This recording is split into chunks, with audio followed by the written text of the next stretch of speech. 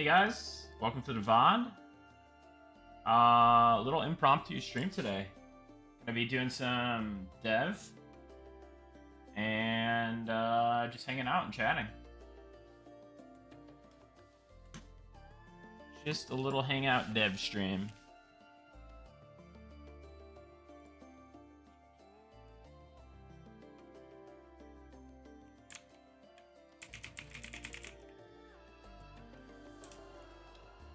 What is this? It's a little dev and chill stream. It's me and my friend Kirkland. And you guys too, of course.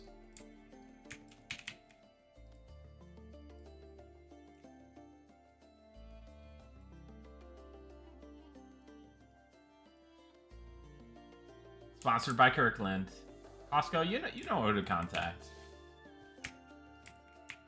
What's up, MMO Pug?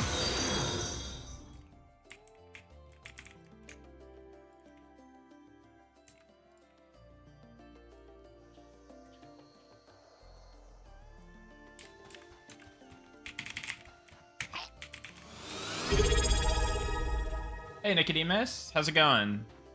Thanks for a tier 1, buddy.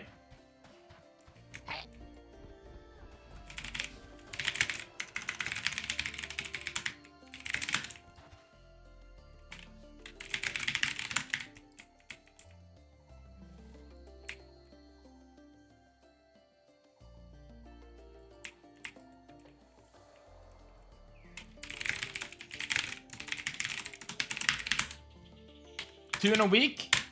Right? You guys are gonna get sick of me pretty soon.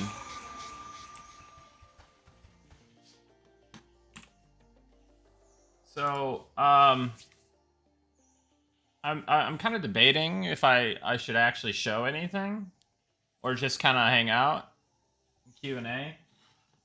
Yeah, I just want to go for a more relaxed stream today and essentially just work on some stuff. And maybe you guys can, you know, take a gander, take a little behind the scenes look. Here for the vibes. Yeah, there's gonna be vibes for sure. Hey, veteran NPC, Dargith, Coot, Sneers, Redris, Zorko, Twin Cannon, Chaz Solo, Raylan, 2Cav. Would love to see what you've been working on. Well, a lot of yesterday was a long day of just fixing loot table stuff that I've been meaning to fix for a while. There has been too much gear dropping, too much of the basic gear drops, and that's because they've had overlapping loot tables for a while, and that's been modified now, so they don't overlap. You can't get a piece of you can't get a bronze breastplate and a cloth robe off the same mob basically anymore. That won't occur. However, depending on what class the mob is, if they're a plate wearer, they can drop any of the armor types one piece. So that can occur. And then so if you go down to chain, they can only drop chain, leather, and cloth. But the trick here is that there's a much lower chance that they'll drop leather and cloth. So they favor their main armor type, and they won't drop any armor that they can't wear. So the plate, they won't drop plate or anything like that. So that should hopefully reduce some of the too much loot drop happening, and then just make it kind of make sense a little bit more. Yes, nice. Yeah, casters will almost always drop cloth then, basically. There's still stuff that needs to be done with weapons and stuff to make that make more sense. Right now, a clothy could still drop a two-handed hammer, stuff like that. Yeah, it applies to scraps as well. So, you you can get uh you can get any of the scraps, but the scrap of their armor type they prefer to drop.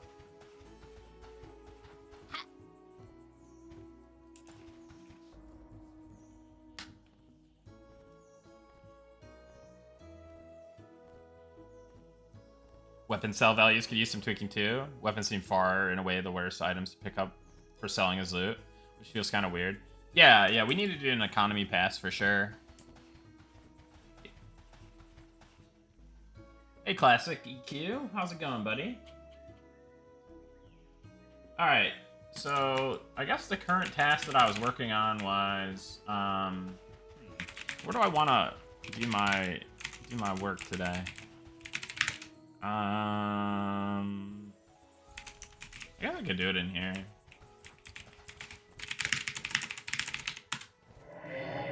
We're working on Elementalist today. So, let me look at the DB real quick. Essentially, and I'm not showing this purposely right now because I don't know if I want to show everything. Like, people will just like clip stuff from the database and all that stuff, but you'll get to see kind of what I am working on with this in the game. And then buying the trash weapons off the vendors feels far too powerful. Yeah. So I think we're gonna probably reduce the strength of like rusty items and stuff, and probably even tarnished as well, and then make the crafted stuff like feel pretty significant.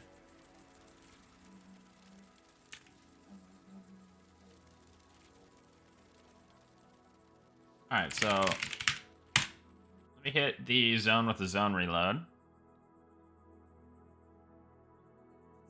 By the way, I hope everyone is having a good Tuesday.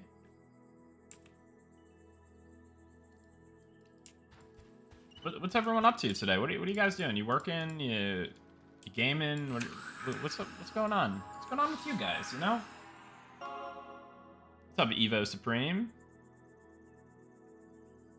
What's up, Justin Beard? Being able to jewel craft staffs would be really fun. Ooh. Yeah, like, so being able to craft something that's kind of, like, more basic, and then, dude, my pet. Being able to, yeah, craft something kind of more basic and then imbue it with different, like, gems and stuff. That sounds cool. Working and gaming. Yes, you guys are doing it right. Now, are you guys, like, playing risky and you're actually at work in gaming, or are you work from home working in gaming?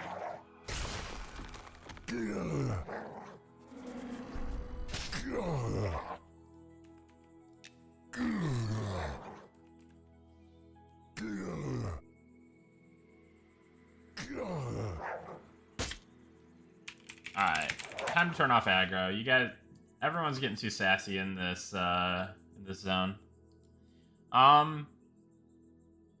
Between work calls, necro grind on Project Quorum, searching for key fragments. Oh, nice. Wishing you the best of luck. Pretending to write code until it's time to go home. That's the way, dude. Is there plans for rare materials that can be used for special crafting recipes? Yeah. Yes, there is. And there is already kind of like an example thing in there for that Rift put in. But eventually we're going to do more of that.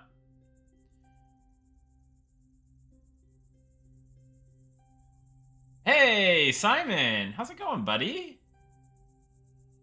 Good to see you.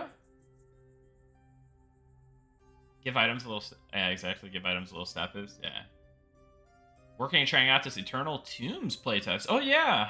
I didn't actually hear they were doing a playtest. I haven't gotten to try that game yet, but it seems cool. Wishing those devs the best of luck. Oh, nice, Lasava. I think I've heard of that one.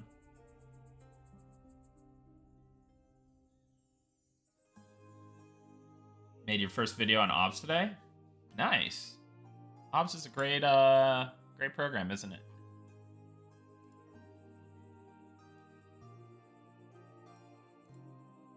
Let's see. What am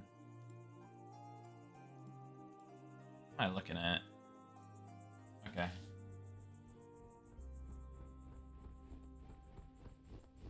Risky watching my stream? I appreciate it, Sneers.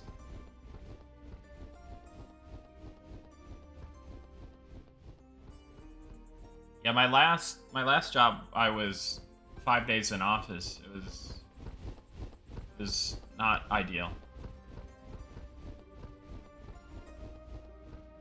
Working a day job. Love listening to stream. Helps get through the day. Thank you for streaming. Yeah, no problem, Nicodemus. Thank you for being you, Nicodemus. What's up, Rorik? Is there going to be modifications to the Mage Fire Pet? The brightness of the lighting at lower level pets seems a bit OP. Perhaps it will grow in the lumens as the pet's levels increase. We're always trying to fine-tune the lighting and brightness of things, so, you know, I'm sure, you know, if it lands in a bad place, it'll get better over time. Good evening, Arcanol. Can you tell me anything about the animal taming that's going to be in the game? That and the wagoneering. It's going to be a sort of market we can work with. Is there going to be a sort of market we can work with within the community? Yeah, so that's a tough one to answer. I haven't really delved too deep into the animal taming system. We still are working out some things to get it online. But that would be pretty ideal if there was, you know, it played into the market and the economy and buying, selling, trading with other players and whatnot. Certainly it'll provide you with interesting utility that, you know, we're trying to make it like, imagine having like a wagon and you can pull corpses around, or you could pull players, or, you know, like, we want it to be like, not only is it an old school kind of sand park experience, but we do want to lean a little bit more into the sandbox with this game. So those types of like things that you can do and leverage mounts and wagons and stuff for, I think that's going to be really, really fun.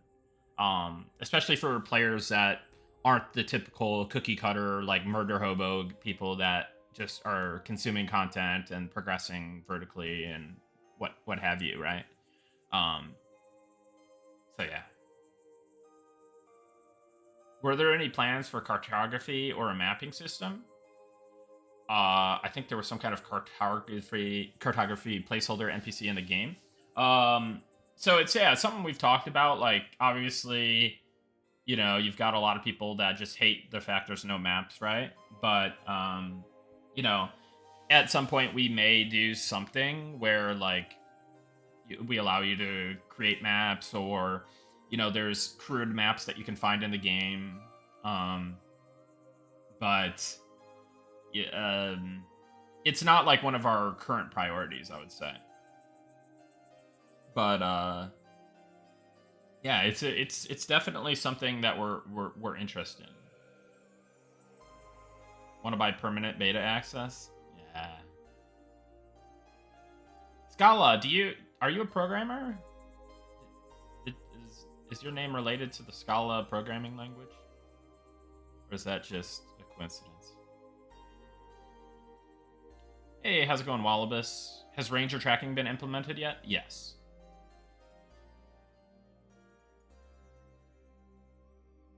Yeah, that would be angriest. Hey, how's it going, Primus? Good to see you. I was looking at my, like, Twitch metrics, and I saw that, like, most of your viewers come from Primus MMO's stream. Like, it was, I think, pretty significant, like 30% or something. So if you guys haven't already, follow Primus MMO because the cross pollination is clearly there, or at least I'm the benefactor of it. So I don't know. So follow him because it helps me somehow. So we should help him. How do you think the recent Druid, Shaman, hot stacking, and healing output nerf has worked out so far? Like the outcome? I want to see more feedback on that. I haven't played with it much myself. I think there's a number of other things that need to change before you really start feeling the effects of that. Namely, mobs need to just hit harder. So and we're focusing on the balance a lot. So hopefully soon we'll have more info on that and just kind of more of a conclusion. But in general, like, I like it in theory. I just hope that my kind of theory holds up, I guess.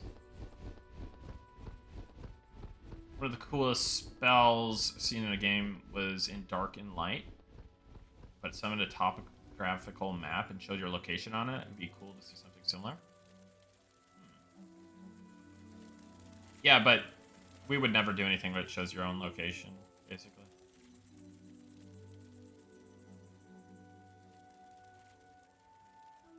You know, if we could get longer general buff durations than 30 minutes, perhaps gain duration with higher ranks. Yeah, so maybe that's something. That could be something that I work on today, too.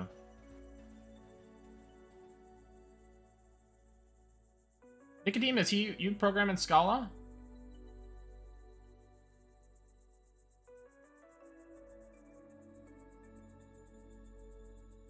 I might need to hit you up for help on a little side project. Nah, you got too much on your plate, man. I'm just kidding. Did it a long time ago. Okay.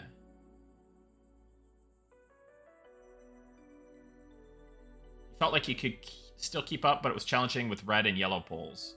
Yeah, ideally, red and yellow poles should be challenging. I don't know that they're as challenging as they should be currently, even. So you might not even be able to keep up with red and yellow poles in the future. But that's kind of a design choice, right?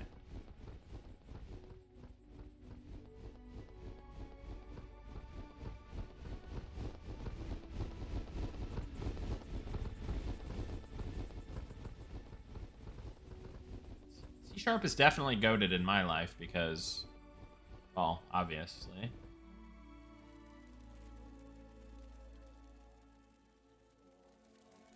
Map folio would be better, a spellbook for maps. Does it drop when you die? Of course it does. Hey, how's it going, Banana Bojangles?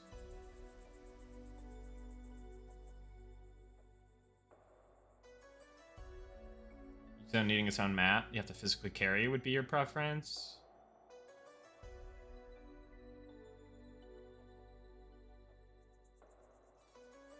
Just repeating this, going off the Wagoneering, have you guys thought about having boats piloted by players for the same reasons? Yeah. Eventually, long term, like, that would be cool for the expeditions, right? Because expeditions are taking a boat out to far off lands and, you know, having like a guild, like, large boat would be awesome, right? And you stock it with everything and you go off on your adventure. Quest for map fragments to build your map. Yeah.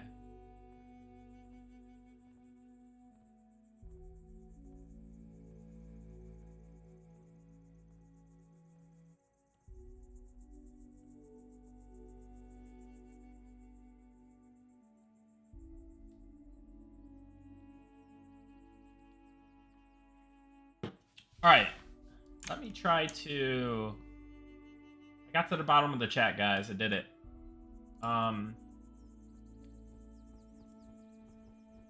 Let me see about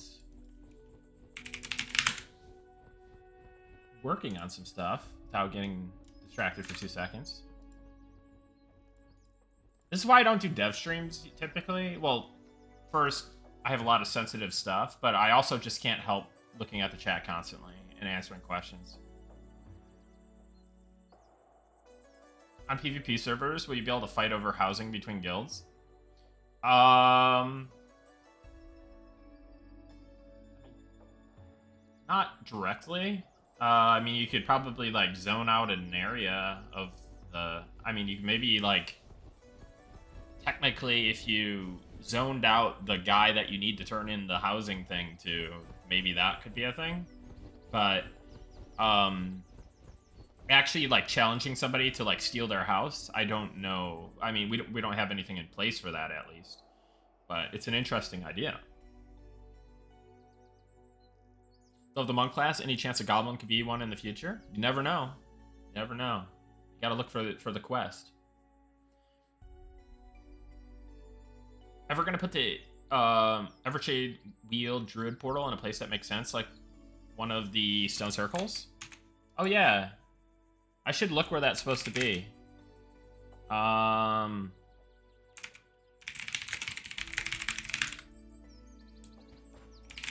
So let's do this. Let's see where we go to. I bet you I know. Bet you I know. Yeah. So where's that supposed to be again? Yeah, it was a total placeholder.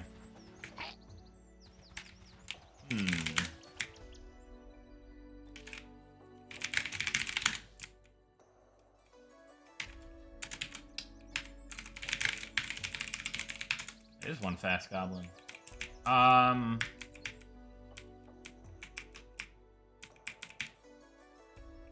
My understanding...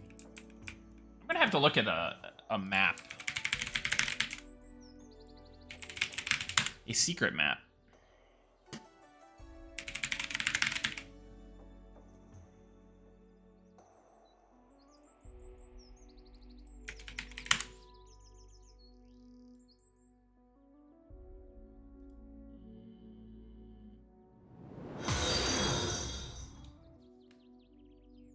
Let us look.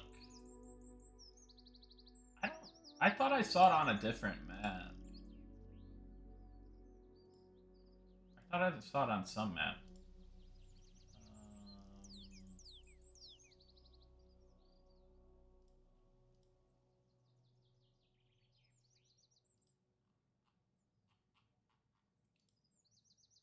Oh, okay. Let me try to just understand where this is.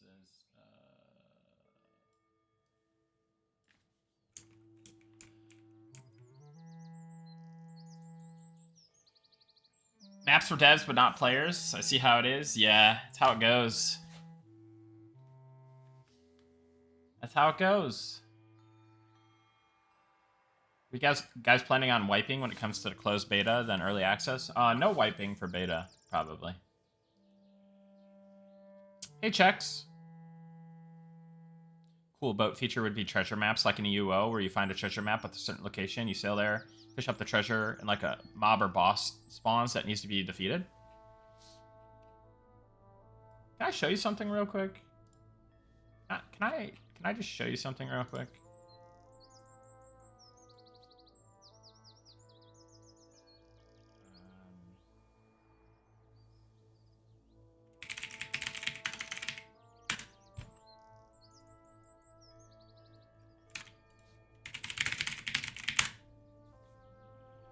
Chances for a simple title system for PvP?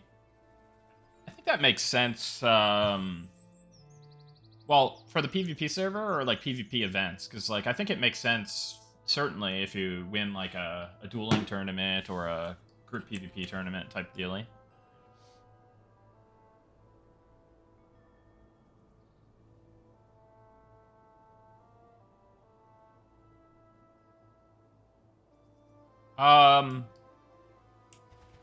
I mean, we could Nicodemus. I am very ad hoc in the way I work. And I don't want to pretend that like, we could go over this. I don't know. That's a tough one. That's a tough one. I would have to... I think I even need more experience myself, but, you know... We could show it off, potentially.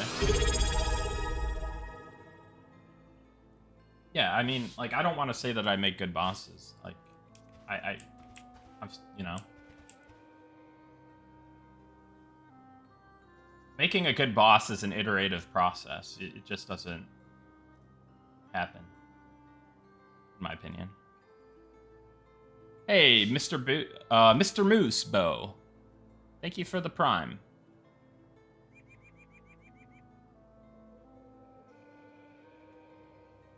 So I don't think you guys can see. Let's see. Yeah, you can see it. That's good.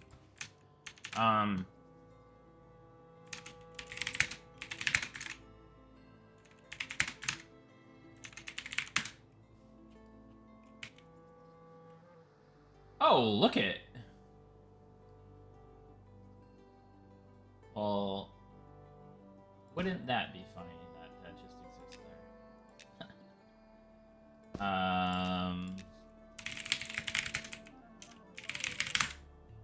So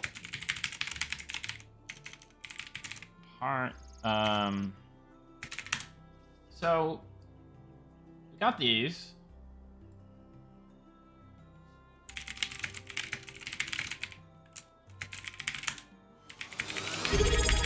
Hey, Thyron, thank you for the prime. We got this.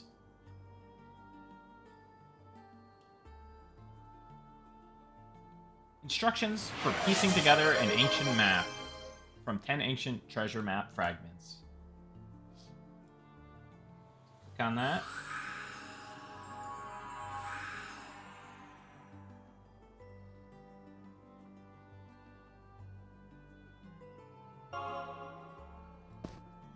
Boom. I've got the ancient treasure map. Ancient treasures await, but so do ancient terrors. I thought of that myself. It was a tough one. Okay, so hold on. Let me go over here.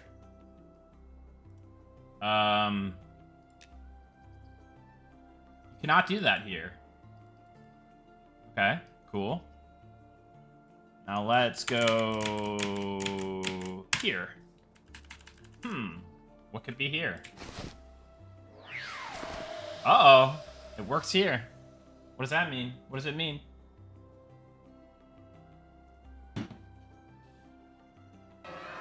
Oh! Surprise dragon, baby. Malik, thanks for the tier 1.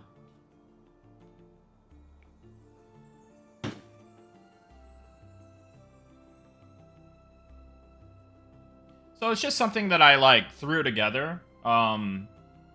It's not gonna... This is not gonna be a final location for anything. This isn't gonna be the final mob. This is just a placeholder dragon mob. And ideally, it'd be cool if you had, like, a shovel and stuff. Like, but... Like, theoretically, I could have those map fragments drop.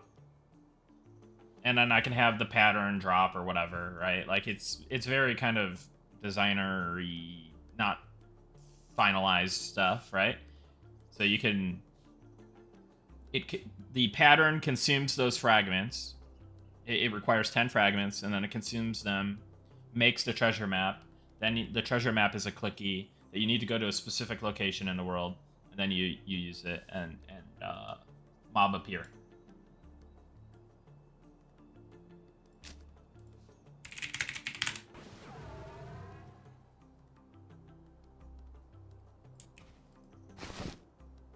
Oh, okay. Okay. I'll be taking this. Oh, okay.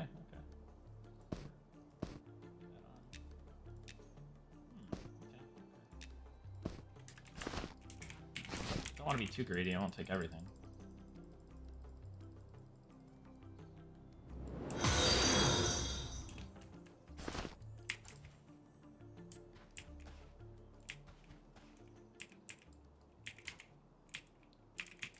Oh. That's odd. That should not happen. Hey. Yeah, this was like the loot table that I put in for one of the older public tests, so everyone could get a little taste of glory, you know? The map fragments, did I make them no drop? I mean, regardless, like, I didn't do it on purpose or didn't, like, you know, like, I didn't really think about it in prototyping, but it's not no drop. So yeah, you could combine them with friends.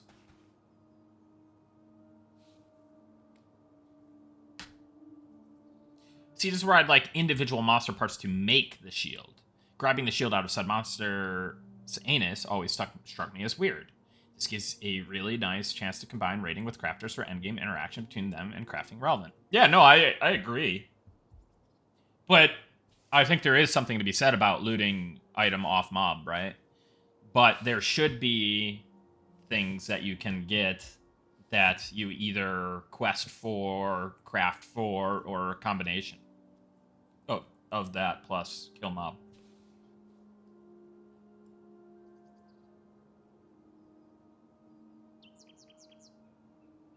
Yeah, none of this drops in a game, so don't worry, guys. This isn't a spoiler or anything. This is just a prototyping of stuff. Bye, Sneers. Thanks for tuning in.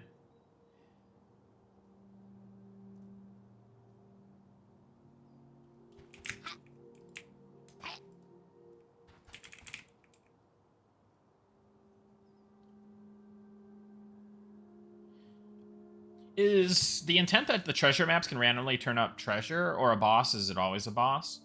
I like the idea of it always being an encounter, right?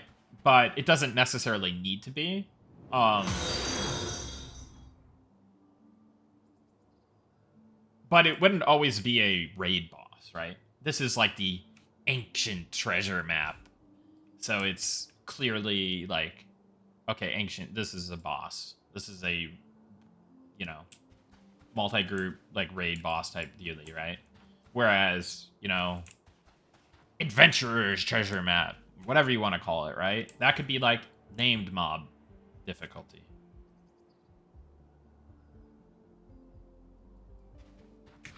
Originally, the head was supposed to fall off in the animation.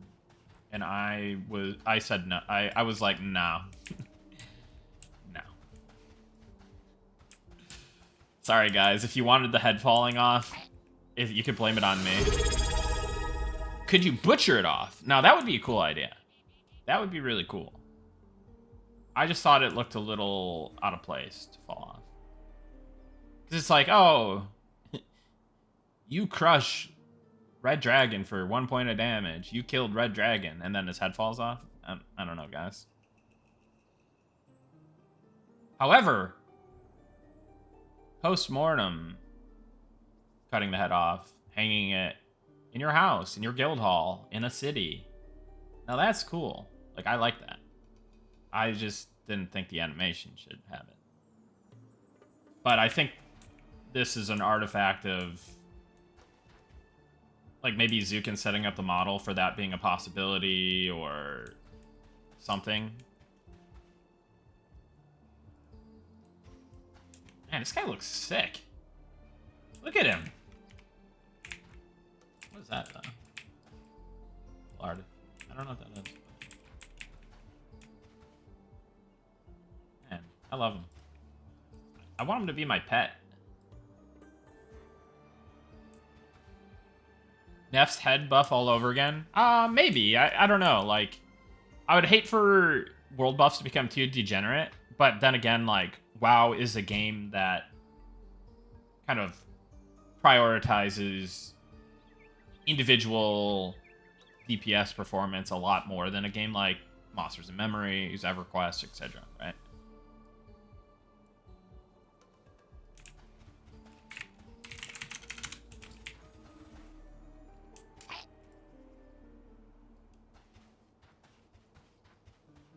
Yeah, I think in concept, world buffs are great. And I think you could get kind of clever with them too, right? They don't have to be, like, great for all content. Like, the world buffs in WoW Classic are great for all forms of content. But, like, maybe you kill Bone Construct, you turn his head in, and then maybe you get, like, I don't know, a buff to your undead attack or something, right? Or maybe you get a proc against undead. Maybe you, I don't know, you know? Like, stuff like that. Or maybe it doesn't even have to be combat related. It could be something else. Like, I don't know.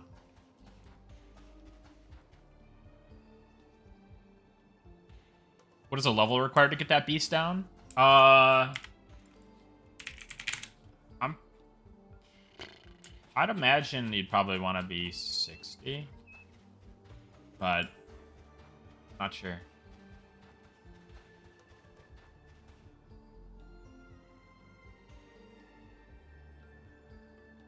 Yeah, take a zone-wide sow. Yeah, it'd be nice.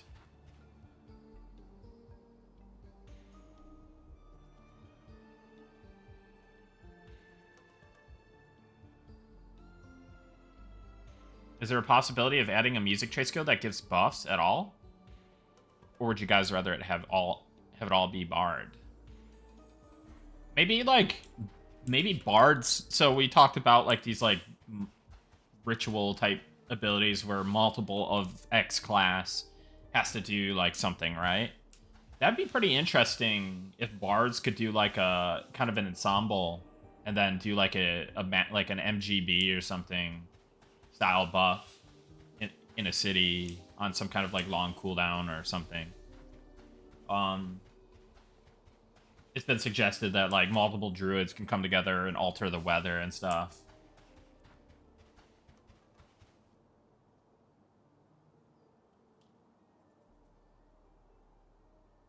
Longer duration forms of normal buffs. Yeah. Zone-wide night vision would be cool. Make everybody's eyes glow red. Scala, thank you for the prime, buddy.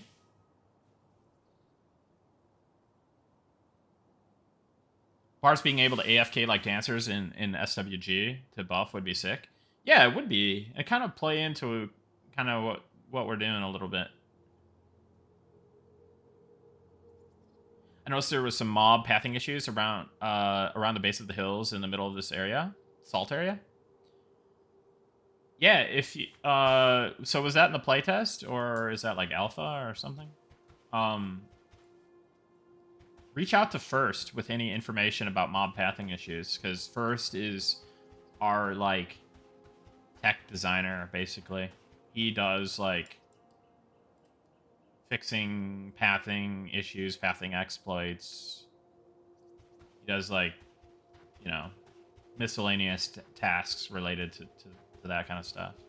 And yeah, collision. Thank God for that because you know.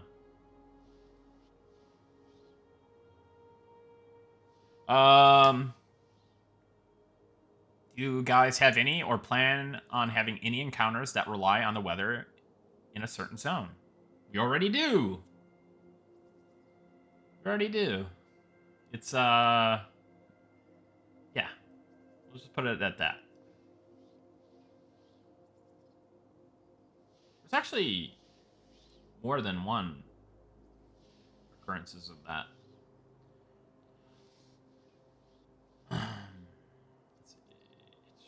Bard should be able to store one song in a campfire so the group keeps a buff while the bard pulls. Yeah, yeah, that's been suggested on the class stream, didn't it?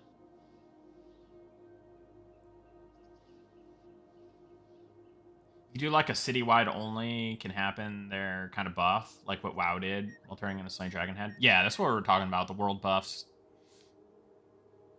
Think we'll see any deep NPCs prior to EA? Yeah, 100%. You probably already can. Can you not? Like, there will be deep NPCs in the world prior to EA. I thought they were already in, but some of them at least. mean, obviously the Deep Beetle's been in forever, but I'm talking about more recent stuff. But that might need a little bit more love. But yes, before EA, they will be.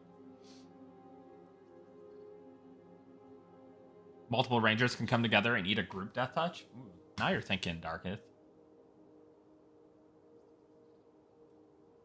Yeah, pulling up some clips and then tagging first on Discord would be great. Preferably in like a forum post in like the bug report forums.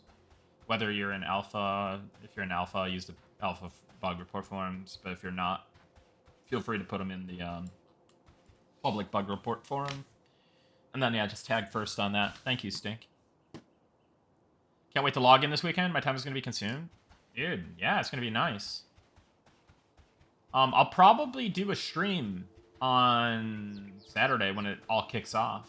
I'll probably fire it up beforehand. A little pre-show, you know? Show us that sexy armor? It's pretty nice, isn't it? What do you guys think?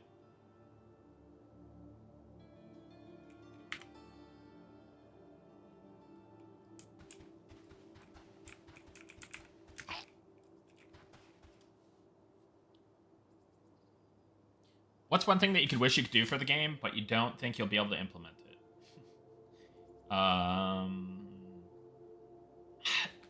That's a hard one because we've been pretty good about being able to implement a lot of stuff. I'll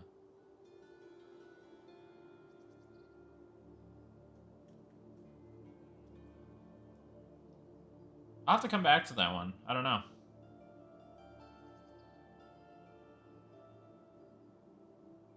Implement an MMO FPS side game. I guess that's my secret wish. No, I'm kidding. But seriously, it'd be cool to make one.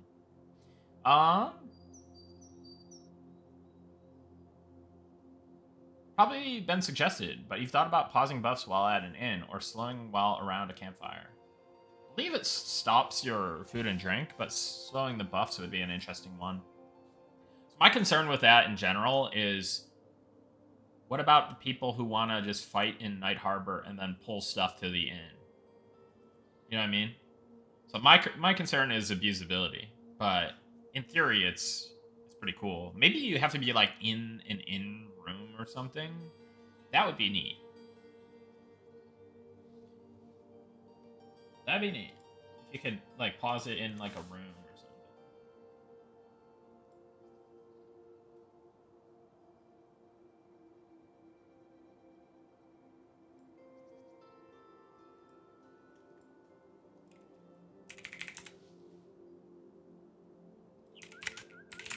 Checking some Slack messages. Oh, nicey. Thank you, Lasava. By the way, team, if I ever miss anything, you can also... Well, I guess I don't have Twitch open anymore, so I don't have whispers, but...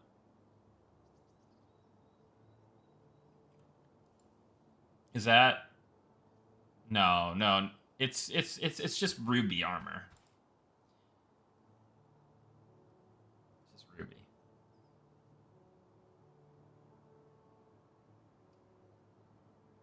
Yeah, stress test this weekend. And playtest November 1st through 10th. That's right. Alright. Let's go back to what we were doing. Which was not much, but...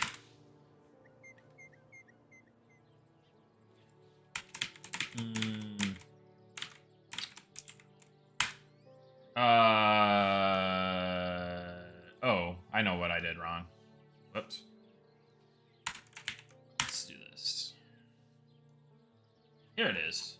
So this is allegedly where the druid port-in is supposed to be. So, now what vantage point should we go with? When you spawn in here, what should be the direction? What should be your view? Should it be this? Should it? Yeah, I feel like let's get like the best view possible. It shouldn't be this. Probably shouldn't be this. It should literally just be like this, right?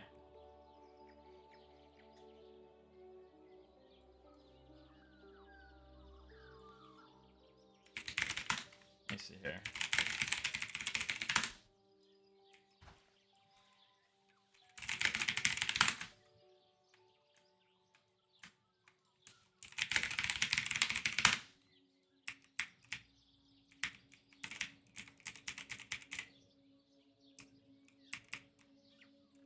Alright. Well, we're just gonna... This doesn't have to be super perfect, right?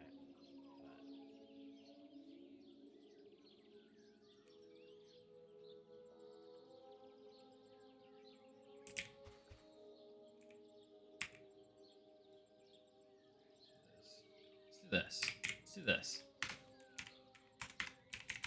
Let's get that location. Little slash loc. Let's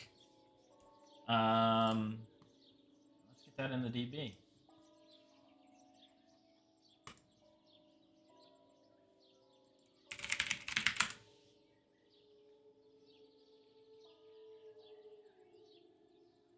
So, yeah, I probably shouldn't show it. But let me get that. Let me get that in there.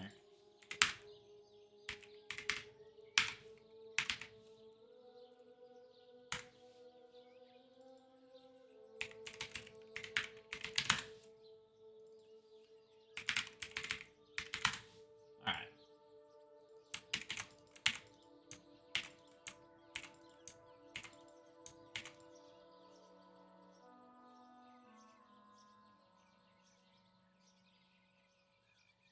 Will there be any other ports besides the next city areas? Yeah, there's. I'm pretty liberal with setting up ports. Like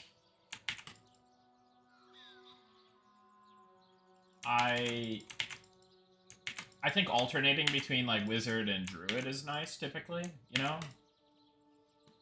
So if you want to get to X zone, you need a wizard. If you want to get to Y zone, you need a druid. And then, you know, EverQuest had a pretty good model for it. Gotta go to work now. Great seeing you as always. Keep up the great work and see you this weekend. Hey, thanks for tuning in, Ghost from the Future. I'll see you in the future.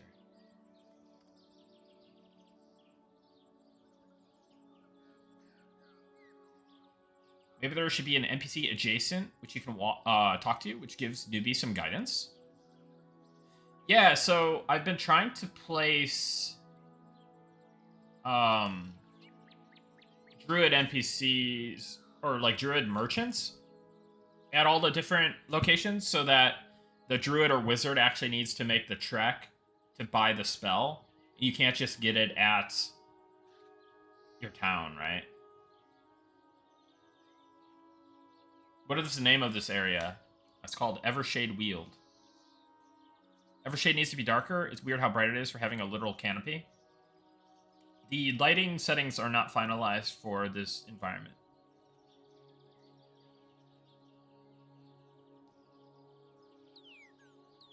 Oh, you know what?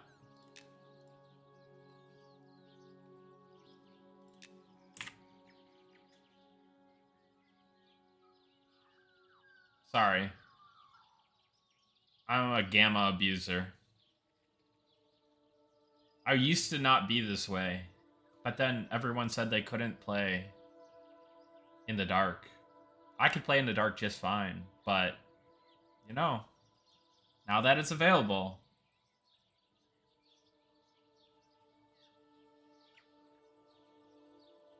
That being said, we will nerf the gamma slider a little bit.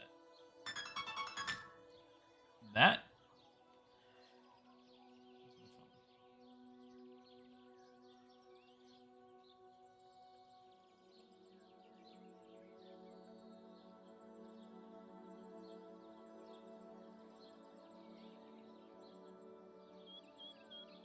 No one uses torches at all anymore?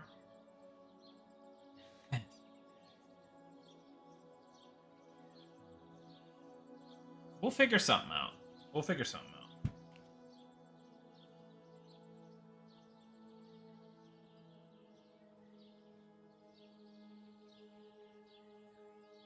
Couldn't you just remove the gamma slider? Well, we're gonna do like a calibration thing, and then we're gonna probably clamp the brightness slider a bit.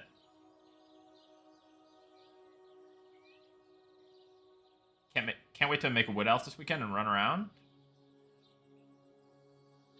100% pitch black dungeon, please. Yeah. So areas where like there is no light and you actually need light sources are gonna be really fun.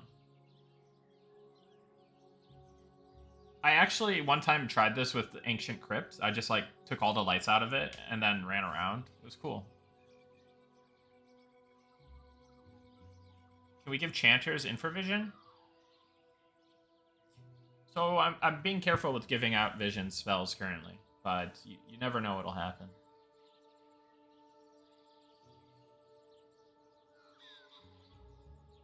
Darkness feels more immersive. Yeah. Well, that's the nice part, right? Is that obviously you got me gamma abusing over here, but I do prefer the darkness. So I don't know.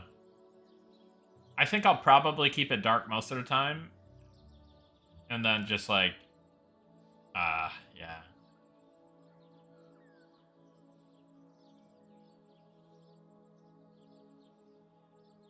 You find yourself needing torches in Wormsbane even at full gamma. That's good. Torches to help you keep warm at night or cold zones. Yeah, actually, I want to expand. So we've got ye old status effects bar now.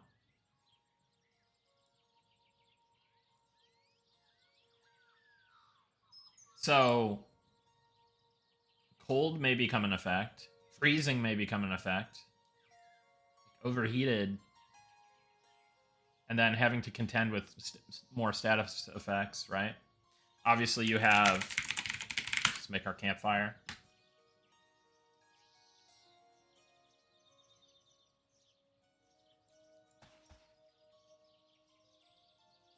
The lighting does seem a little weird in here. But yeah, so now you got your rested. Boom, 2 minutes. 3 minutes. Look at it. Look at that.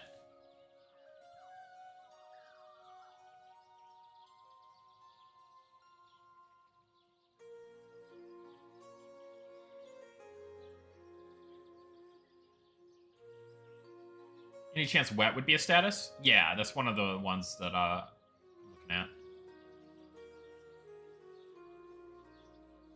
Very Valheim inspired, honestly. I really liked their setup for that, and I've seen a lot of other survival games kind of take a nod from that as well. Enshrouded comes to mind. Yeah, the status bar is a work in progress, but probably the duration is a little big here. I would like the default size of it to be a bit bigger. Like, this is kind of my... Maybe the text up here a little bit more, like, bold or something. Probably lose the background, or at least give you the option to make it clear, transparent. But yeah, it's neat. We probably also have to work on the shaded and the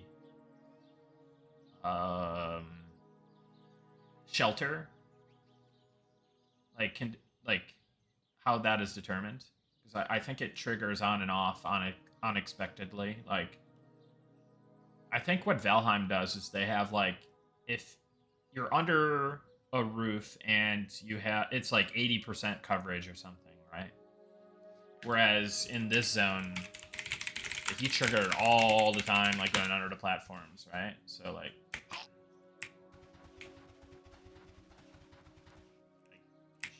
sheltered, shaded, not sheltered, shaded, not sheltered, shaded. You know, it's like popping, crazy. Obviously, I'm moving fast, but you know. So there still is some more fine tuning to do with this. Anyways.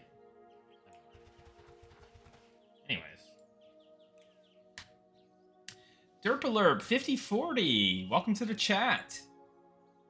Good to see you. Hope you're doing well.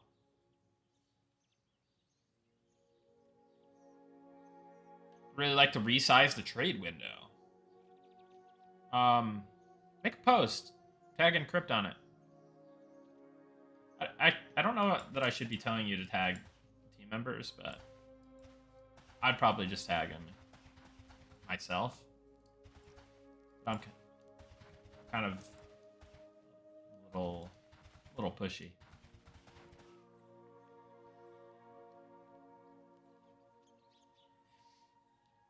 Are there any plans for climbing mechanics or safe fall type skills for rogue types? Yeah, safe fall definitely. You know, let me write that down. Just I don't know that I actually wrote safe fall down, but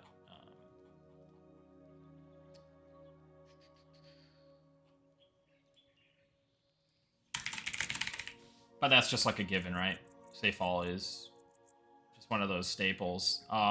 In terms of climbing, yeah, not like a full climbing system. We're not going like full Breath of the Wild, but areas that you can climb that are larger than ladders, right? You already have this in the infested crypt, so you can climb like large spider webs and whatnot.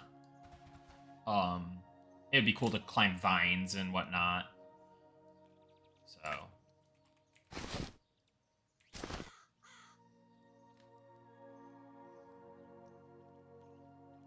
the armor I have on is wild. It is wild. It looked like I got dipped in ketchup.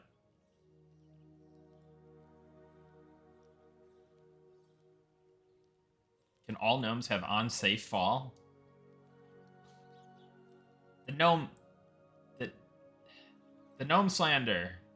Never a day off, John. I respect the consistency.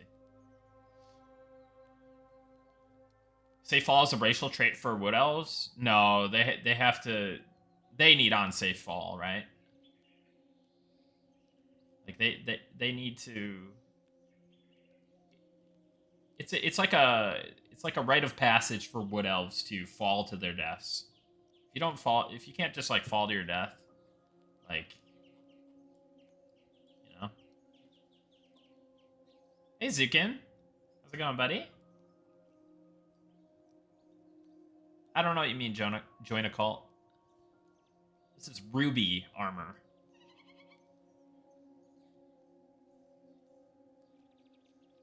If I find a serious exploit like duping, should I post it in the public forums or should I attempt to DM someone? Please DM someone. If you find a dupe, please let me know. You can DM me.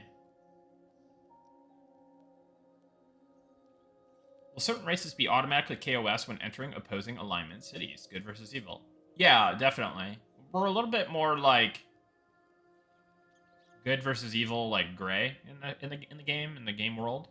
But in general, there will be races that are just straight up KOS in other cities, or, for example, this goblin here. I don't think you can. Yeah, he says I'll not sell anything to you. So rude. Look at me, I'm an upstanding citizen. Why would they do that to me? Messed up.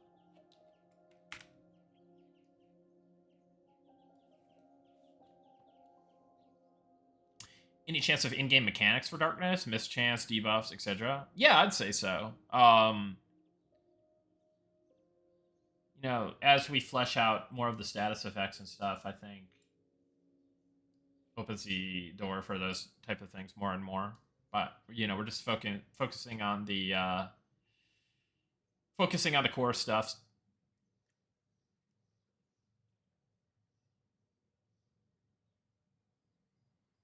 I'm disappointed I can't fall to my death from the Mage Tower in Night Harbor. Do you know how many times my intrusive thoughts have invaded and I was unable to satisfy the very normal urge to throw my character from the top of the character to his doom below? Well, I'll have you know that fall damage is back. The vengeance. Guess we can showcase that.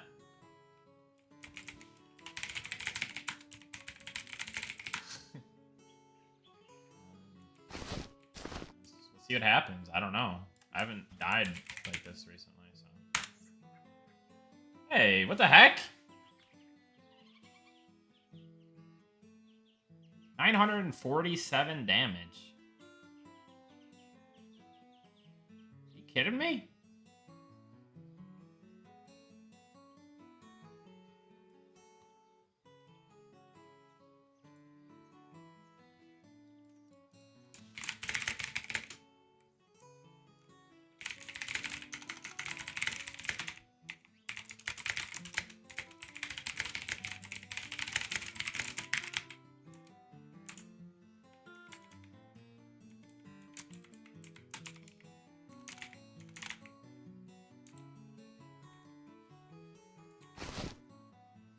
So, hold on.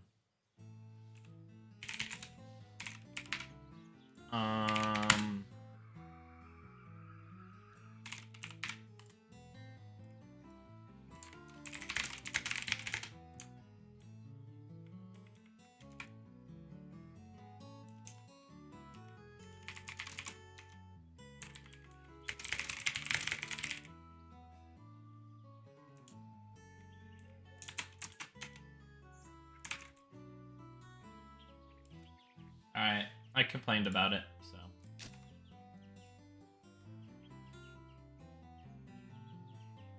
Yeah, so we put it in, we got scared that it was too much, and then we nerfed fall damage a little bit. I think we gotta get that back up there.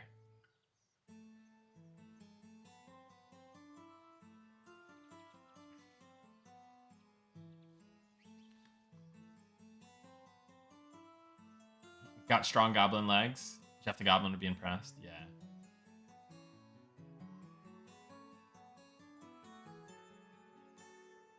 Way too much before, very generous now. Yeah, happy medium.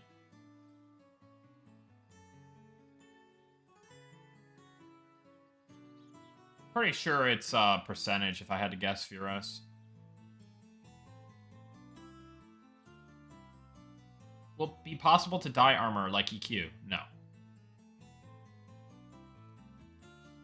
Intentional design choice. But you can find sweet, sweet red armor eventually.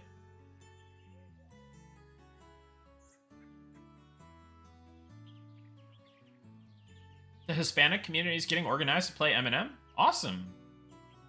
Good to see you, Paco.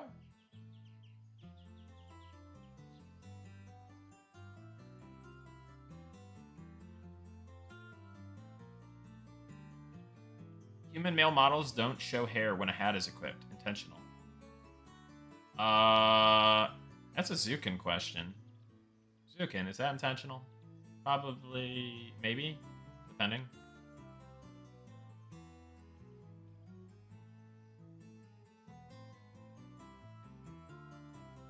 Might be a bug, too.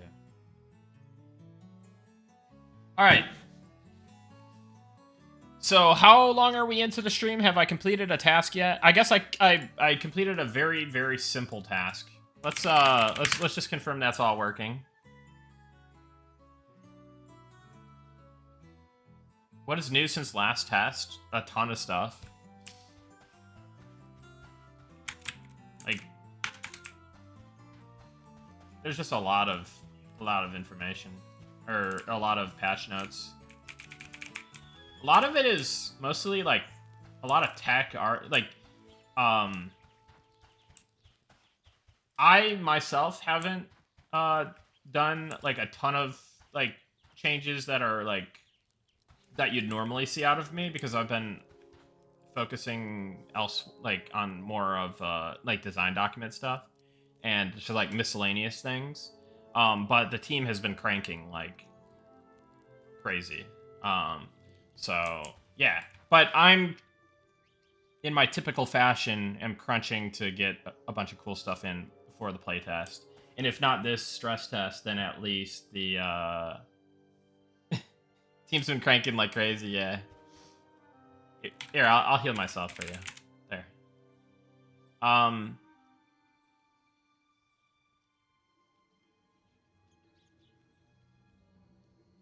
But yeah, the November test, I'm hoping to have a lot of class stuff.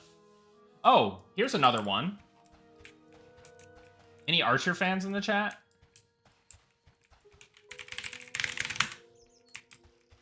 All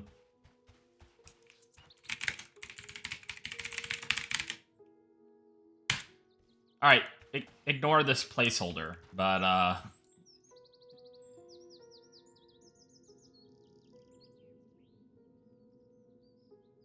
so this is the Wormsbane Spike Trap asset. It's currently serving as my immobilizing trap for Archer. So summon Mr. Shady Trader here. Well, I think he resisted or something.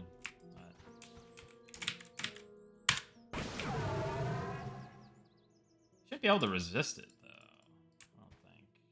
What is he doing now? I think it does something weird because I summoned him or something.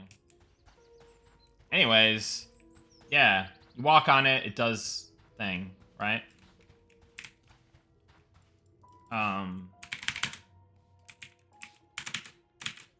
Wait. What am I doing?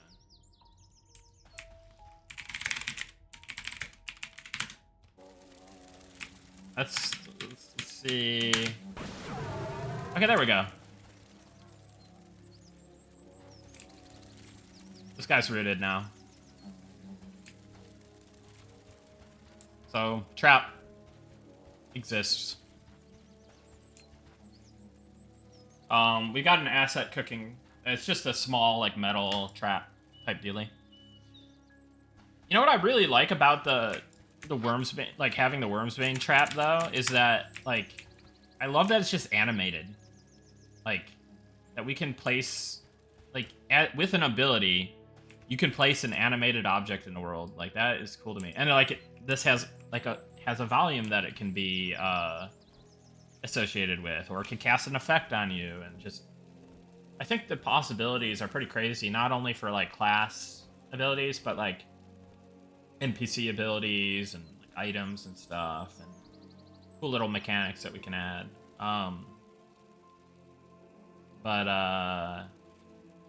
Yeah, so, traps. Oh, here's another thing.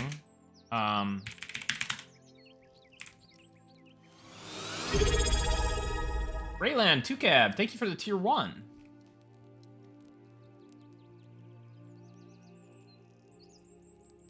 Any Inquisitor changes since last test? I'm trying to remember if I added anything.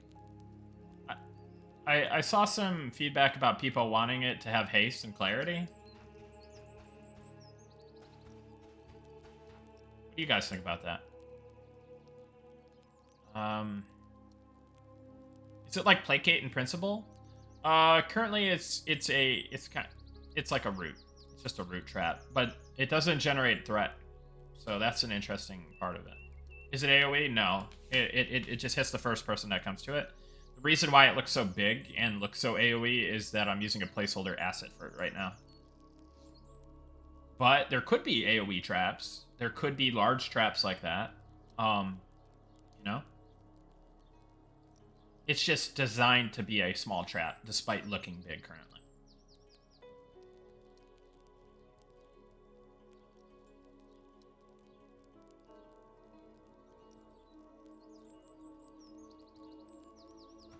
Monk splitting capability certainly doesn't seem to work. Yeah, so we might have to do something with, like, mob behavior in general, where it's, like, easier. Like, here, I'll make a note. So mobs might just, like, start walking back altogether too much and things like this, so...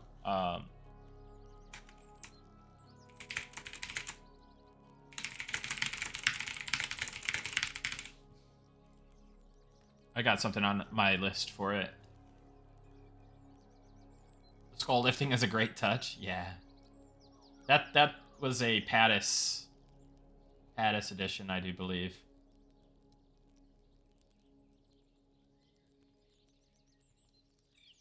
Will Zukin's horse be on the beach forever? Yes, it will be.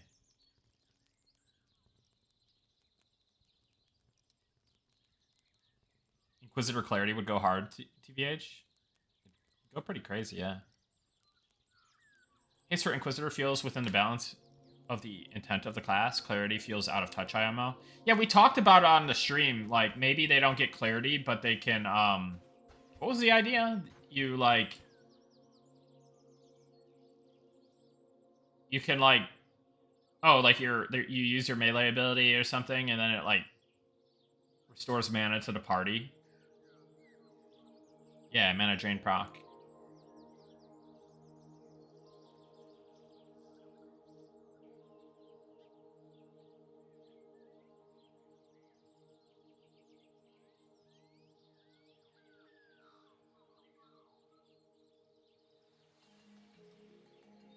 Maybe a buff that's like increased buff effect.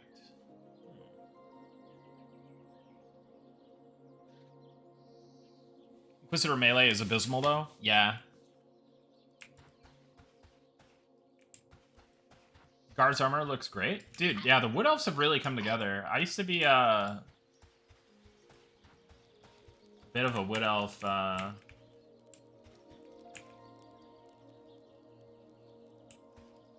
think the torso a little twisty. But I think that's only noticeable when they're not wearing their shirts.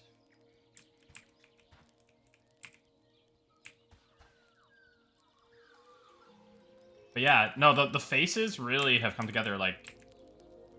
Look at this. Solid, in my opinion.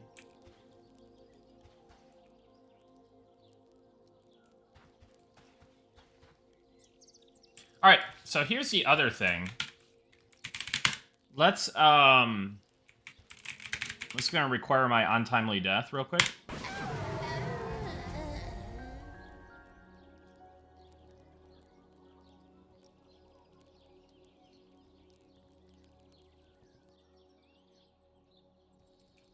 Now, let me bring up the database that you can't see.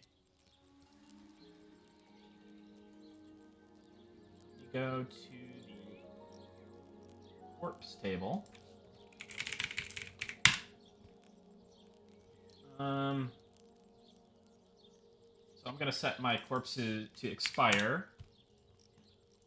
And I do believe that is going to require a zone restart.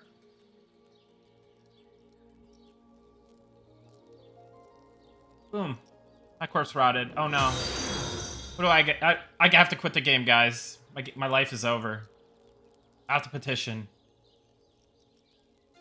GG. No re. Alright.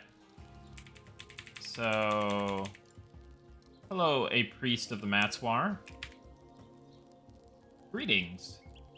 Would you like me to call your rotted corpse from the realm of the Matswar? Please call my rotted corpse. I don't know what else to do. Oh no! It didn't work! Oh shit. Hold on a second. Alright, hold on. Technical difficulties, everybody. Hold on a second. Oh shit. I think my corpse is gone forever now, guys. I don't know what to do. Oh my god.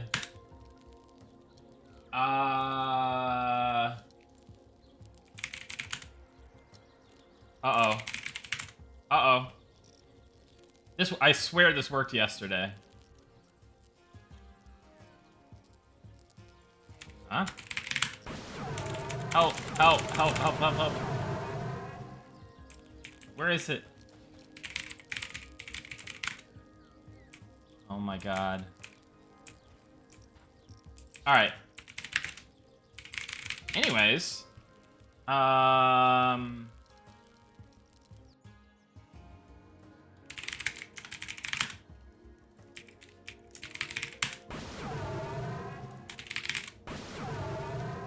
Well, isn't that strange?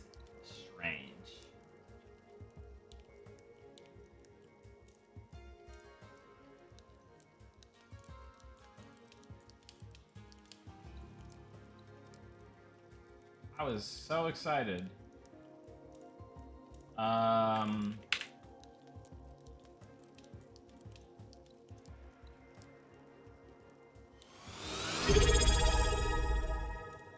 Lunar 187, thank you for the prime.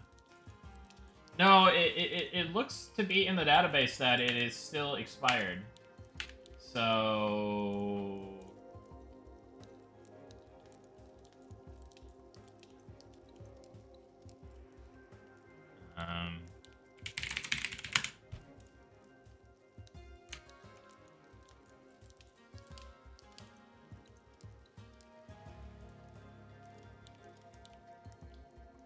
Not good.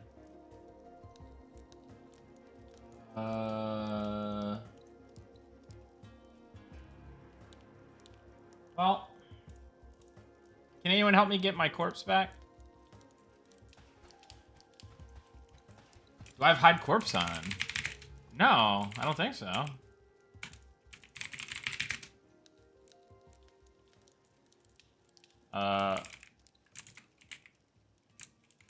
Show corpse? Was it show corpse all? Yeah.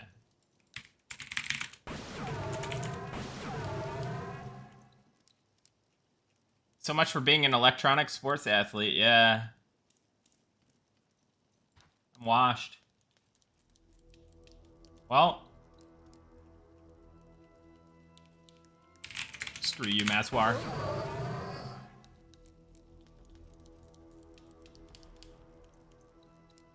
Time to quit the game, yeah.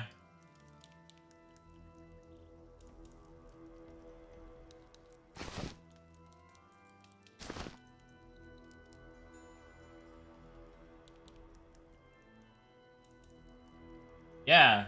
No, this worked yesterday, I swear. Here. We're gonna Q&A. We're not Q&A. We're doing Q&A right now. We're gonna do some quality ashering. Let's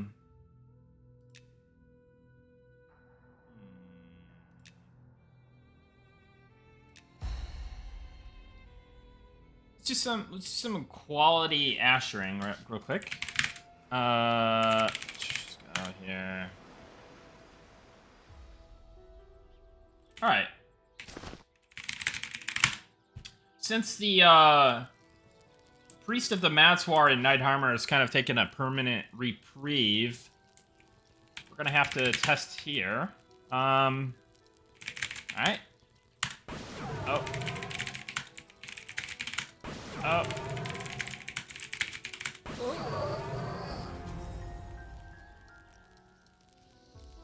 Rest in peace, Nicholas.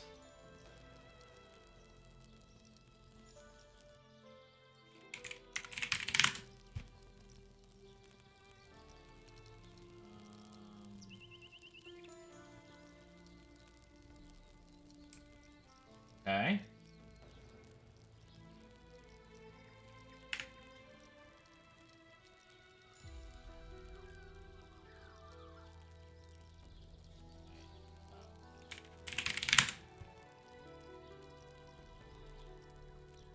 Alright. Let us make this corpse rot. Let's hit a reload zone. By the way, this reload zone process used to take 30, 40 seconds. No, it's like 20. Would you say it was probably like 30, 40 seconds, John? Now takes like a maximum of 6 seconds, even on like a live development server. It's fantastic. Gazek, our new programmer, did the optimizations on that. So, that's great. Alright. Hold on a second.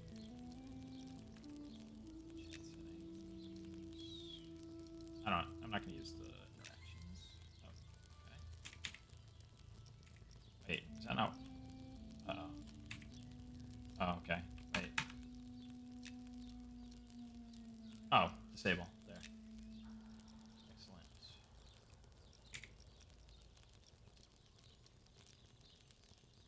All right. Take 2.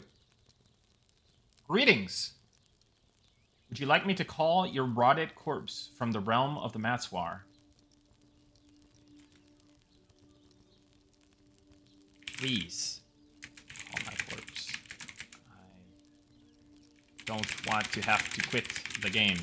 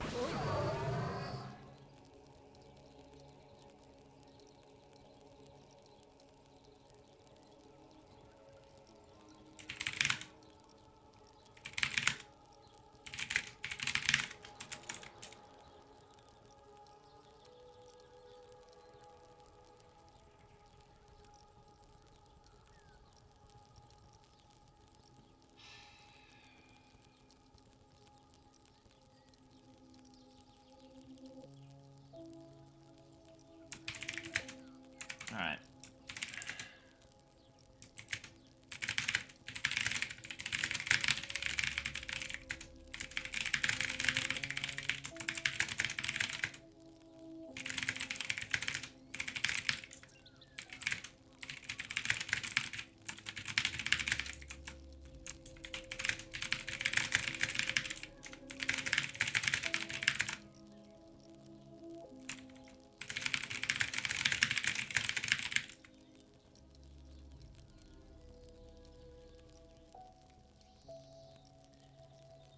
So for the stress test, if you have any issues with the corpse summoner, please use our petition system.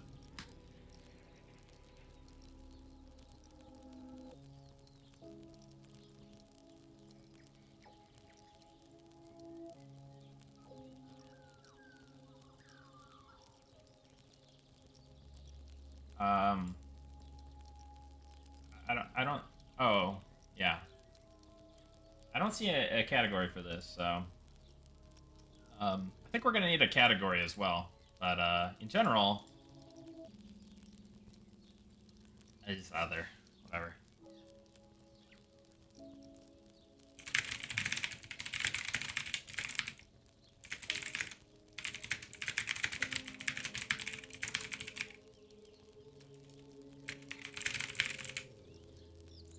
Anyways.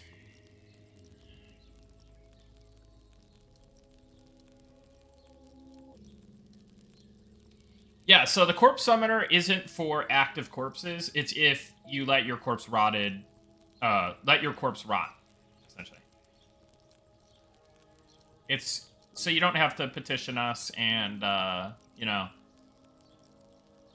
like, there shouldn't be, you know, corpse rotting is a mechanism to kind of keep the world clean after a period of time, but you're entitled to all your stuff, so this should just be a tool that is available to you. Anyways,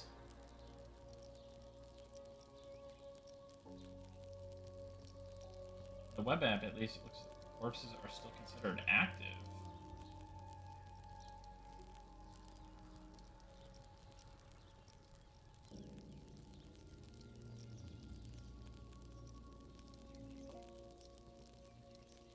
Interesting.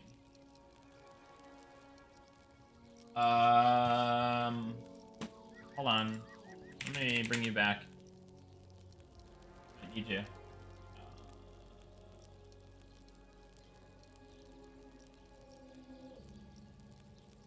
Require you.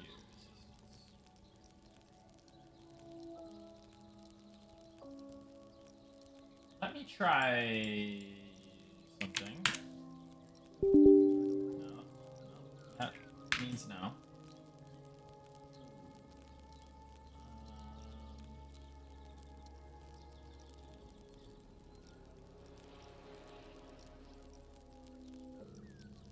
Yeah. I don't know. I don't know, guys.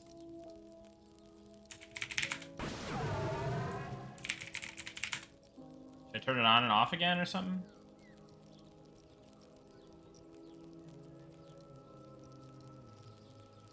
Do you think this will lead people to wait 1 week if they're lazy? Possibly, but this will eventually probably cost you cash or something. Not cash, but like in-game money that you earn through the game. Yeah, I don't know what's going on, guys. It worked yesterday, I swear, I promise you. I saw all my corpses appear. It was glorious. It was beautiful.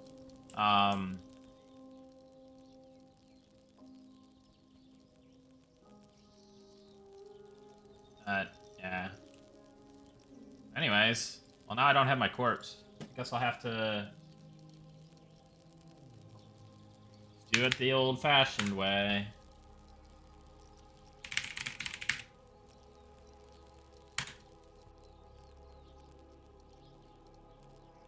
It might be, no, I don't know what it would be, honestly. Oh my god.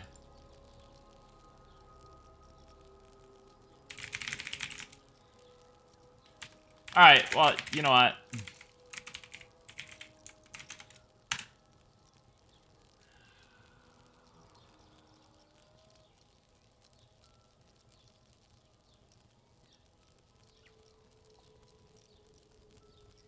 Hey!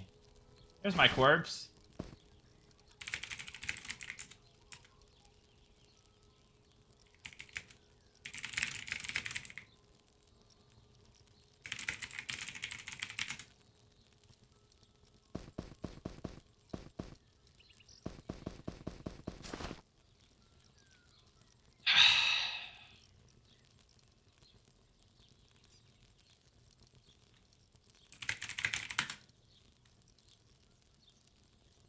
They are really nice. Alright, well, I was showing cool stuff, and then, you know, things had to break, right?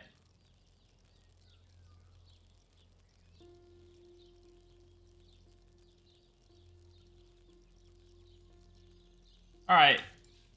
Wait, what about my other guy, though? Where's my ruby armor?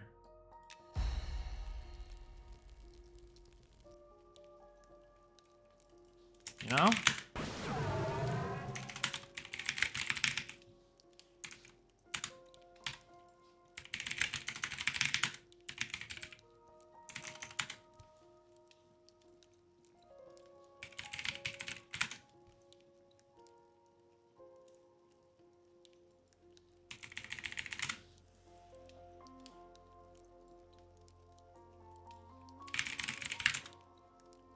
Uh-oh.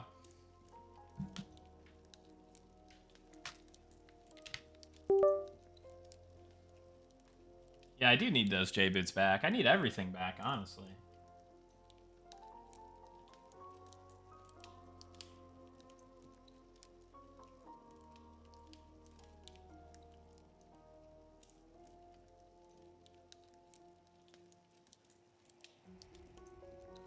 Yeah, you know, uh, I'm really glad that we're able to provide as much GM assistance as we do. It's been nice for the playtest, for sure. Where's the other corpse, though? Yeah, good question. See you later, Wallabus.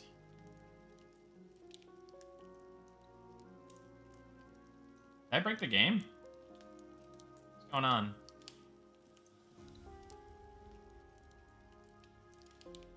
What level range do you plan for J-boots? You mean boots of speed?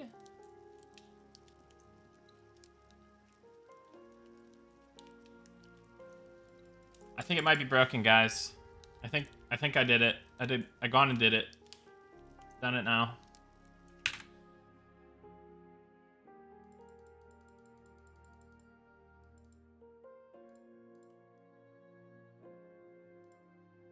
All right.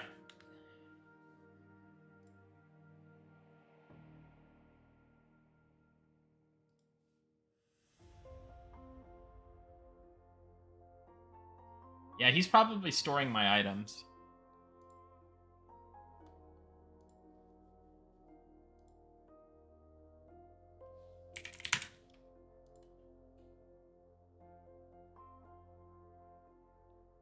Oh, hey, I got a DM from Secrets. Apparently, Project Quorum turns 2 tomorrow.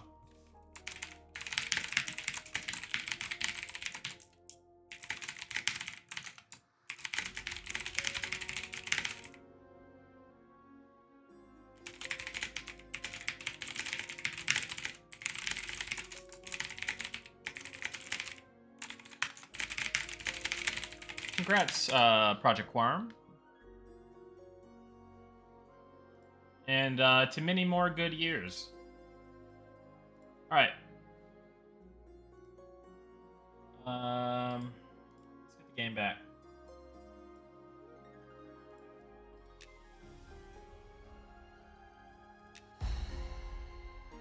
Hey, what's going on, Wool Socks?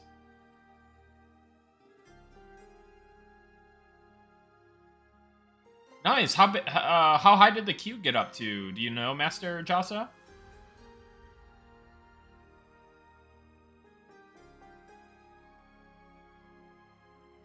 Can you tell me what the end game run is going to look like on M&M? And do you guys have any ideas on what you're going to do for the first big expansion? Can you what do you mean by end game run?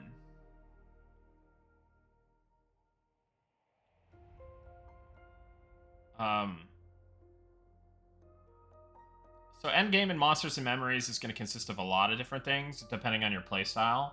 Naturally, if you're just a kind of vertical progressor, murder hobo type, you're going to have max level group content. You're going to have max level raid content, which is split between targets of opportunity and world bosses, and then also expeditions, which are also open world content, but they're kind of more like raid zones that you have to prep for and can't just like raid every single week. Like you have to put significant effort into like chartering a ship, supplying up, heading out there, spending time out there, and coming back. So those are some of the endgame activities. But you know, like endgame is what you make of it, right? Endgame for you might be farming clickies. Endgame for you might be making tons of plat through trade skills or farming a lucrative camp for plat. Endgame for you might be participating in the kind of like service, right? Like dial port, or maybe you're helping people, transporting people around in your wagon, stuff like that. Like it really is what you make of it. And I think that kind of sandbox angle that we're going for, and leaning more into more heavily than some other MMOs have in the past, is going to be pretty interesting. I think I broke the game. Oh, I might need a patch. That could be it. I thought I did patch.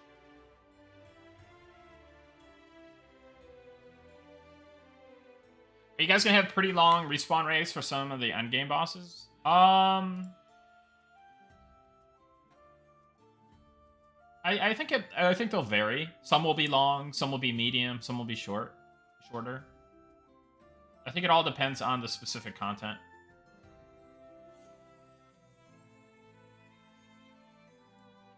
Yeah, so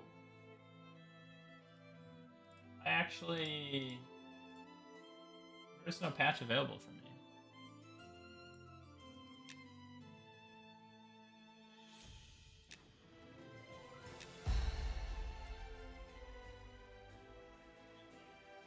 I think I broke Night Harbor somehow.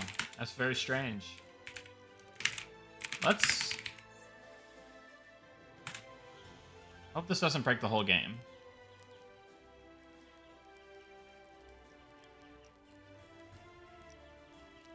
You jumped out and there was a new one? Maybe I already got it then. Hopefully there is no time-gated legacy gear in M&M.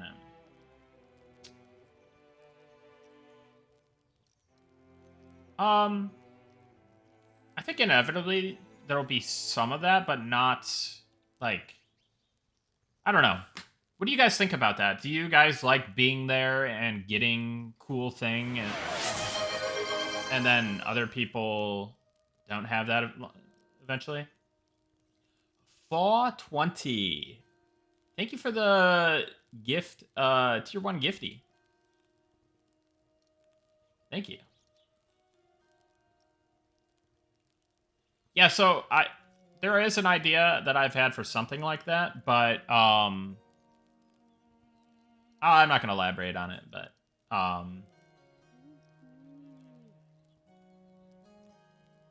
think there can be healthy incentives to play during a specific time period without making it feel like I need to play or else my character is ruined. However, I do see that, those types of things, it's gonna be a mixed bag, right?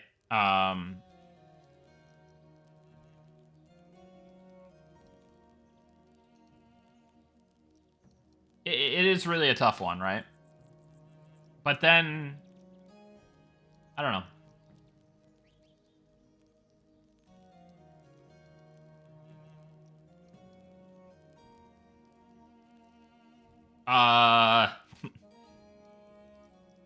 Slade? No, I don't think so. Not in the form that you are thinking of. Like Sleeper's Tomb?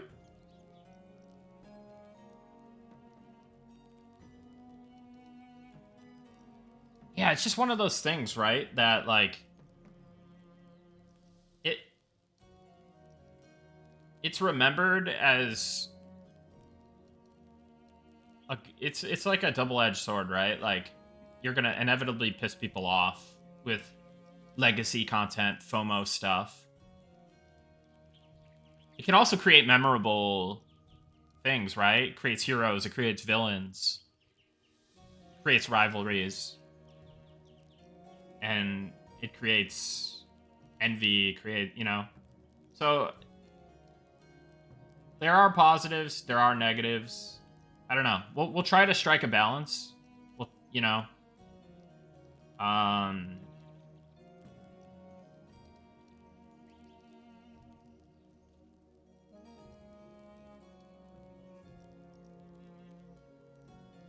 What's up, TE Fog?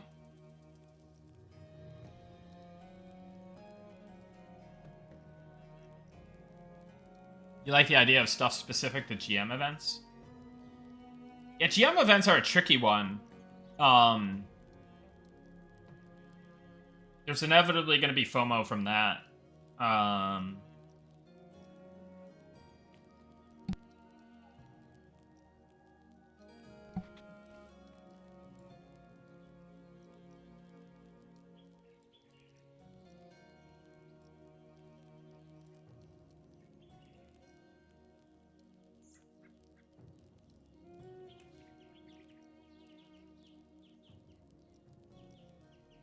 Legacy items were still there, but slightly different. That's okay. PQ secrets made ruby armor pink instead of removing it.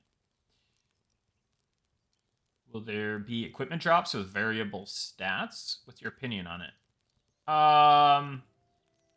Probably not.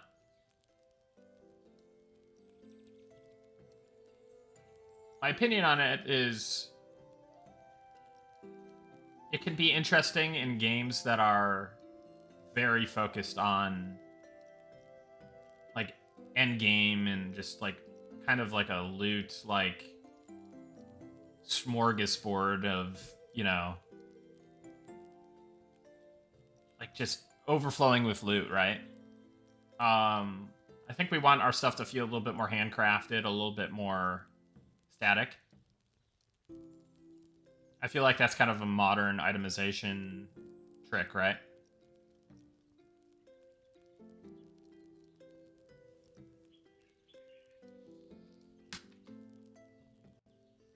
FOMO's bad, but also everyone being identically geared is bad. It's a tough balance. Maybe the rare stuff could have a cosmetic dazzle effect, but some stats as something that is more common yet still high level item.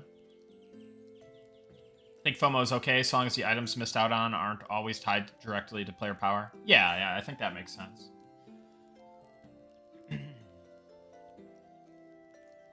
I don't worry about FOMO. FOMO can make things special. Not everyone gets a shot at everything. I miss plenty of stuff in games that you wish you'd gotten. You've gotten stuff other people want. Oh well. Yeah. Well, remember in EQ, legacy stuff was like never around. The only time we see legacy gear now is due to the game being 100% known. Yeah, and like the game now being like a seasonal thing, right? So people know about it and farm it, exactly.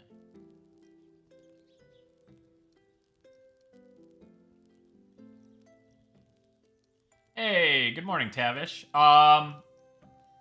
Just streaming technical difficulties and trying to work on something that I haven't been getting done, but... Could you show us any new dungeons that are currently being worked on? No, I cannot. There are multiple full-size dungeons being worked on, but we want you to be surprised, and we want the payoff from getting there and seeing it, being among the first people to see it, to be special. So I don't want to ruin that surprise for you. But yeah, there is multiple full-size dungeons that you have never seen yet.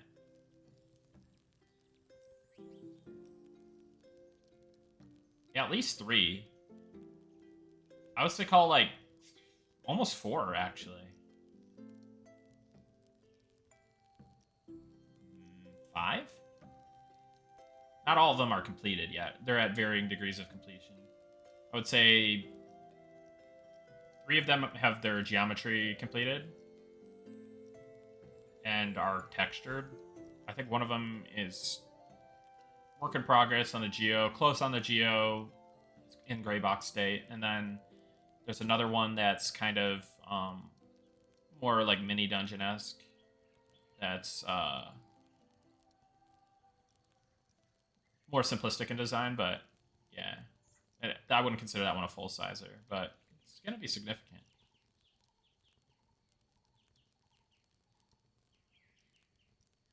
Are these expeditions you have for Endgame will just be going to random islands, or you'll have like dungeons for it too? I think the island expedition is definitely the one that we're focusing on the most, but that doesn't like preclude us from doing other types of expeditions. So like different dimensions or realities, or you know, the deep or something, right? Like you never know what can show up for an expedition, what we'll come up with. But we do like the island expedition because it plays into the creating of the boats and whatnot. Please avoid the primary stem, secondary 1, secondary 2. Please make your interesting. Let me remember the name of something. Yeah, itemization is gonna be changed. It's in flux. There's kind of a set way of doing itemization right now, but we want to kind of revamp how itemization works a bit. At least how stats are distributed, how items are crafted. In general, there's probably too many stats being given out on a particular item. That'll be remedied at some point. Will there be alternatives to BIS items in different locations to prevent monopolization of one location, i.e. Cloak of Flames can drop from Red Dragon 1, but Cloak of Ice with similar stats drops from Ice Dragon 2. Yeah, where it makes sense naturally, right? We don't want to make it too formulaic, like, here's Cloak of Flames V1, Cloak of Flames V2, Cloak of Flames V3, Cloak of Flames V4, right? Because that would just feel too formulaic and cheesy, right? But where it makes sense, yes.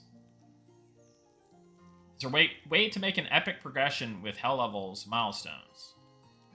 Make hell levels more meaningful. You have an epic quest like EQ. You can start the first steps at the first hell level. At each hell level, you can do that step that augments the item. At level 60, you can do a long climax epic chain to finish the final part of the quest. I've thought about something like that. It's a cool idea.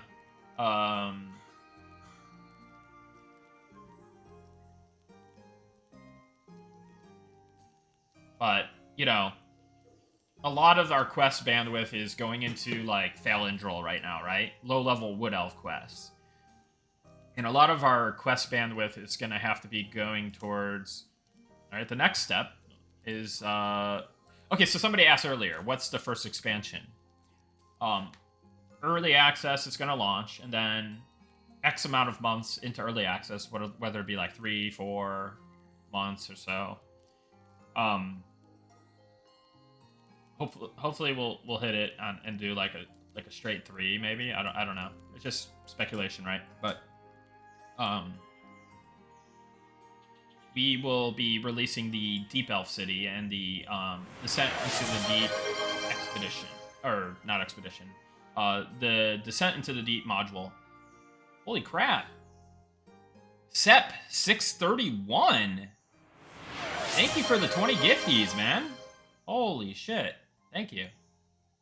Excuse my language, guys. Sorry, but that was very nice of you. Very generous. Thank you.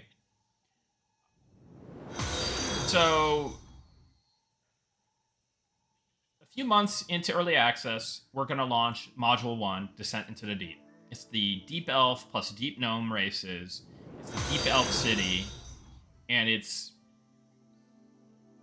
call it like 5 zones, maybe? 6 zones? So that'll be our first expansion, right? But it's, technically it's also progress to 1.0, right? So, so after we finish with the Falindril quest, where do you think we're going to be moving our quest designers on, right? The Deep Elf quest. So, it may be a little bit for like epic quests or like pinnacle type quests before we could get those in. That's not saying like we can't do some of this on the side while also progressing the starter quests, but it's just going to be challenging, right? Unless we're able to scale the design team like immensely in early access. So yeah, we'll see what we can do, but there is a lot of lower level quest stuff to do. Sap 631, thank you again. It's really nice of you. Appreciate that a lot.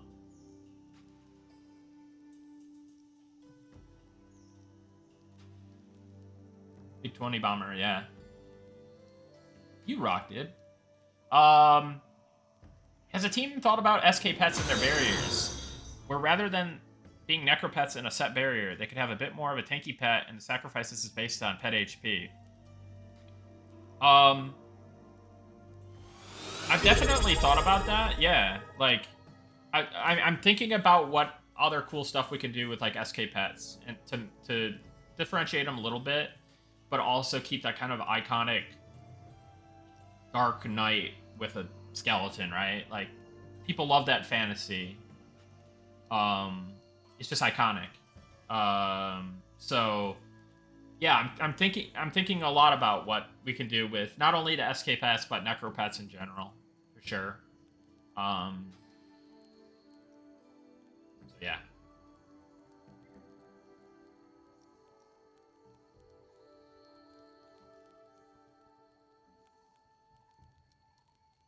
Yeah, thanks for supporting the game and project too, guys. Appreciate it.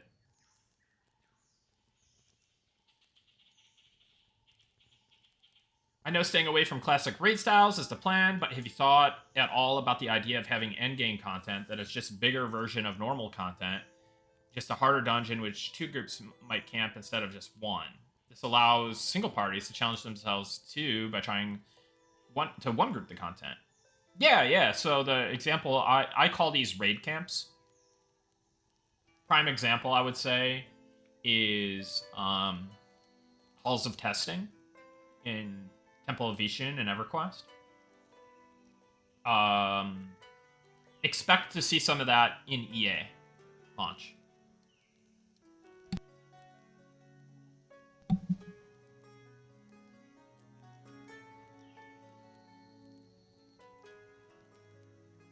So excited to play Deep Dwarves when they're out. Dude, Deep Dwarf... When I saw the Deep Dwarf concept, I was like, wow. So cool, so good. But yeah, it's going to be fun.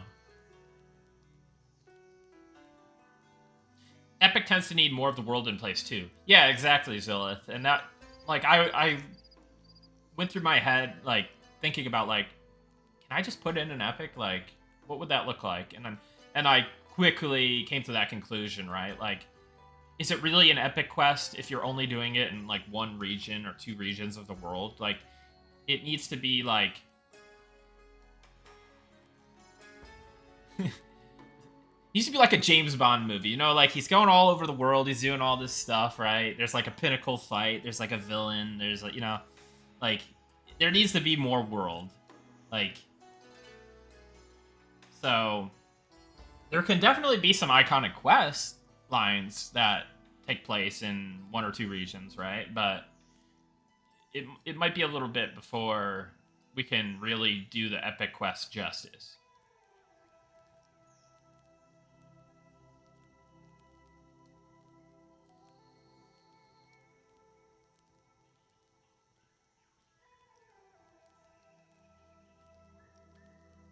The plan for the zombie pet?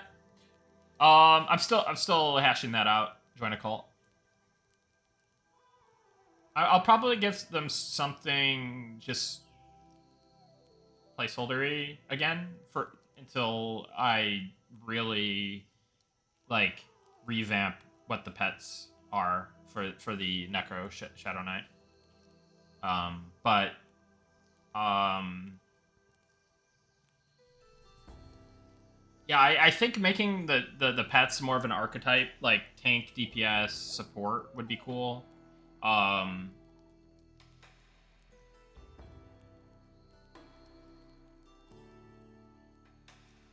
but yeah,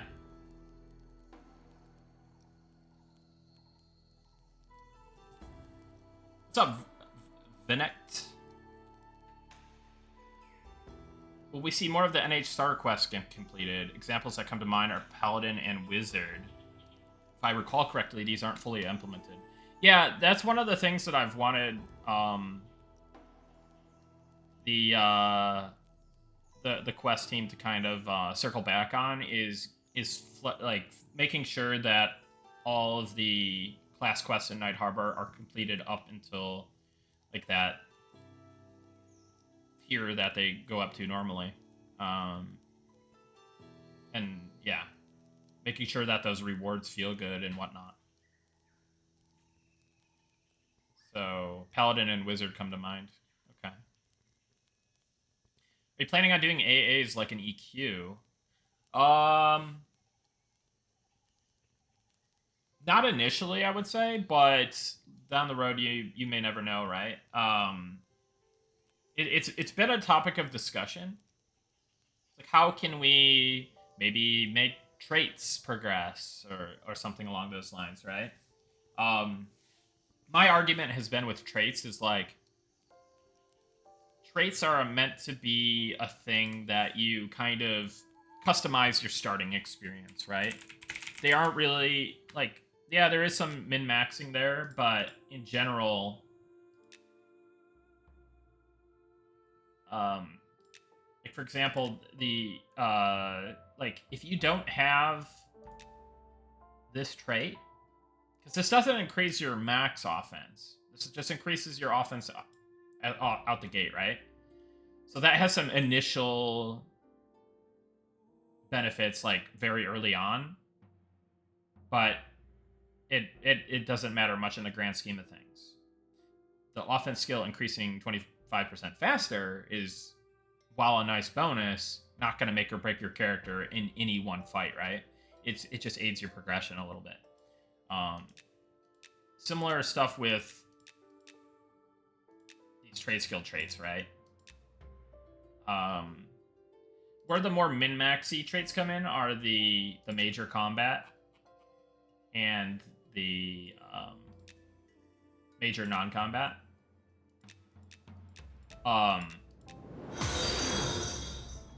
But I think we're probably going to be rolling some of the major, like the racial traits, into just being racials.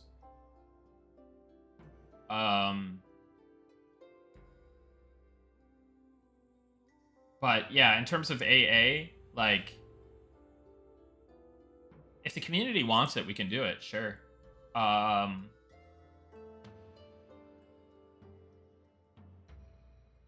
I think that it is nice though to not have to do like the whole there's been the whole like controversy about borrowed power in certain MMOs and like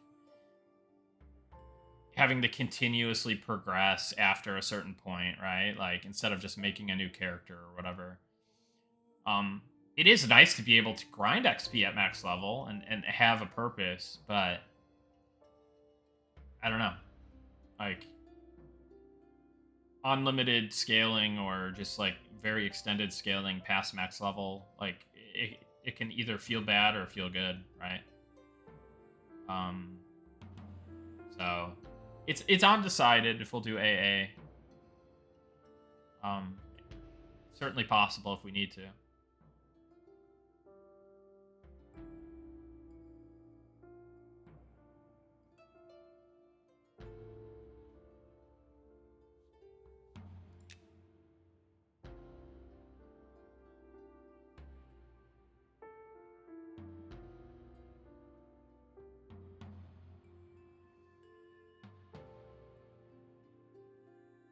The only problem I see with some of the major traits are if they turn out to be too powerful, they get nerfed and then you're stuck with it. So one thing that we're probably gonna be able to offer is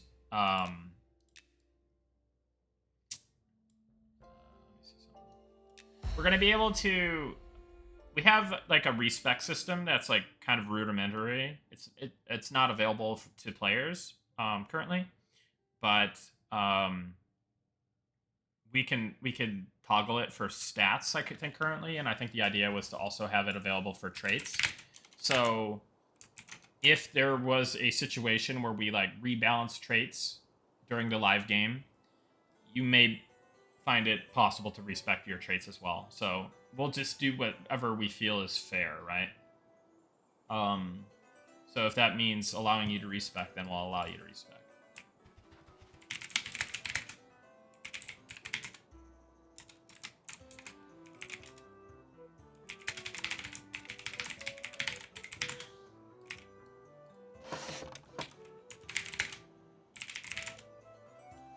Let me try something.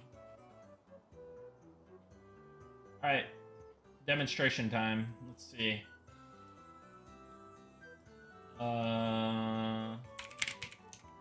Hopefully it doesn't break this time, huh?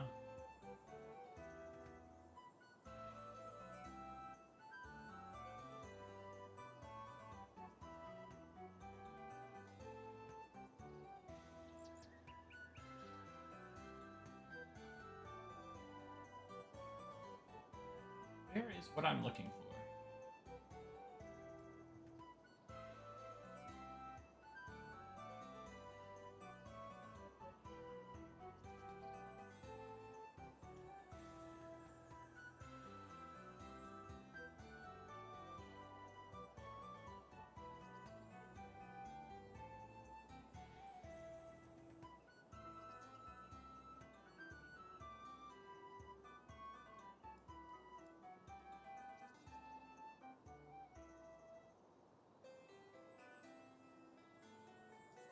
Interesting.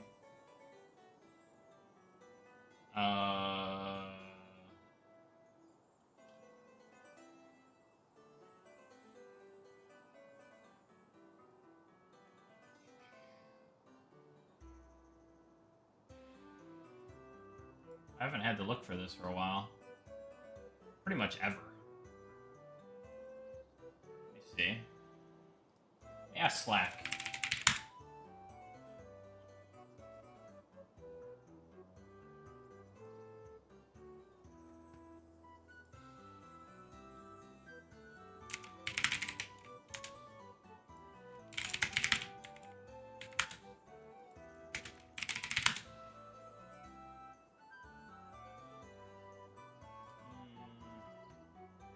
I don't know if I'm going to be able to find it or not.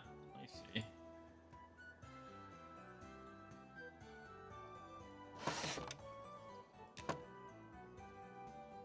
$50,000 AAs and EQ is wild. Yeah.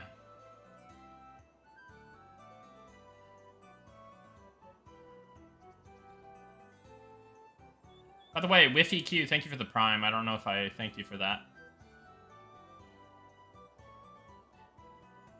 Something I raised on Discord, but glad to catch you streaming. I'm super interested with how the fighter plays, including the cooldown reset of Shield Bash and Frenzy. Could you share thoughts on the shared cooldown rather than separating them? Can go into further detail if you want. On the shared cooldown.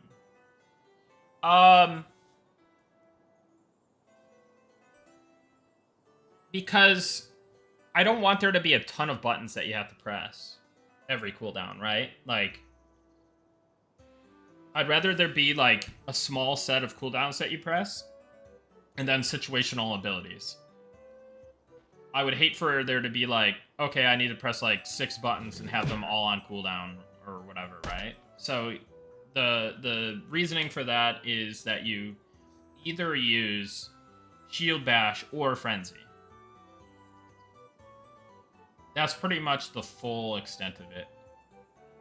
We're trying to make a game that's sandwichy combat, not too active, not too many button presses.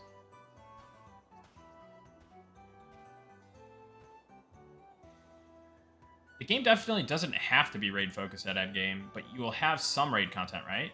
I have fear of the unknown for this sort of stuff. The thing I enjoy most on MMOs is bringing 18-plus people somewhere and everyone learning a complex boss encounter. Yeah, we already have multiple raid fights, essentially. And we also have low-level raids as well that are level capped to like 20, 25, 40. So there will be a small number of these level capped encounters, most likely, unless we change direction on that. But I'm kind of digging how people have their bone construct alts and stuff, and it's not like they just one-shot bone construct, right? And then there's going to be endgame encounters that are raid-focused, right? But we're making sure that we are not just designing a raid game. Purely a raid game. But there will be options if you enjoy that type of content.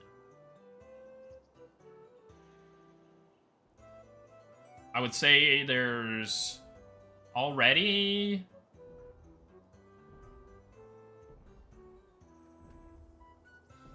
There's probably going to be at least 5 to 10, like, targets of opportunity at max level when a game goes into EA, if I had to imagine. There's already several at max level, like a handful. So, if you're comparing it to, like, classic EQ launch, which there's going to be more than that.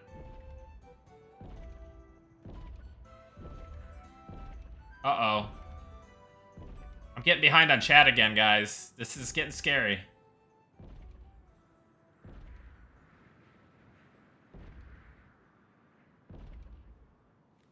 Good point about the notification message.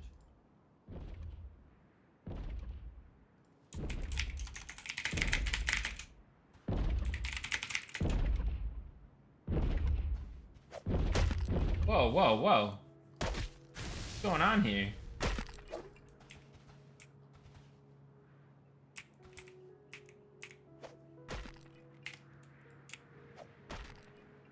Academia Steel is just going to town. Wild Zukin appears as well. Can we update the server select message? Or the log server. Distress test.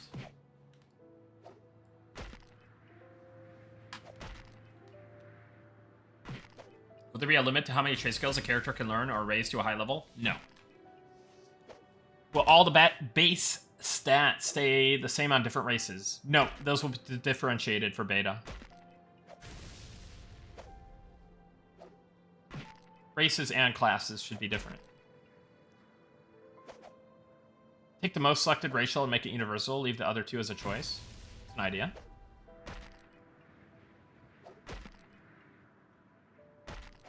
In regards to epic quests, or major quests in general, what is the team's thought on quest mobs with very long spawn timers? And if that's something you guys want to keep for the poop sockers, would you consider an alternative side quest path to spawn that mob that takes extensive time and effort, such as rep and item grinds, etc.? Asking for those that like to sleep but also make progress in play sessions. Yeah, so we're gonna be careful with the bottlenecks for sure, right?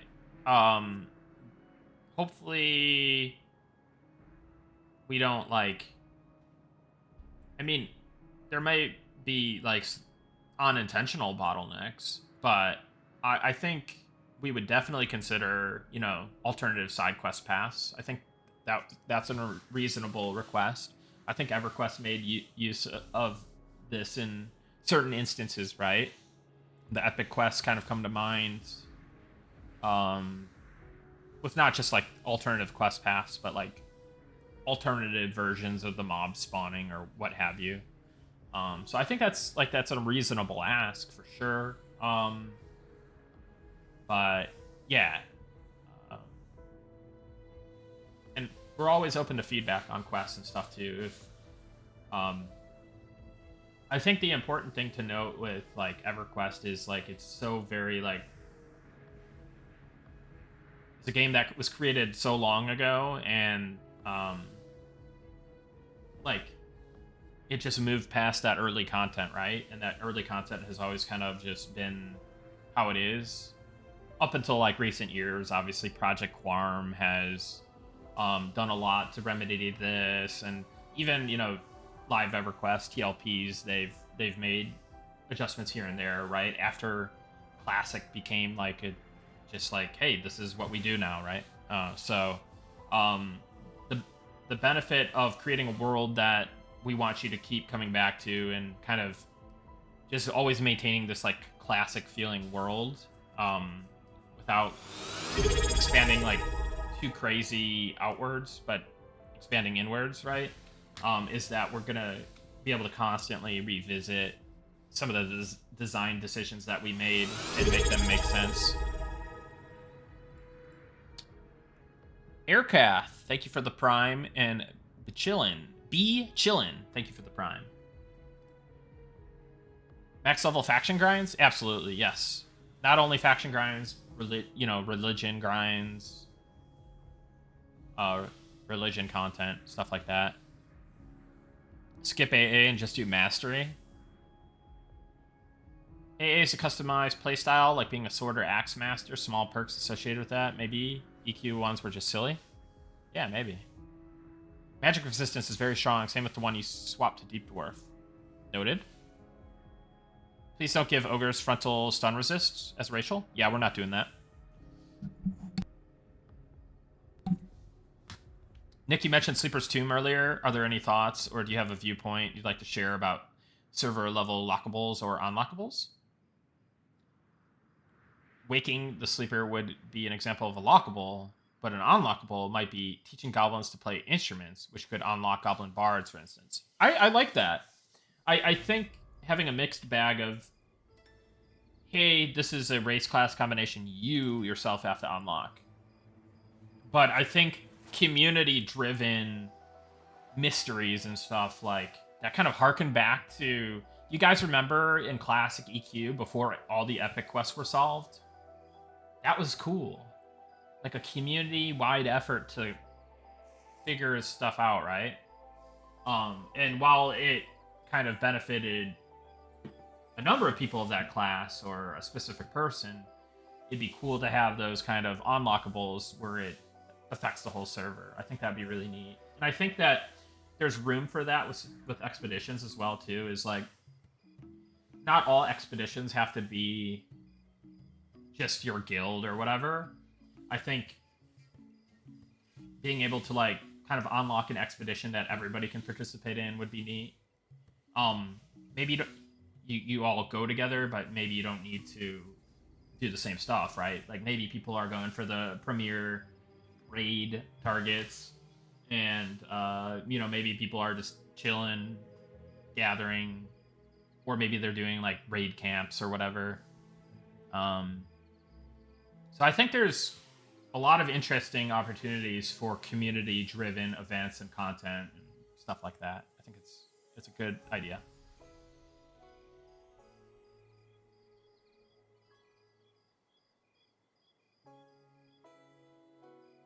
Hey, I've seen this episode before. Yep. Yep. We gotta get to the bottom of the chat, guys. Hold on.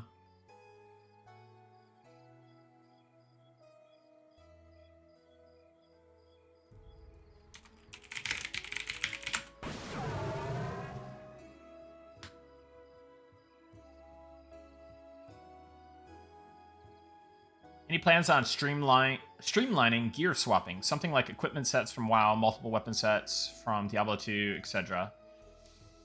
It's not a priority.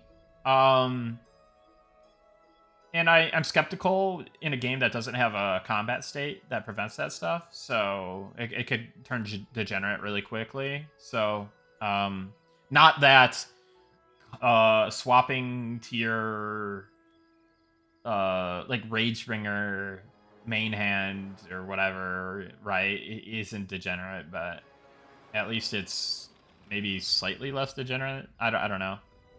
That's a tough one, Seawall. If there was a combat state, I would say yeah, 100%, absolutely yes. But it's harder to answer that without having it.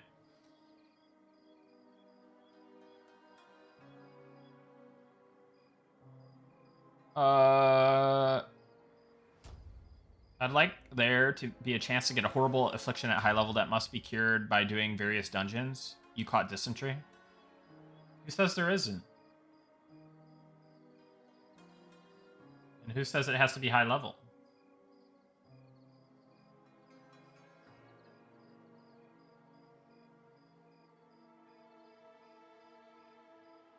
Would definitely prefer a fighter to not become weapons swap simulator.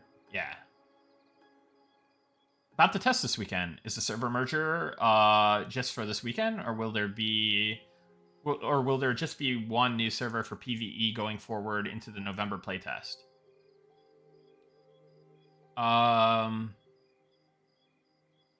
That's gonna depend on the results of this playtest. Ideally, I'd like to keep it together.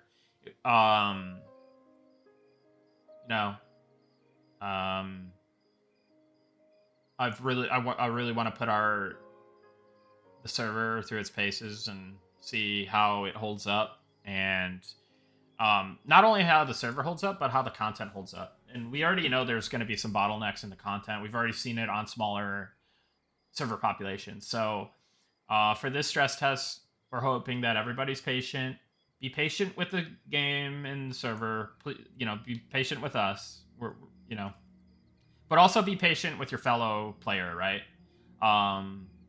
Give people the benefit of the doubt a little bit, and just try to be 20% kinder to everybody, because it is going to be a little jam packed. So yeah, but I think it's a necessary thing that we just need to do. So we're going to do it, and we'll see what the results of the test are, and if any changes need to be made for the November playtest. So yeah.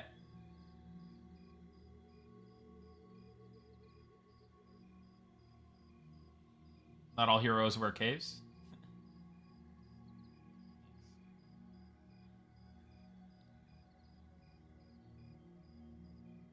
Yeah, you're welcome, Whiffy.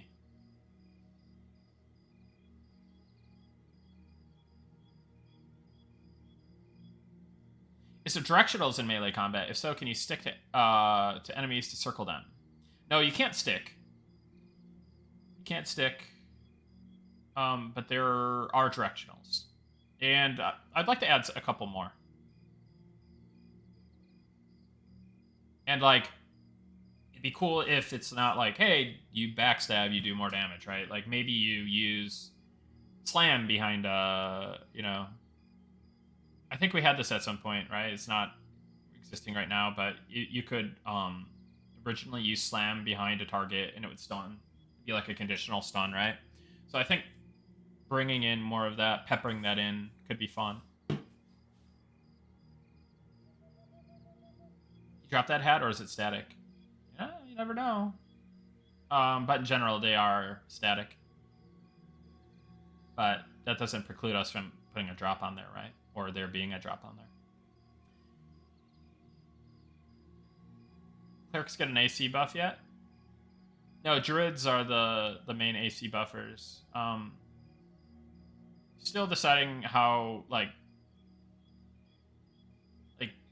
should we because I could make it more like EQ where it's like, okay, here's the druid buff and here's the cleric buff. They both give you some HP. They both give you some AC, right? Like, could do that, but I was trying to avoid that. That doesn't preclude there being a new healer class that is also kind of focused on AC buffing, but in a different way, or I don't know. Like, I imagine buffs and abilities just getting tweaked over time based on like, hey, this would feel good to have more buff AC or whatever, right? So, um, but yeah, that's druids things for now.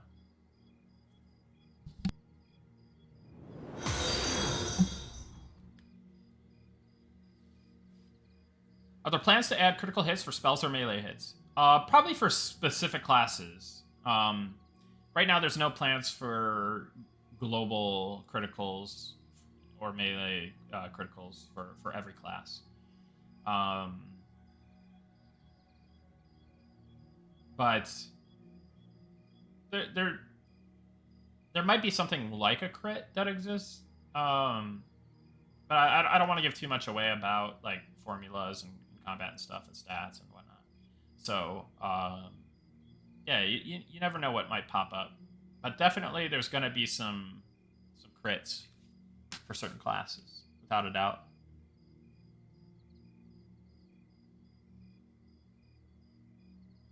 Need a lower pitch skeleton cackle for giant skeletons. I thought we talked about that. It'd be a good one to bring up to Robert. Um, I thought we might be doing that, but might be wrong.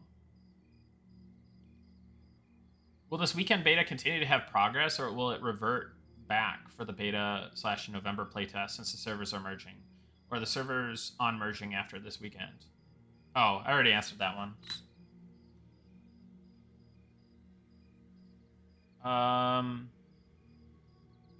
Thank you as an OG enchanter from EQ. I didn't like having to try and contest a 2 to 5 day spawn timer whenever it was an NPC. Eventually got my snack stick, but man, stuff like that is not a good time. I love sleep, so thanks. That is consideration. Yeah, no problem, derelict.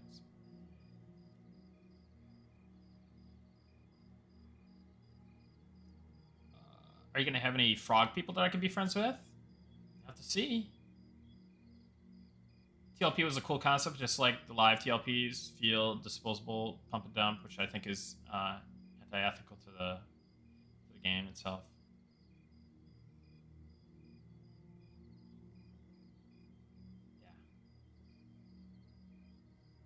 Yeah.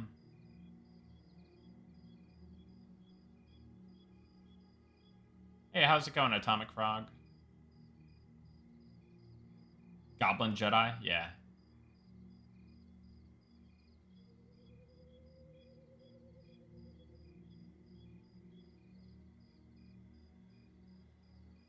What about something like Sleeper's Tomb, but the guilds that missed out could res a version of the boss and do it that way? Weapons could be almost exactly the same. I don't know, just a thought. Honestly, if I were in charge of P99, I'd probably make the post awakened warders spawn, the awakened guys. Um that didn't come till later, right? Like Lachlan or something. It's not the same loot, but I hate the idea of like just removing targets, right? Like you have Sleeper's Tomb, you have the golems and the warders. Then you just remove the warders permanently. I think having the new version of the warders just like almost immediately would be cool. In that kind of example. But then again, that's kind of slightly custom, so that's probably, against the ethos of P99's kind of mission statement. But I still think it would be cool, right? And I do enjoy that P99 like tries to be classic for the most part, right? Obviously, you know, like I know people are gonna say it's not classic because this and that. And it's like, yeah, you're right, but I think like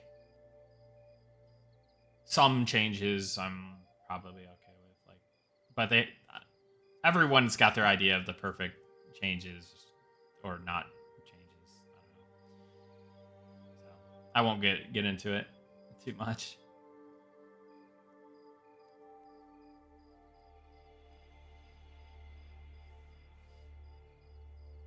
Season of Discovery on WoW had some cool community solved mysteries recently. Yeah, that was like a cool thing. I just hate that it got spoiled like so quickly, and like the use of data mining is just so prevalent in that. Um, I, that being said, I'm pretty sure I used a walkthrough for some of it, so I got kind of a hypocrite in that regard. But then again, I am pretty busy, so and I like to progress fast.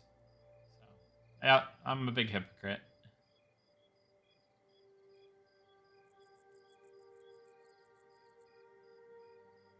Posted some more bugs, mainly involving illusions in the Discord bug forum. Is there anyone you'd like me to at in particular? Nah, I'd say it's fine. Don't need to. I wouldn't at developers unless it's like particularly critical. Remember seeing the first Paladin with Epic Flaming Sword and EQ? So amazing. Yeah. You have quests that are hard to solve. You had a bunch, but many were broken. Yeah. Um, I mean, some of our newbie quests are hard to solve. Like people give up or complain, right? And I think the idea for our game is that we want the quest to be hard to solve. We want it to be a community effort, like having to ask people or, you know, having to look up a walkthrough. Like that's all stuff we're okay with. We want people to interact. We want people to not just like everything be handed on a silver platter, right? Um, so yeah, we're okay with it.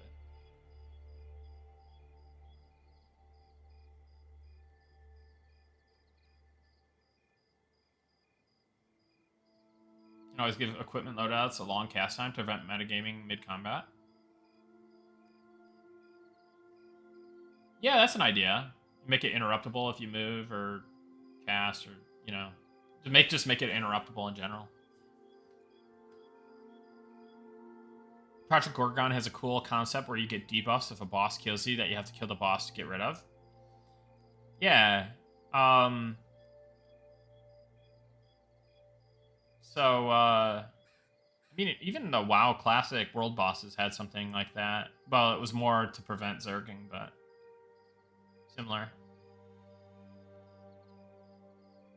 Can you tell me if you guys have any plans on developing the macro system more than it is now? Um, Probably. What are you looking for with the macro system? I think yes, but maybe not in the ways that you're thinking. Like, just more like ease of use stuff, but not like full on automation, right? Like pauses, we've said we're not doing for now. That's intended.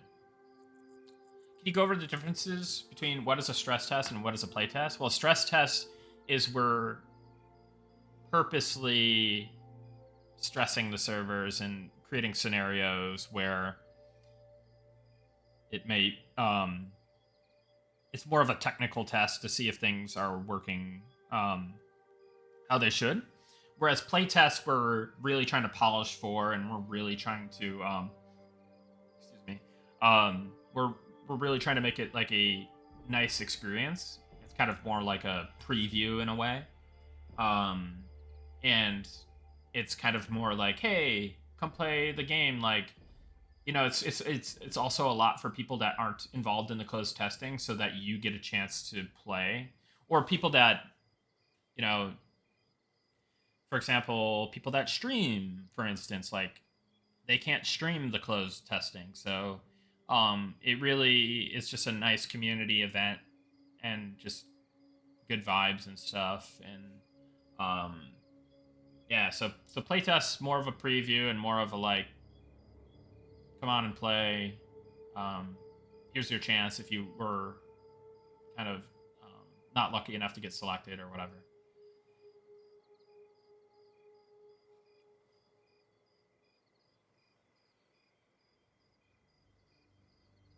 I noticed dwarves do a little front flip when they jump. Are there plans for movement-based obstacles in dungeons? Yeah, I hope so.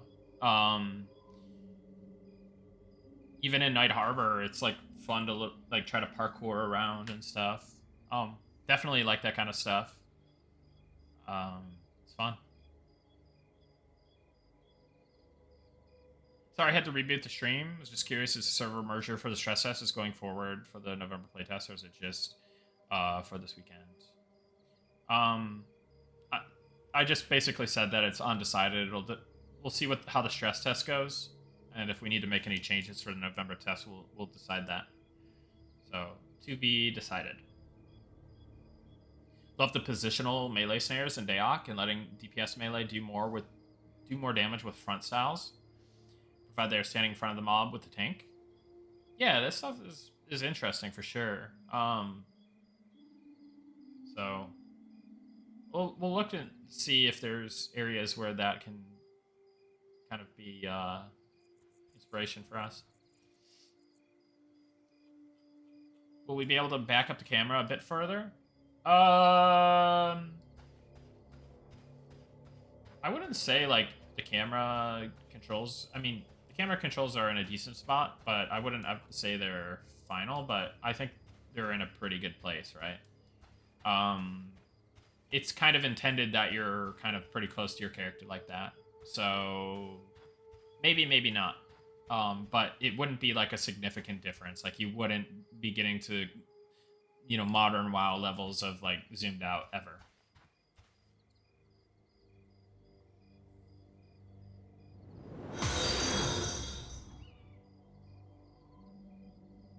Love that we can arrange the ability bar horizontal, vertical, and the cooldown timers. Such a nice addition last playtest. Yeah, it was great.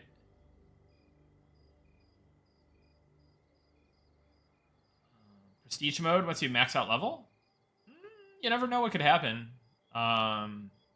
It'd be cool to offer something like that. But what kind of benefits, right? Like, do we want to force to be able to do that to min max? I don't know.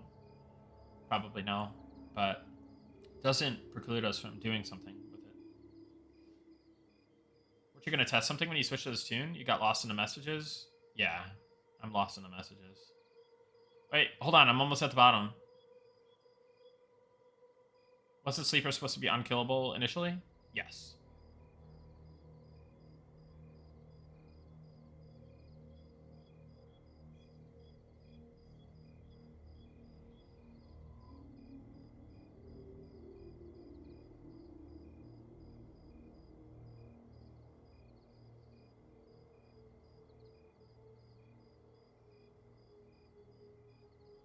Hey Nick, appreciate what you and the team are doing, and can't wait to play. Wondering if you've pondered any sort of anti-group wipe mechanisms, like giving monks a super long cooldown battle res. A super long cooldown battle res. Oh, so like wipe protection? Yeah, that was brought up on the stream. Like the goblin jumper cables and stuff like that. Yeah, I think that's a reasonable ask. Let me make a note because white protection is a cool mechanism, right?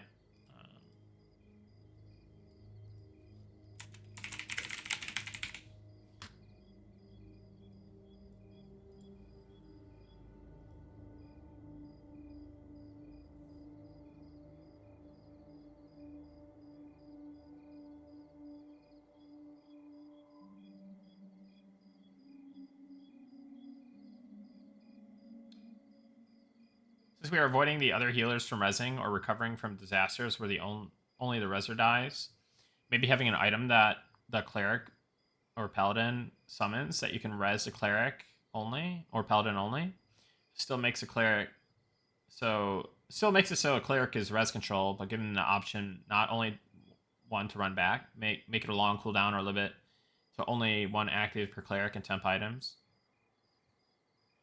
Yeah, that's cool. You keep lobbing for a shorter camera distance. Yeah, like I definitely think I mean it's not too bad, but it is a little bit pulled out compared to like obviously the EQ and whatnot. But it is a nice happy medium. Um, but it is cool to. Yeah, maybe I don't know. I think it's at a reasonable spot, but I see where you're coming from for sure.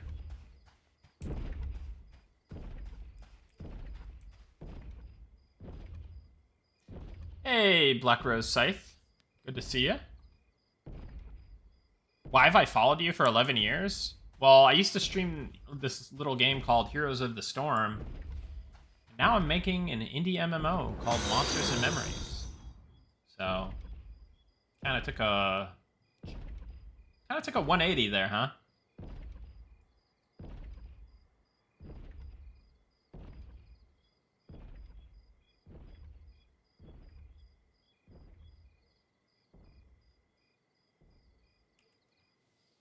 All right, I need to AFK real quick, guys. I gotta use the bathroom real quick.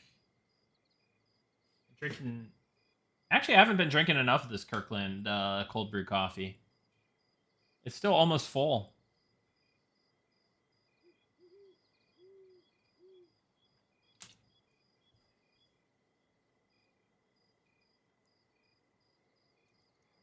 You ever try the peanut butter nuggets?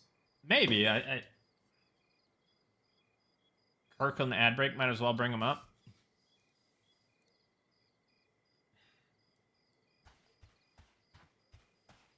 All right, hold on. Let me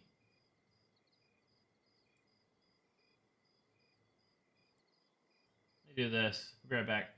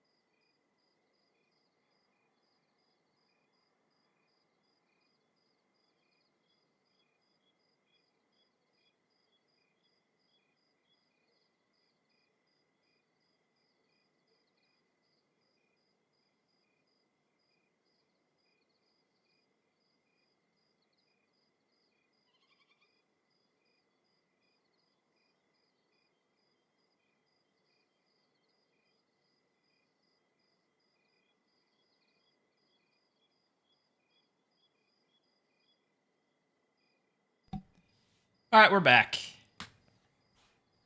How's my diet going?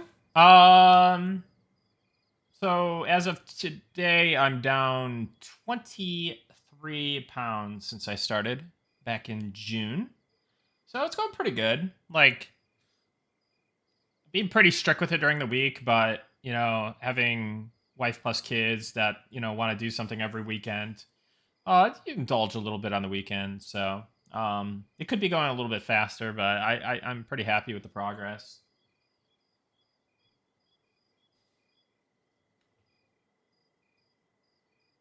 Thank you for asking, by the way.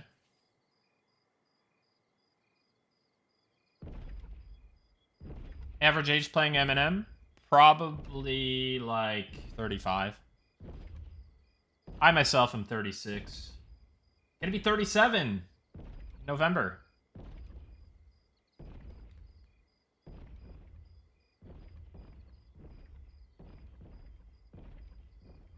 Yeah.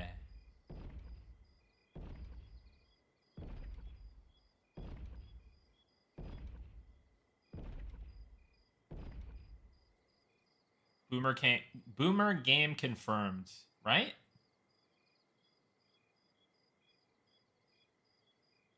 39 here. One year from 30 then, huh? Take your time. Building good habits is more important than losing weight quickly. More important, it's about the lifestyle change than quick weight loss. Yeah, for sure. And Raylan, Tukev, thank you for the 5 gifties. Appreciate that a lot.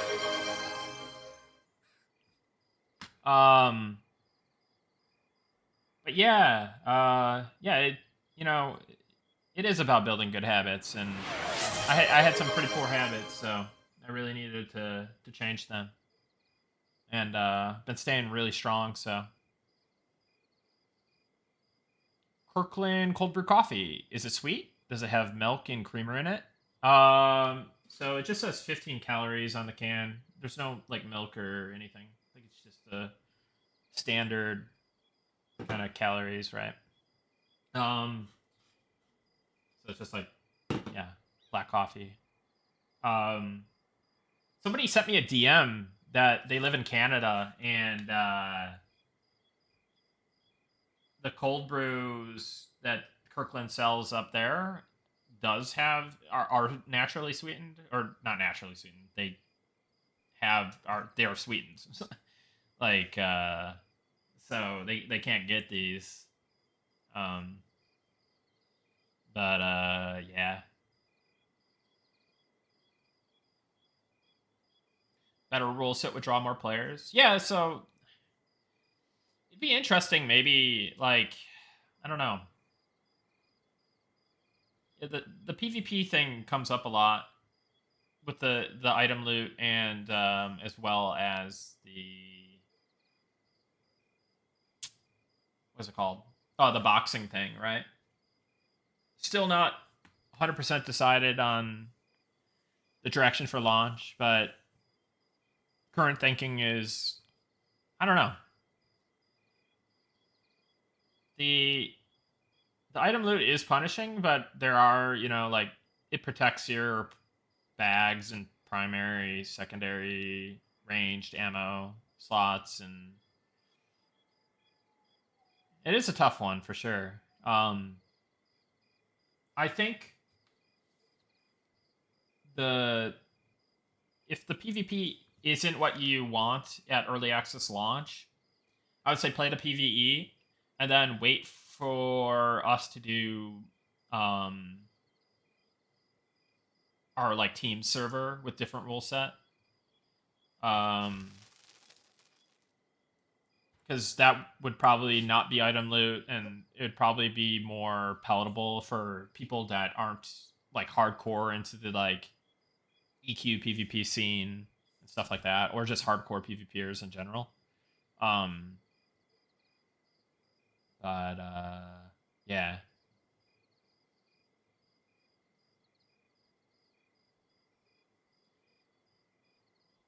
BJ says Black Rifle cold brew cans 12 pack $10 off right now. Oh, good to know. I'll take a look. That might void my sponsorship, right?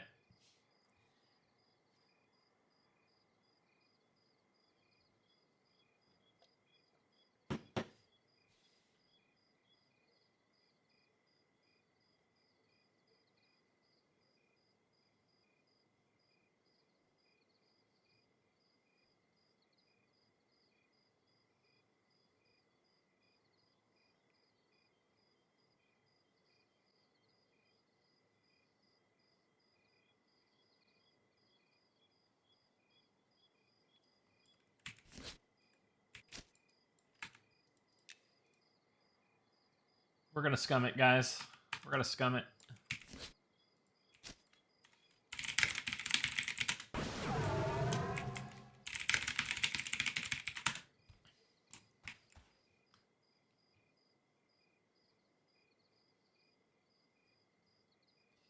Will there be duels with server-wide messages of who wins and loses? Me and a buddy enjoyed making teams with funny names and dueling early EQ. There should already be that. Where you at, Zook?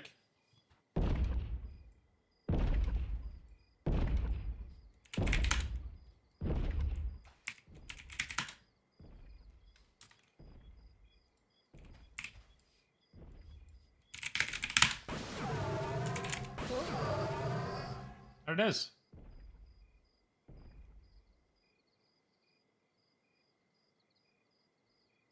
Needs to be yellow text, though, right?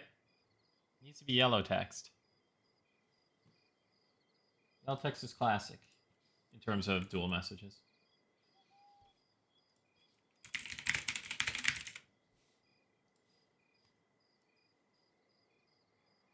Someone call HR. I'm HR.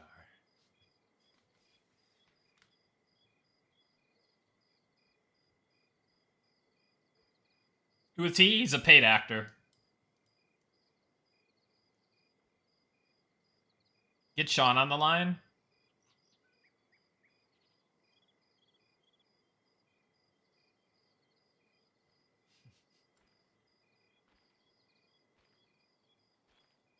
Tab chat went into something already planned. I haven't used them much myself, but they're in now. I think. How do I do it? How do I do the thing, guys? I've actually never used them yet.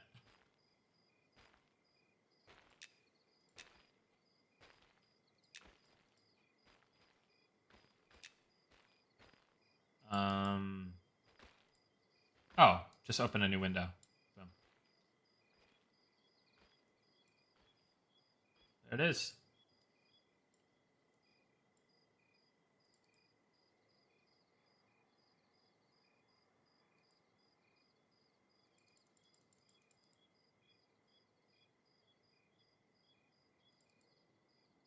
Okay, so the main one is always called main, I guess. And then if you are looking at one of the alternate ones, you get additional settings. So rename tab.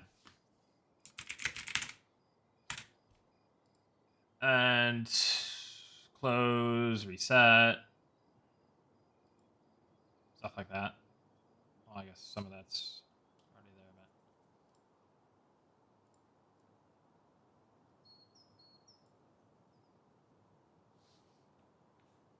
I believe there's also tell windows now. Let's see. Tell windows.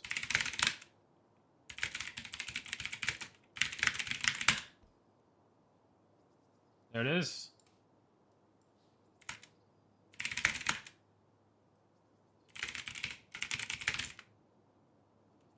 Oh. Hold on. Oh, you can't tell yourself.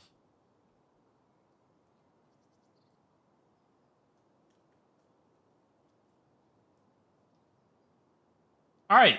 What do you say I do some work?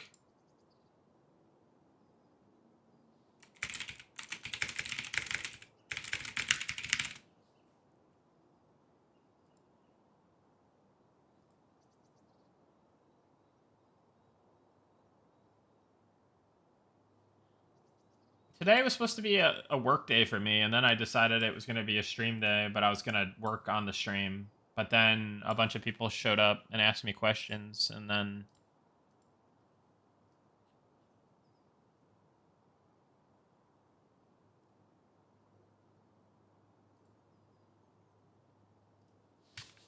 All right. It gives me so much anxiety to not look at the chat.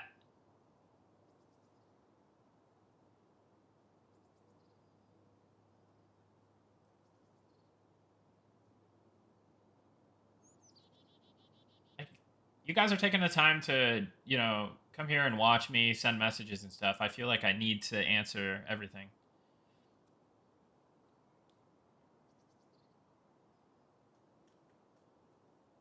Only the artists usually get things done.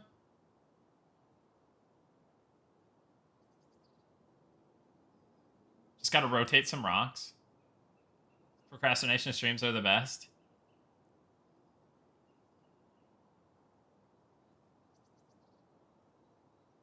Oh, the music stopped.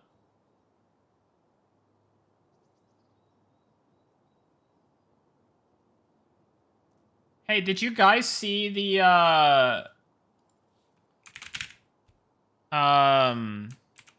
NeoCity's website? That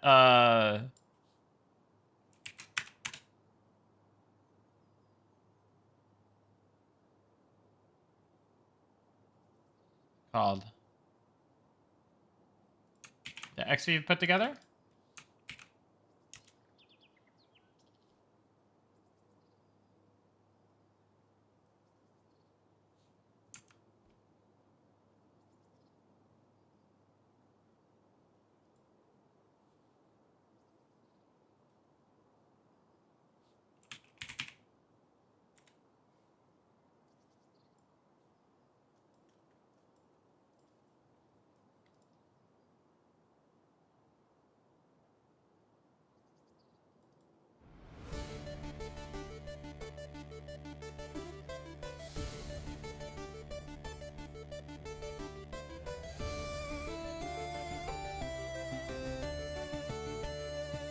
Hold on, we gotta make this graphically appropriate. I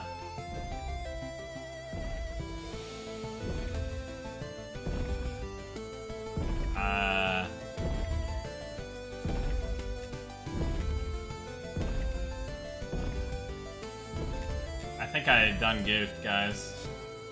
Oh, no, we're good.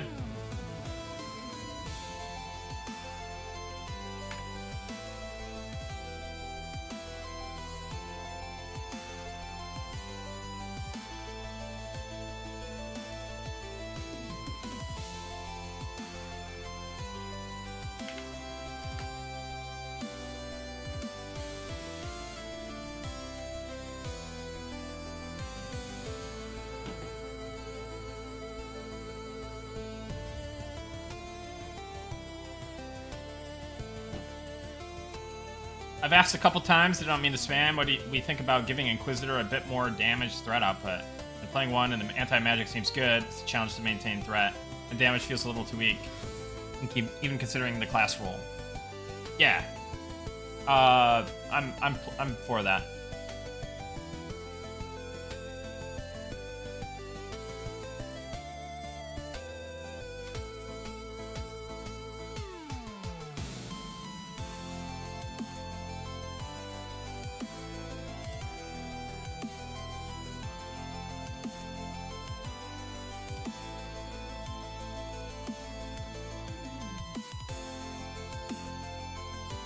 Yep.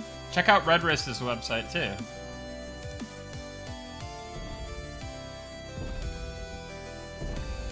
No problem.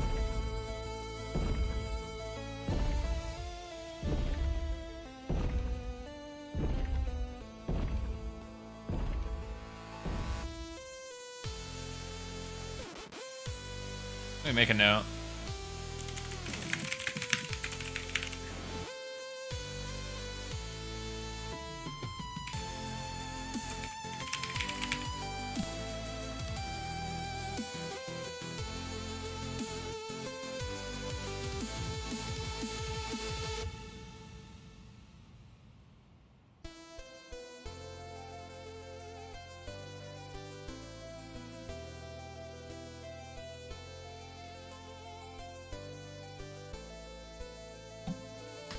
Yeah, Robert said he's interested in doing a MIDI version of the OST.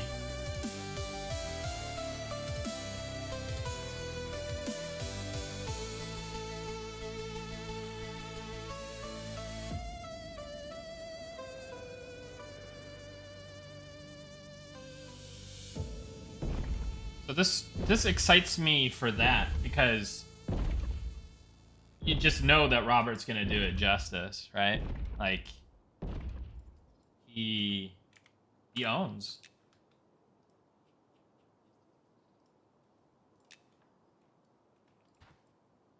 Anyone here ever play the MMO Horizons? I never played that. And didn't they change the name to like something Asteria or whatever? I do remember when hearing about that game when EverQuest was around, and then people were like talking and like, "Oh man, it's gonna be the next big thing."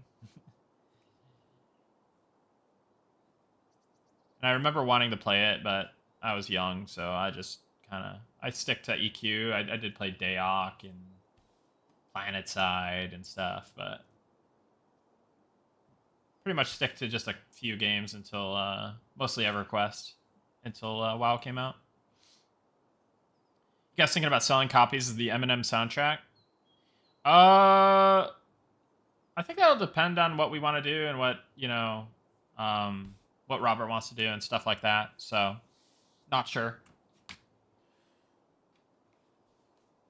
Have you considered upping the Elementalist pet aura at later levels? They seem good early on, but the fire pet DS in particular is underwhelming when in a group. It really isn't noticeable. Well, I think part of that is you don't want to make it, because I believe it's stackable. Is it not stackable with the Elementalist damage shield as well? Like, that's kind of the perk of the DS, is that you get 2 of them. But yeah, I'll take a look. Verify that it's where I want it to be. Would y'all ever accept volunteer voice actors? Do corporate training videos for voice work, but love to use my studio to do ogre voices. I don't know what we can do with that. Like, if we can do that or not. And I don't know if we necessarily want or need voices. So I just don't have an answer, but thank you for volunteering your expertise.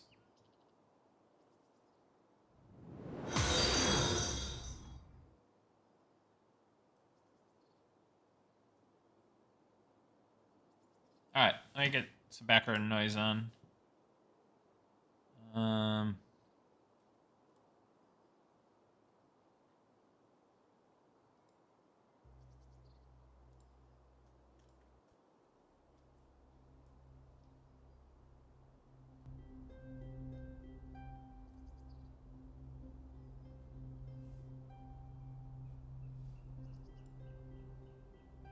Would love to have the Eminem soundtrack while playing some tabletop D&D. Well, yeah, I mean, just go to the playlist on YouTube, and you too can listen to it. Go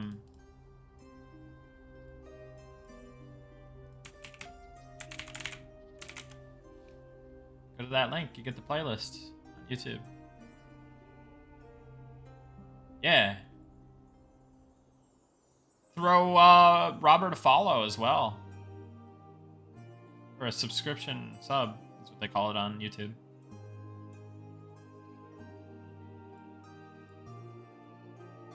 Alright. I'm going to try to do some work real quick, guys. Bear with me.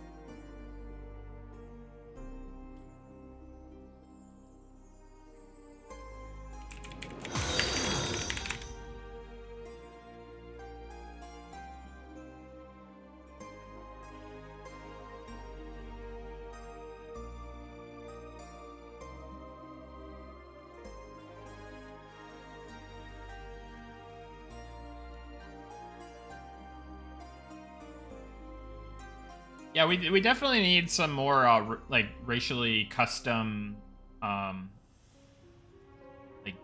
damage sound effects essentially. The gnome and halfling like damage sounds were fun.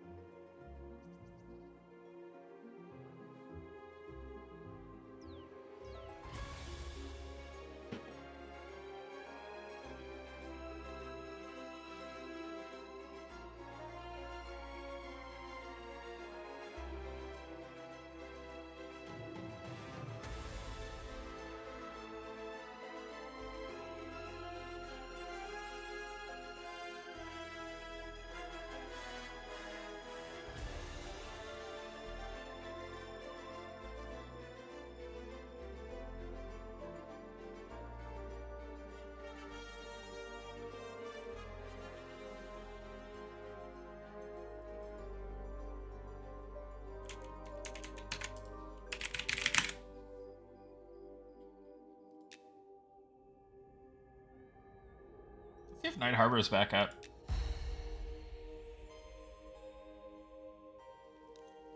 Oh, there's my corpse. How about it?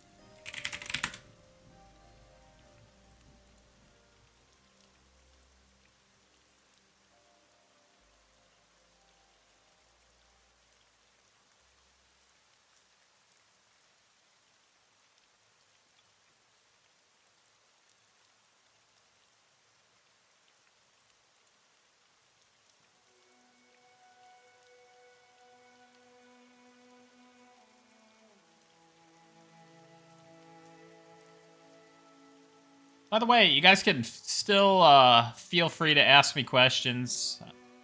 Just you know, trying to do a little bit of work here.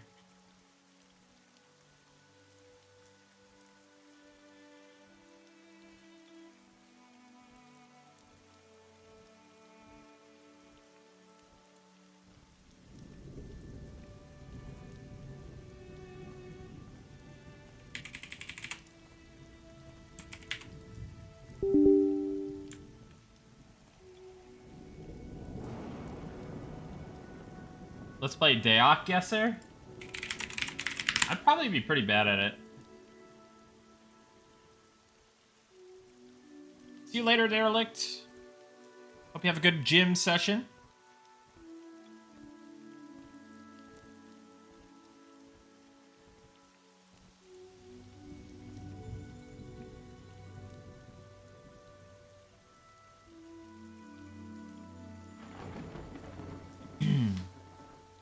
Are you planning on playing the upcoming What's it called? Blackthorn? That emulator? It's coming out soon. It's a classic Daok emulator.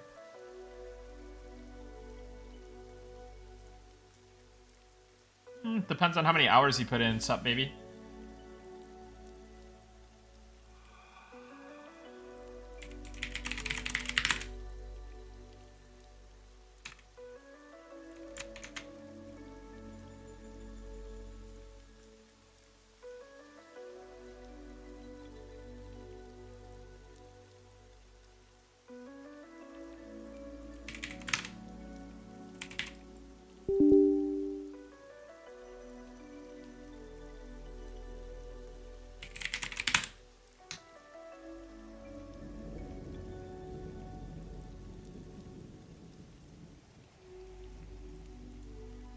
Nice.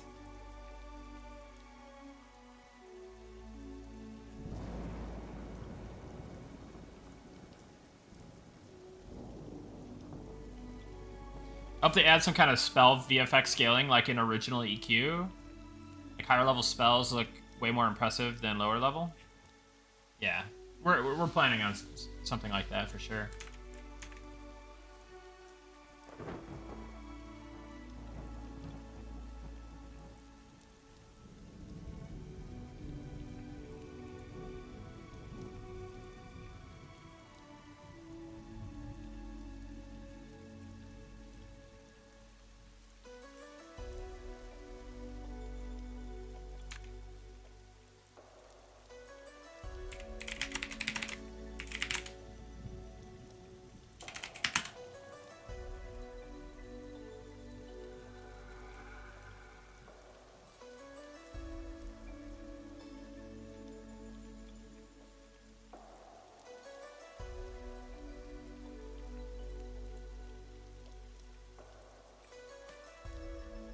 Sounds good, Nicodemus.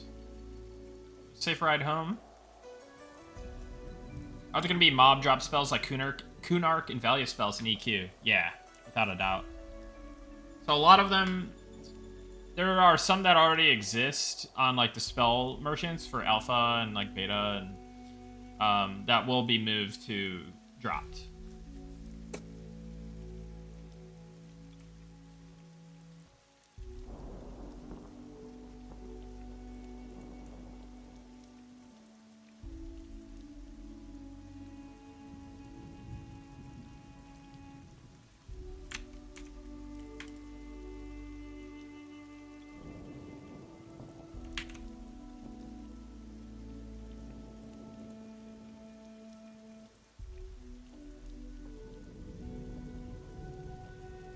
Is every race going to have their own town and city? Yes.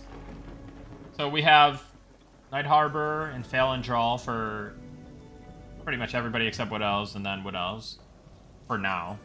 But then we'll be adding the Deep Elf City in the first post early access update, Module 1, Descent into the Deep. And we'll continue adding modules that include starting cities for each of the races in the game. So yes, each race is going to have their own town or city.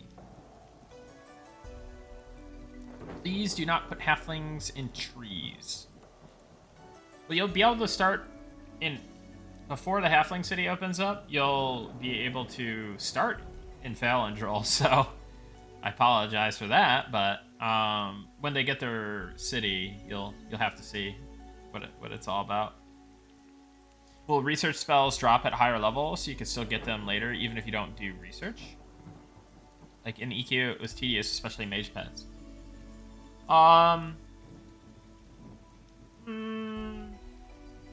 Undecided, though. We'll have to see like which abilities are researched, right? Like it might not be as annoying as what example you're providing, right?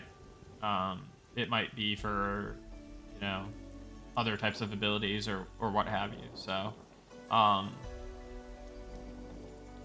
but I would imagine if you had a researched ability, it would probably just be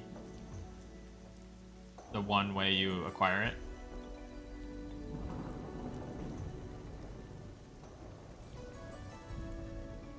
Can't wait to see what the dwarving starting city will be. Yeah. Pretty cool.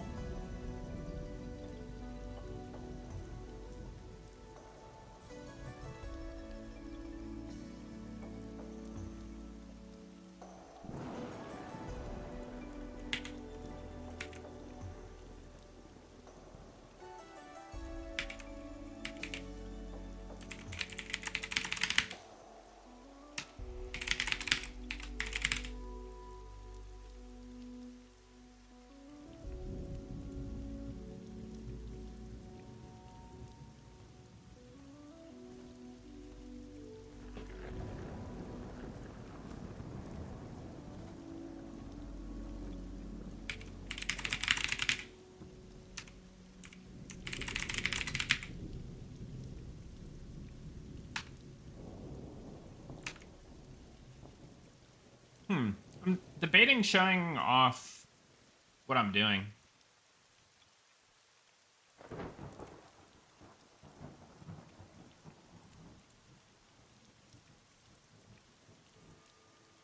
Hey, how's it going, Talon? How are you doing this evening?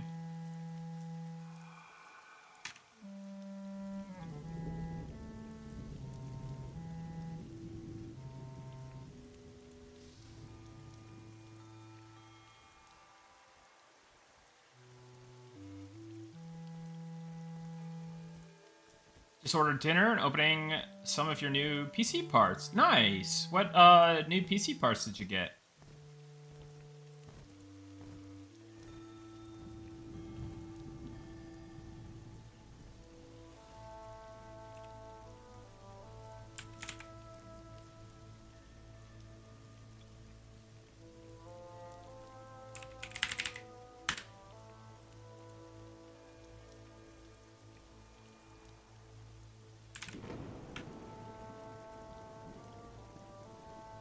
Yeah, shared banking is planned, but regional banks are also planned. So that is actually could be good or bad depending on how you see things, right? It's technically more storage.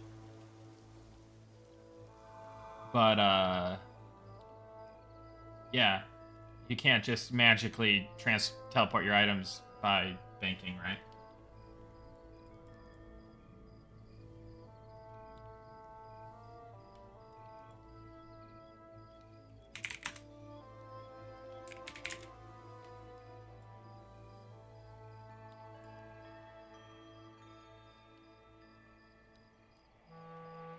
Alright, let me see what I have open in these tables.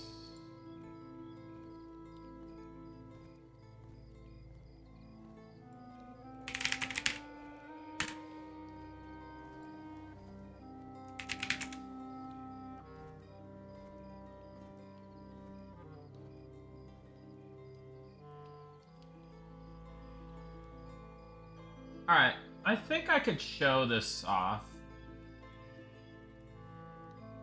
Now you guys can rate how bad I am at doing what I do.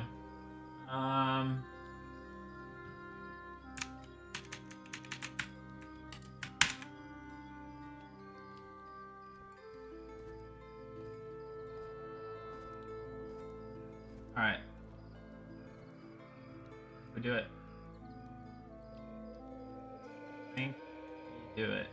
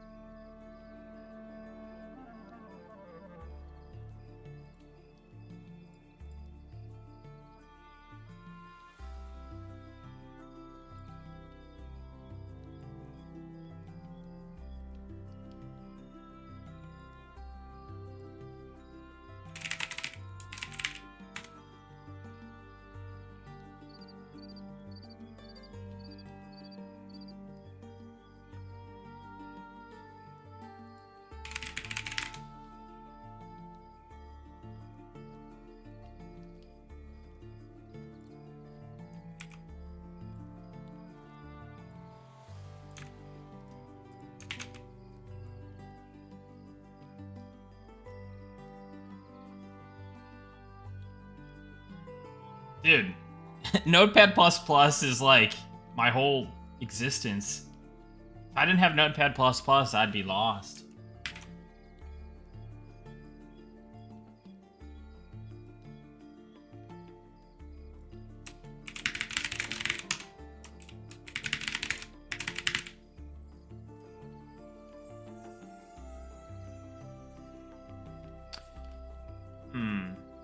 Need to think creatively for a second.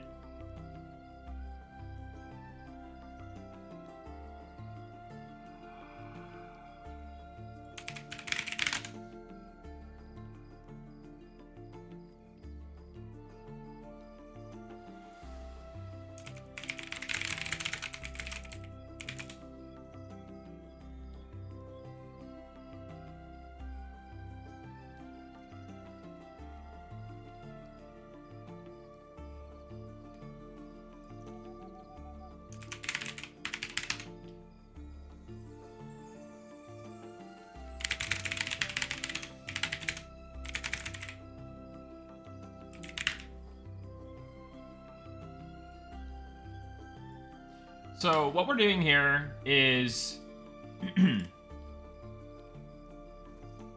Elementalist, if you have a fire pet,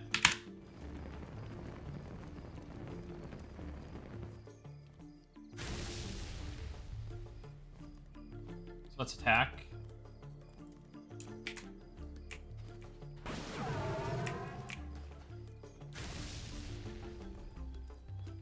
Your pet has elemental fire. It's his nuke.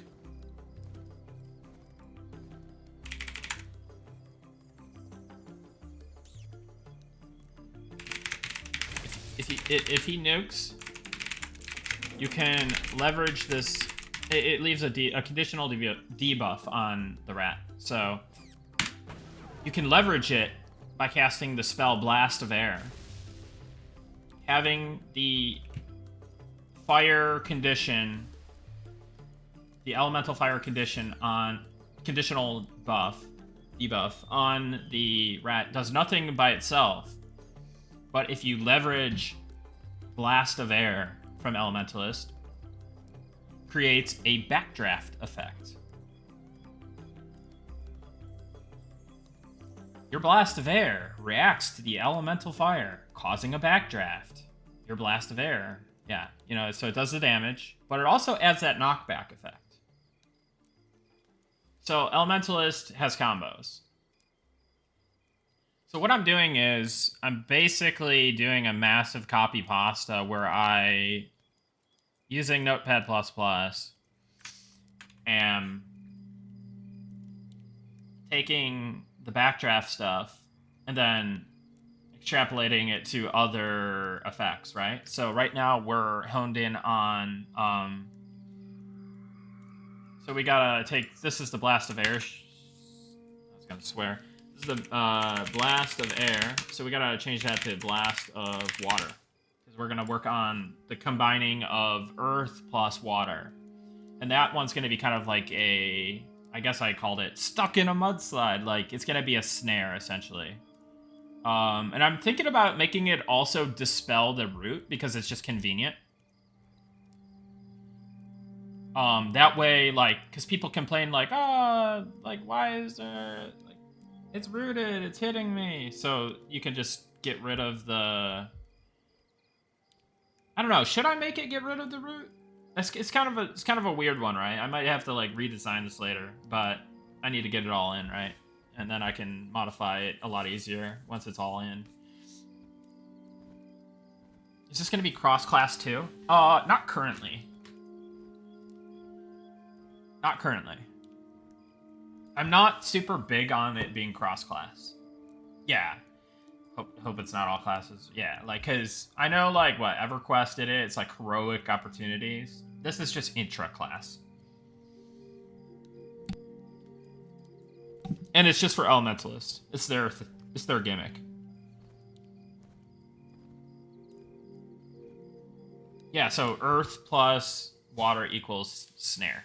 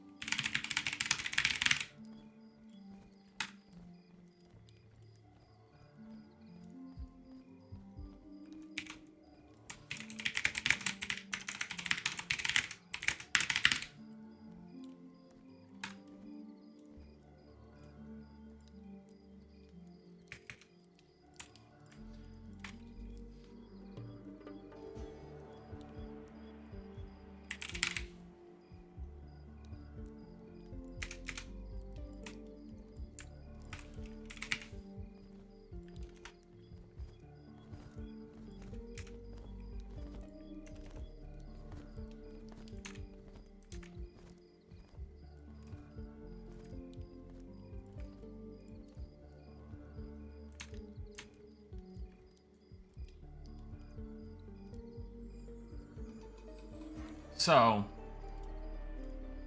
as you can see here,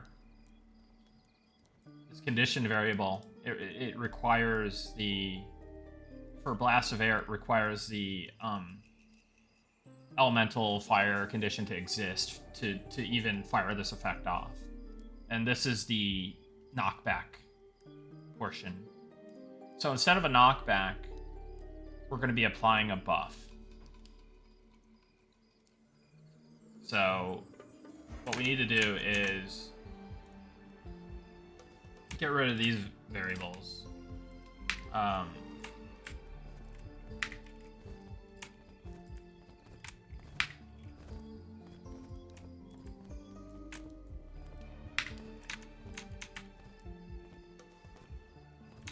That's not right.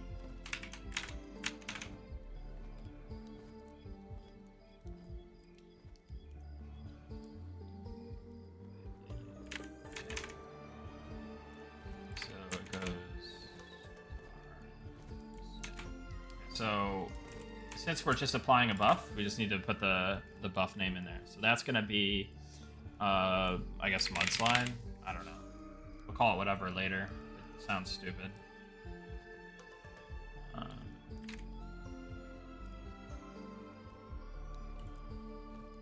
Let's just go to snare.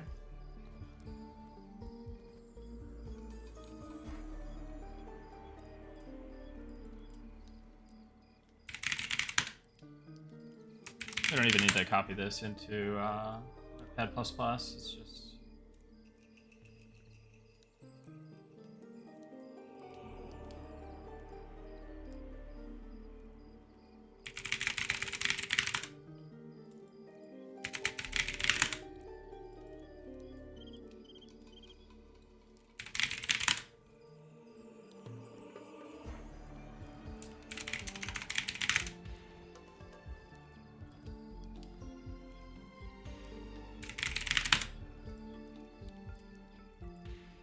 Gotta make sure it has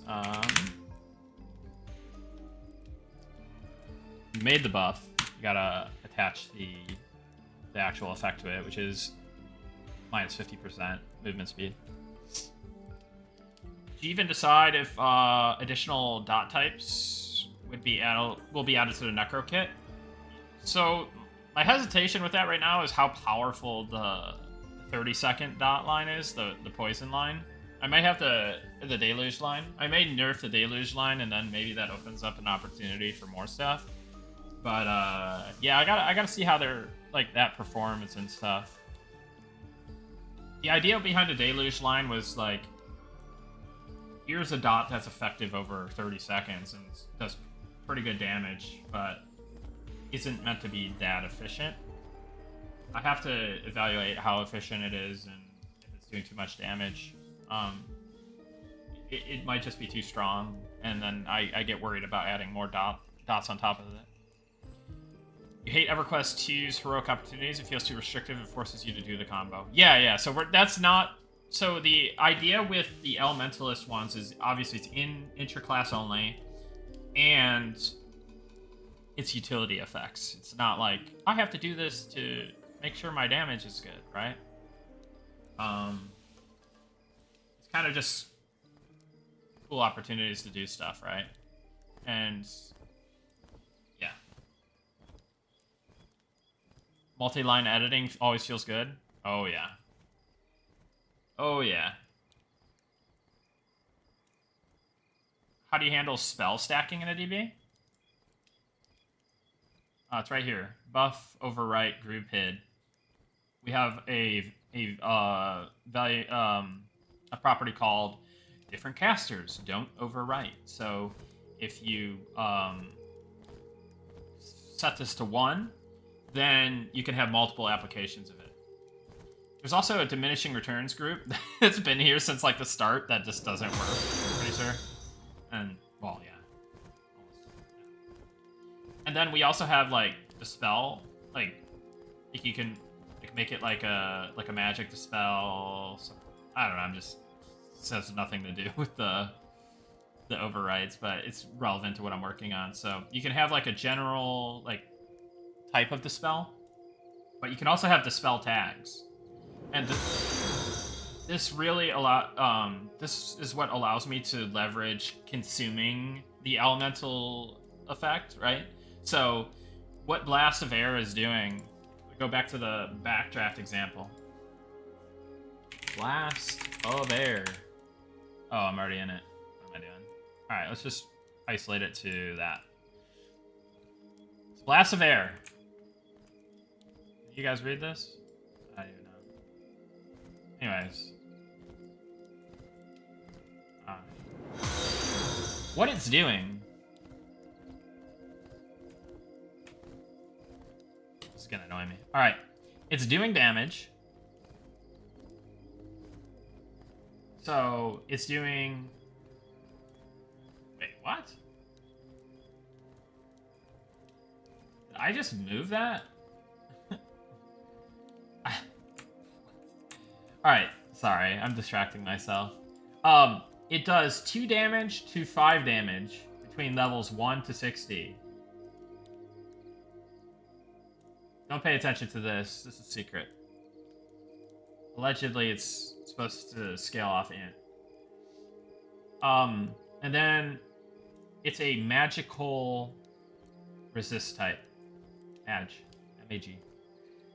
A lot of stuff is like a 3-letter human readable ID. Anyways, the second effect that it does is it checks if it has the elemental fire condition. And this is the pushback, knockback. So this is like, it pushes you backwards, 180. Does, it's like 35 velocity or whatever it is, right? I have no idea. I forgot already. But it's a knockback that, and those are the values. The next thing it does is it dispels by tag. This is what DIT is. It's dispel by tag. So if it has the fire condition, it'll dispel all buffs or debuffs with the fire condition. So if we go back to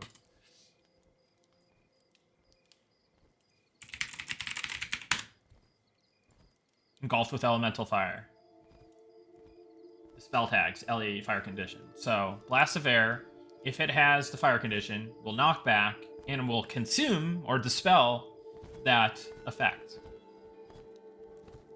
It will also, since it's a knockback, and I don't know that our knockbacks properly interrupt, it does a interrupt as well with a 0-second silence. So it's kind of like acting like it's doing just like a movement-based interrupt.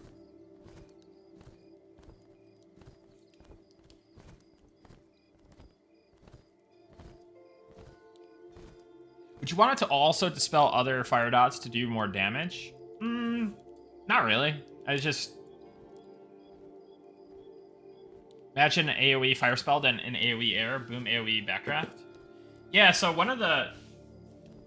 I'm wondering whether I do it like... Is there an effect for each, like, does it go backwards? So what if I have the air on the target and I do fire? Does that also do backdraft? Or does that do fire tornado? Like, is that its own thing? Like, I think that's probably the direction I'm gonna go with it. Just have it unique based on the ordering. But, I don't know. I don't know. See you later, Mr. Moose. Appreciate you coming out to the stream. Have a good one. Yeah, no problem for answering your questions. Yeah, make sure you stick around the streams, the Discord. Try to get yourself a beta key. Blast of Air did an interrupt for spells last test. Yeah, so it was incorrectly flagged to do the interrupt without a condition. I found this bug like a few days ago. So I've included it in the patch notes that it will no longer do the interrupt without the backdraft portion. It could be hard to create enough effects, yeah. Is there a way to cast a fire spell on an air effect, causing something other than backdraft would be great? Yeah. I'm reading the bottom of chat live. Yes, it's hard to believe, right?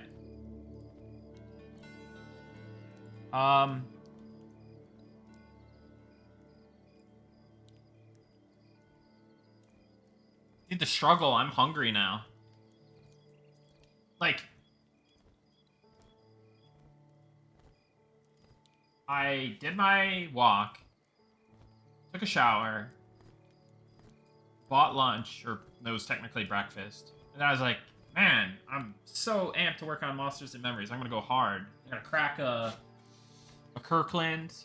I'm gonna, you know, just go hard. And then I was like, oh, you know what? There's an opportunity to stream today. Why don't I stream? And then I did like a few hours of Q&A. Or how many hours was it? A couple hours of Q&A. And now I'm just hungry. Anyways, this is my cross to bear.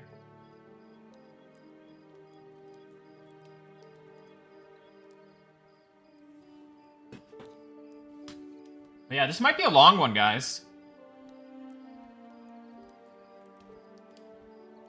Might be a long one. I want to get through this task at least. It's usually what kills your streams, hunger. I may have to like just turn off my camera and like devour some food at some point. You are low on food. You are low on food. You are low on food. Yeah. Nah, dude, we got to keep going. We got an audience here. We gotta entertain. All right. So now that I've explained that, so this is gonna do that.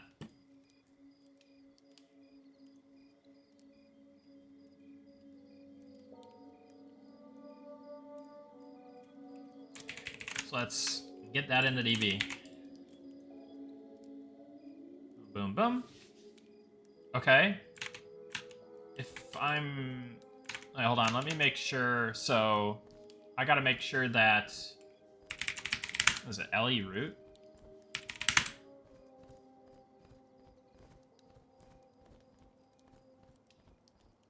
Giving away all the secrets in here. Please don't screenshot this. Take it out of context.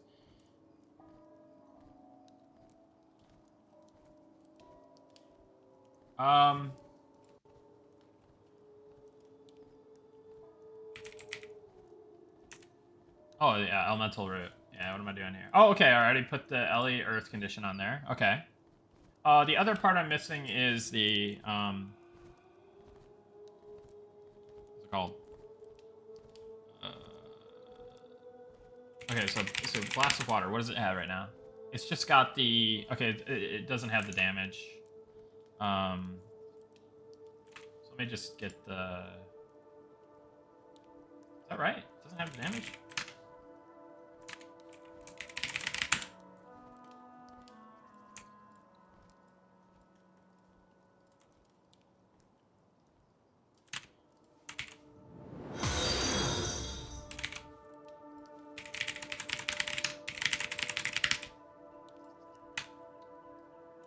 And then we'll change it to, since it's a like a water spell, we'll make it like cold resist, which is called ice in here. Do the thing. Okay. And then we also need to dispel. Yeah, I thought I had... Oh yeah, I guess I just... This is what I was supposed to query in, but I forgot to do it. Whoops. Alright. So let's just do blast of... Wait, did I... Oh yeah, the dispel. Yeah. So blast of air... We'll just do this. Not optimal, but...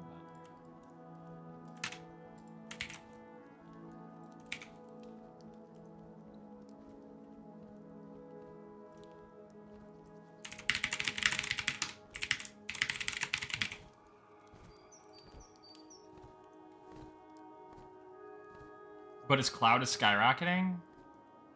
Is it?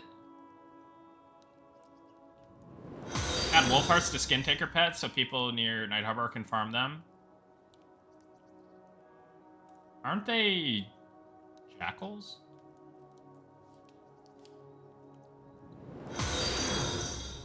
Also, I like there being regional reagents or crafting materials.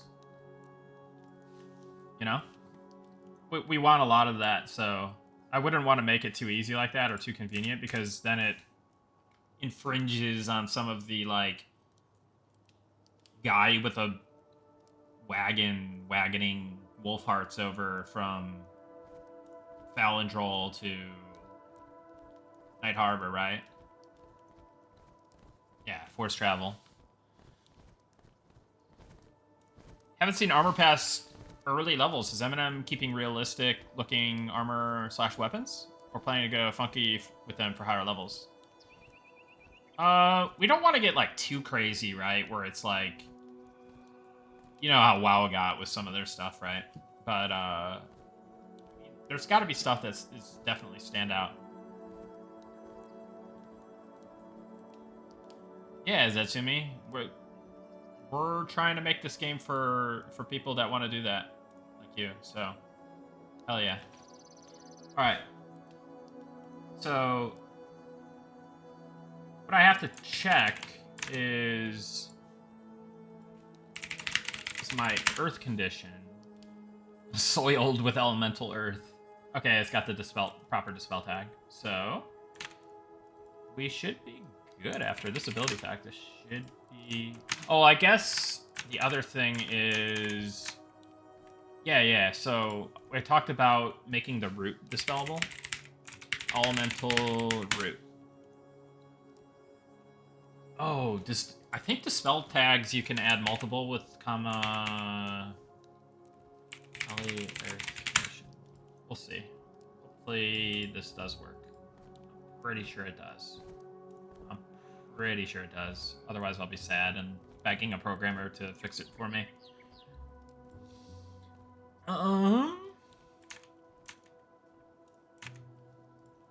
So let's do the thing. Okay. Now we do a little reload zone, reload the data.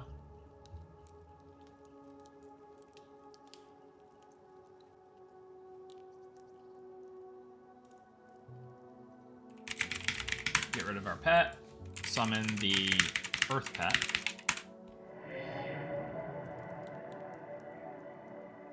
Let's give our pet a ton of HP so we never have to worry about it dying.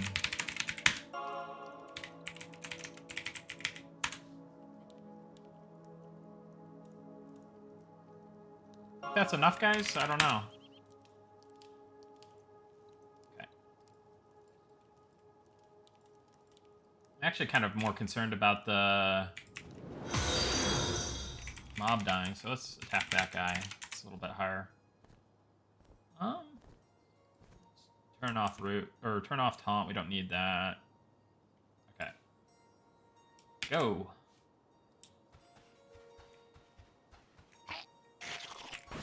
Okay.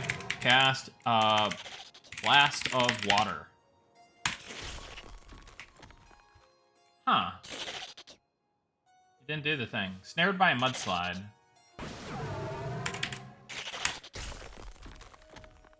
Why would that... Oh, maybe the comma doesn't work. Wait.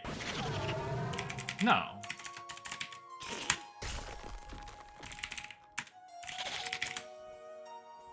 What did I miss here? She has mudslide and elemental root.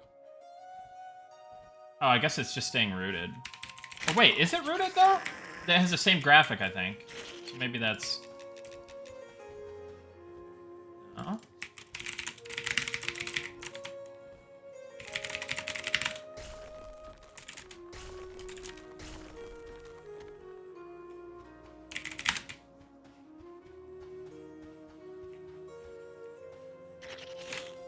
Let me see. What did I do wrong here?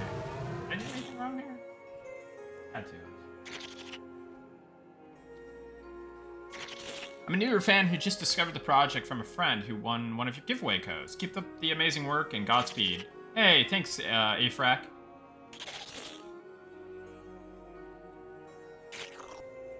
Just keep the normal-looking shoulder pads. So tired of seeing the inflated WoW Games Workshop pauldrons. Yeah.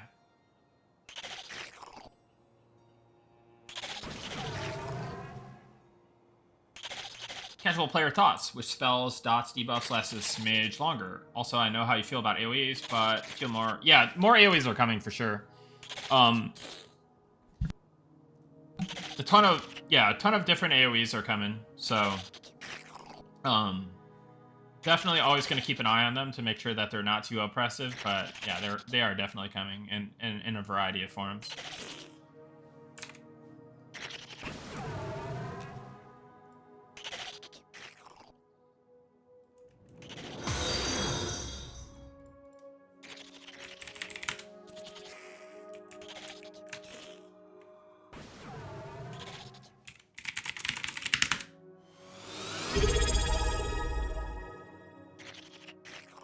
Oh. Afrak, thank you for the Prime. Appreciate that.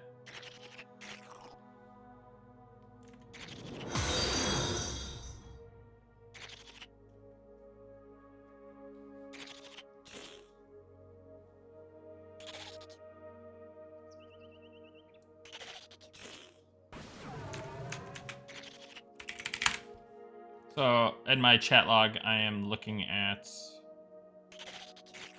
Oh,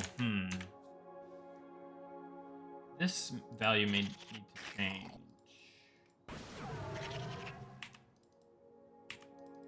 Because we're this is how many to dispel.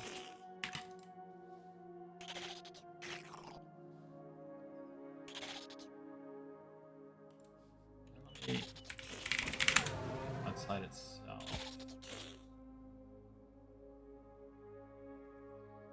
Oh, you know what else could be? Elemental root.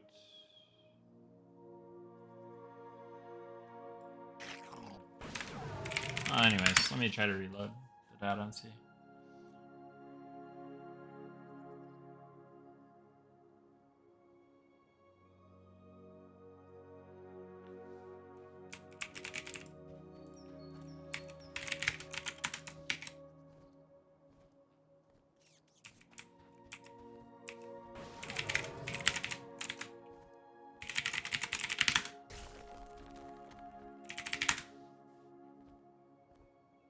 It says it has mudslide, so I think...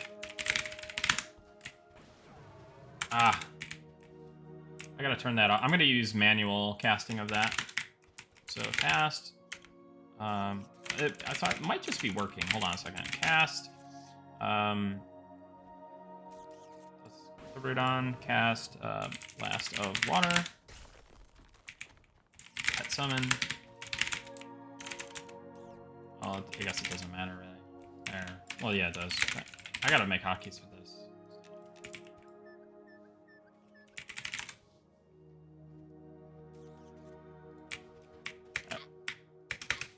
Summon the bat. Yeah. He's going slow. So it is working. Cool. But the snare... Does snare usually have a persistent VFX? Let's see. Cast... No, it probably doesn't.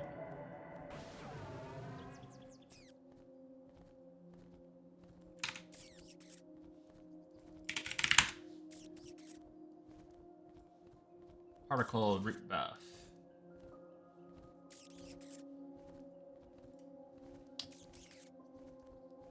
No, it doesn't. Yeah.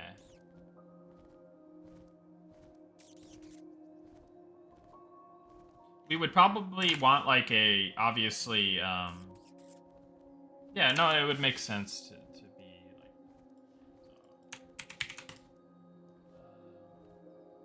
yeah, I guess we do need a persistent VFX for snare. That'd be kind of cool. But essentially it works. So I just get kind of like scared when I'm on stream. What's up, Leatherface?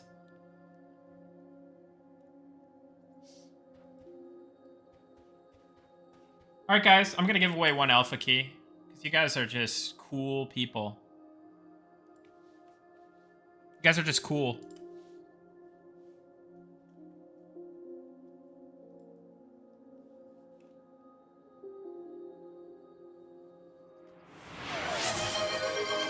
Cool. We're gonna do 1 giveaway.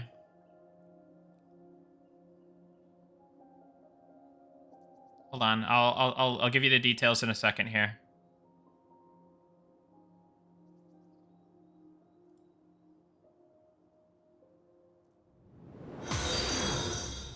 There it is.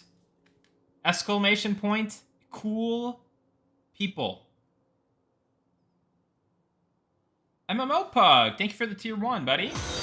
And Nicodemus, thank you for the tier 1 gifty.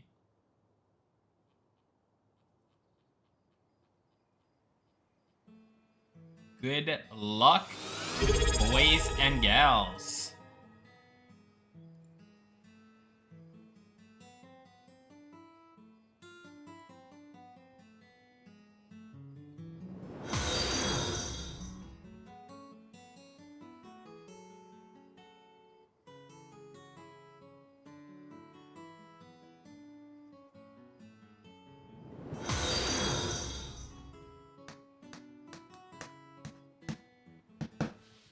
Really feeling it.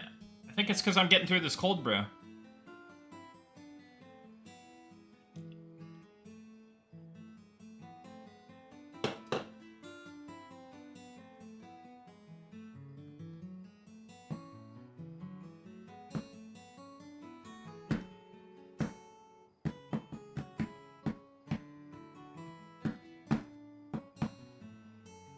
I might have to crack a second cold brew. I'm gonna get crazy tonight.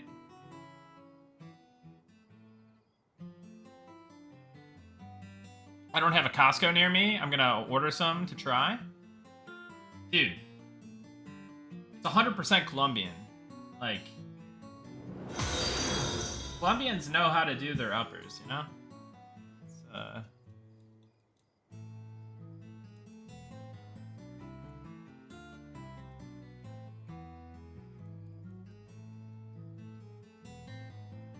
just remember to eat. Yeah, I might have to take a food break.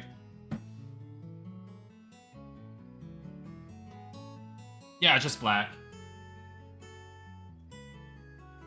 I'm not gonna say it tastes like the best coffee you've ever had, but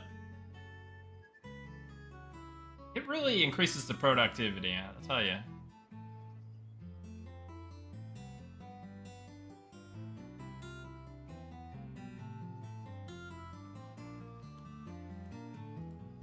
I should inform the Discord, or should I inform the Discord? You know, they would be really cool people if they were in here, but they're not in here, so maybe I don't inform them, right?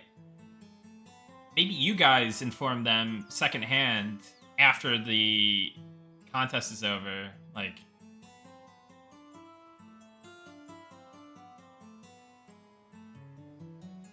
You could be cool, too.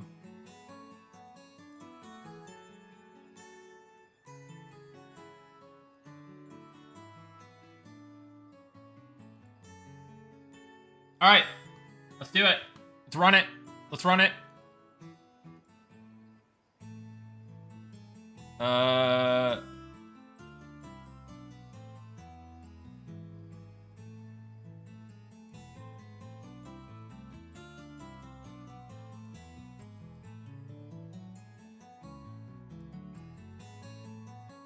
Black Rose Scythe! Congrats! Please whisper me on ye old Twitch TV your M&M account email and your Discord username. Big grats.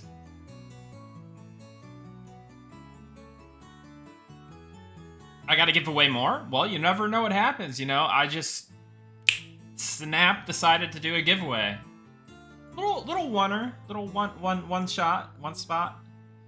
You know, nothing too crazy. Just keeping everybody on their toes. It was getting a little quiet in here. You had to rile everybody up a little bit.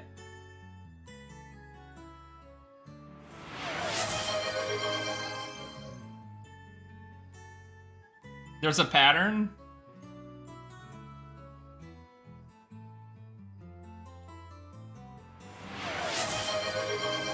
MMO Pug, thank you for the 5 gifties. Appreciate you. How do I whisper? Can I do it on Discord? Yeah, you can. It just increases the chance that I get scammed slightly.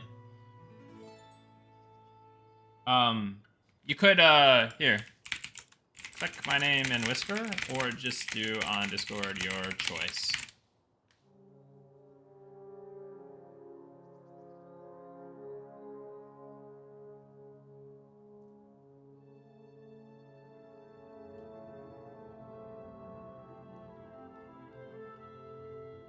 All right.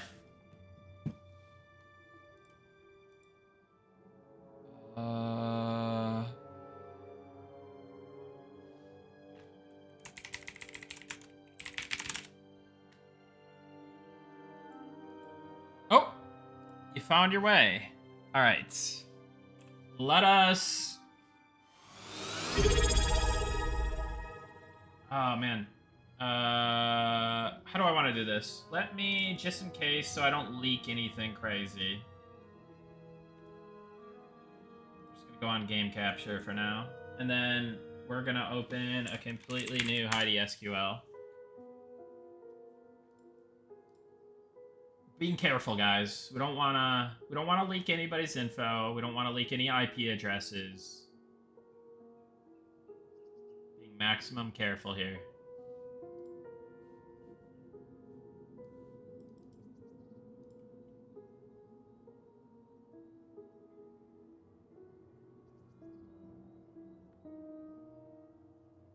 Yeah. I am not Nicodemus, guys, but thank you for Nicodemus, thank you for filtering like maybe 30 to 40% of the messages I'm supposed to get. But don't. Appreciate that. You're like my human filter. You're like my body double. Oh. Black Rose Scythe, I'm gonna need the email address on that.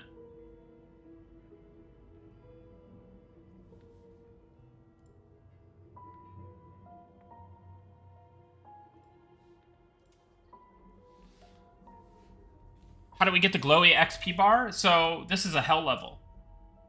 Your experience bar during a hell level is literal hellfire.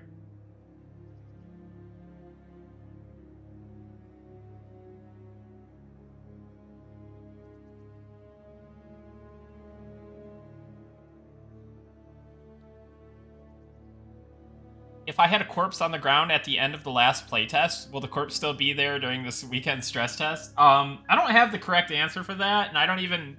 I was trying to show off our new functionality where you can summon rotted corpses via NPC, and it was working yesterday, and then I tried to show it on stream and be all cool and stuff, and it totally backfired in my face, and then my corpse was gone forever, and I scammed myself, and then I had to petition my own team to help me, even though, like, yeah, let's not get into it. It was a bad situation. Hopefully it works for the test. If not, you can send in a petition, or maybe your corpse will just be there. Those are one of the possibilities. I'm praying for the best outcome for you. But yeah. Okay, so getting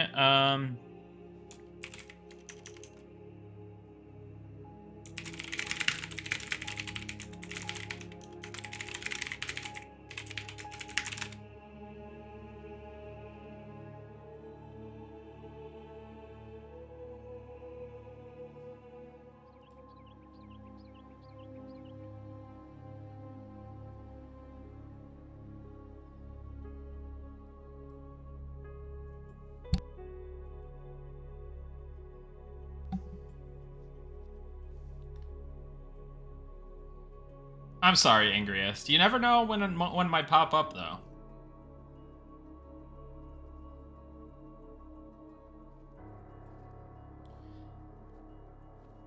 Did the Earth Root to spell end up working? Yes. Yes, it does. So I will show that off again real quick. So this is what we were just working on.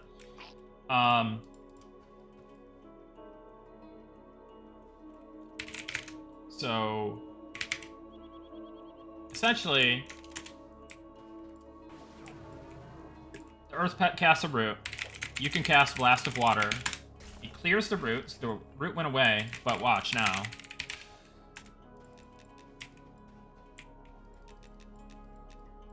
Now he's snared.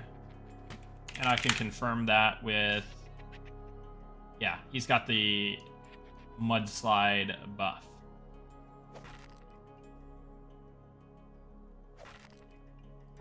Debuff, technically.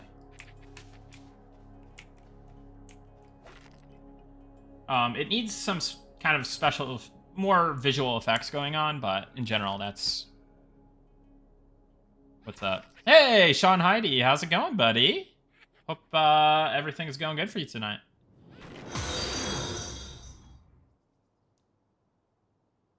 What's the new shaded sheltered icons? Have you talked about that? I think it has something to do with hydration. So, shaded is if you're in the shade.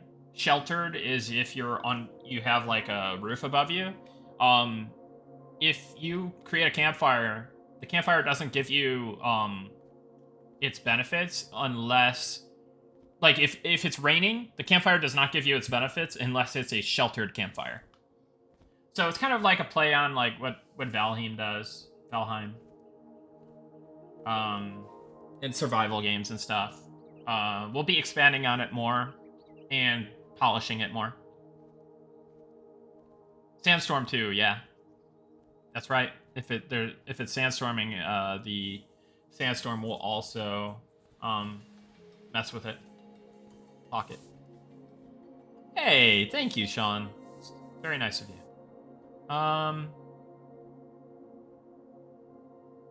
Yeah. All right. So let me resolve what I was doing with the alpha key.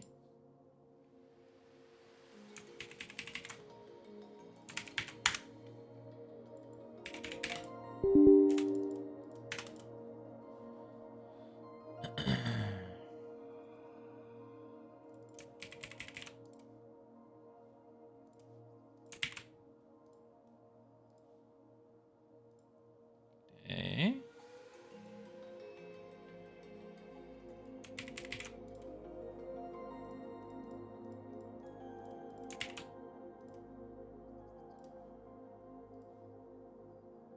Done and done. Welcome to the alpha. Congrats again, Black Rose Scythe. Hope it's an enjoyable experience for you. Okay. Now let us responsibly close the login server database with all of your emails and password hashes, good goodies. Okay, that's off the screen. That's gone. Now let us return to display capture. You very risky display capture. So we can bring the database back.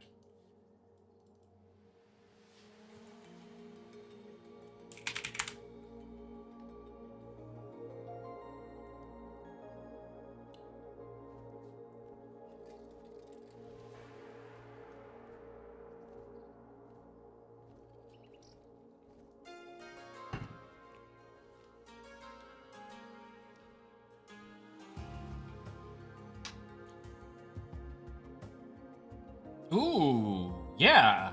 Cold nuke plus wind could freeze them in place. Earth plus air could blind them. Yeah. So my idea was I think fire plus water would be a blind because it's like creates steam or something. I don't know. I'm not a scientist. I'm just a guy. But Earth plus fire could create a mini volcano? Oh yeah, I was thinking about some kind of like magma or something.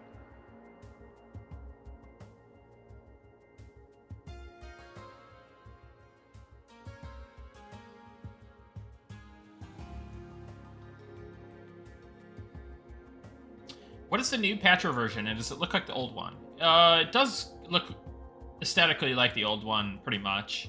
But it has new features and new hotness. It is not available yet. Both patchers will be available. The old patcher does not patch into the new patcher. You have to download it separately. The reason for this is it's a completely new patcher. It's not like we've updated the old patcher. It's just the new hotness.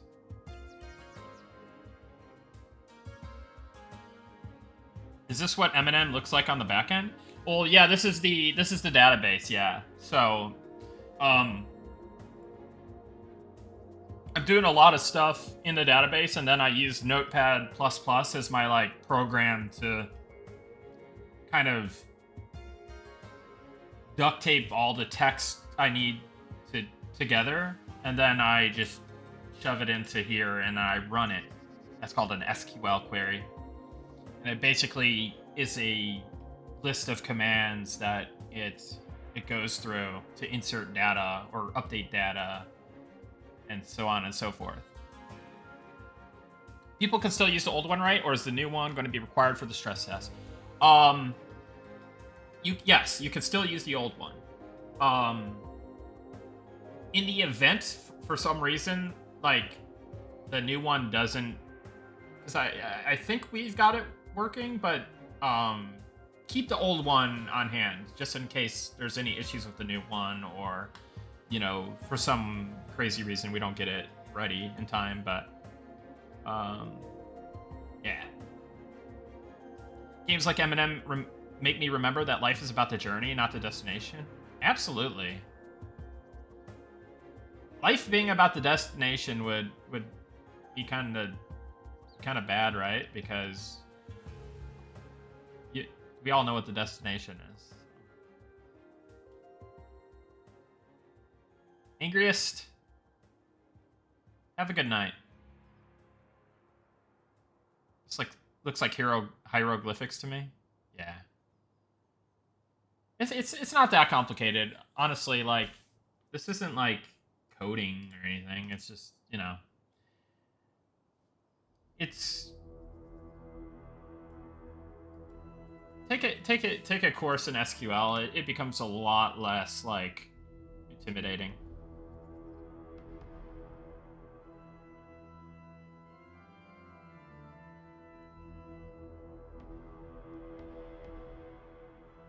All right. Grab this blanket because AC is blasting.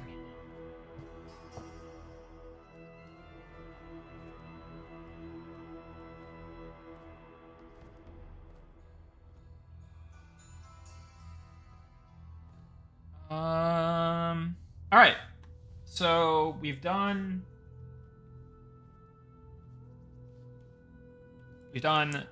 blast of air to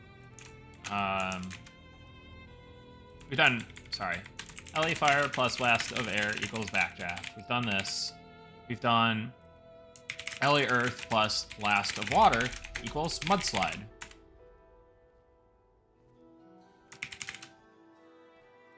Now we could do the backwards approach where it's LA air plus blast of fire equals Fire-nado? You guys are asking for AoE, right? Does everyone in here code? I wish. We could crowdsource the project then.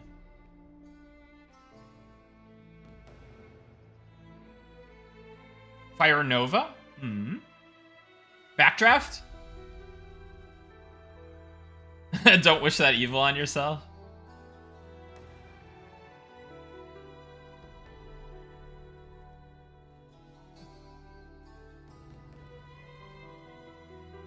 Glass of water. Oh, sorry. Ellie water plus blast of earth equals.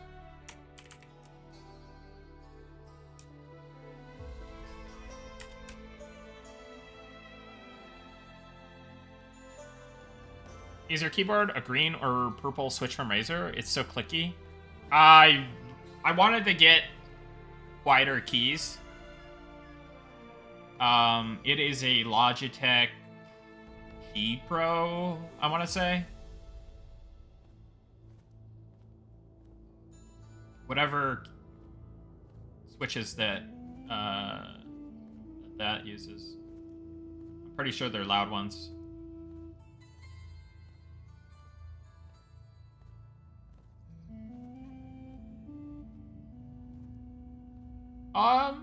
Just keep an eye out for role postings, Gimmicker. And we're always, willing to hear from talented individuals and whatnot. So even if we're not recruiting for a role, you guys are free to send your like CVs and stuff. Send them to Sean though, because I'm just like, well, I just send them to Sean and Ollie.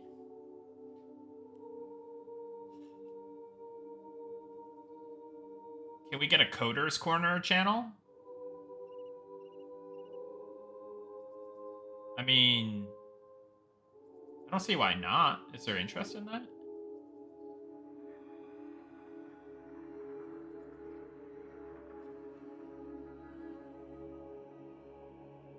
So what else did we talk about? We talked about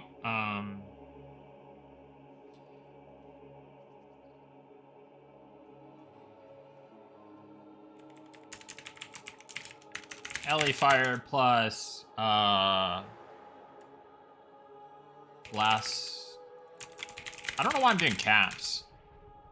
It's just more hype or something. Steam? Should be the other way around. No, it should be that way.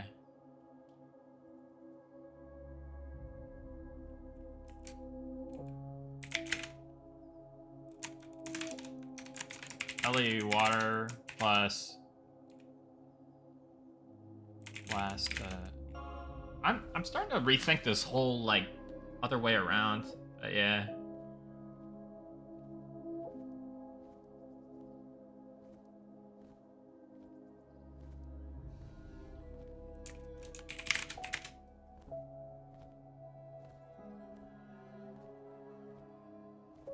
Oh yeah.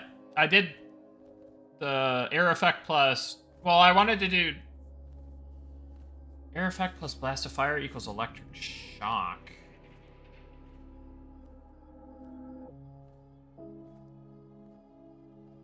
I was thinking about doing electricity plus water, but it goes outside of the whole like 4 elements.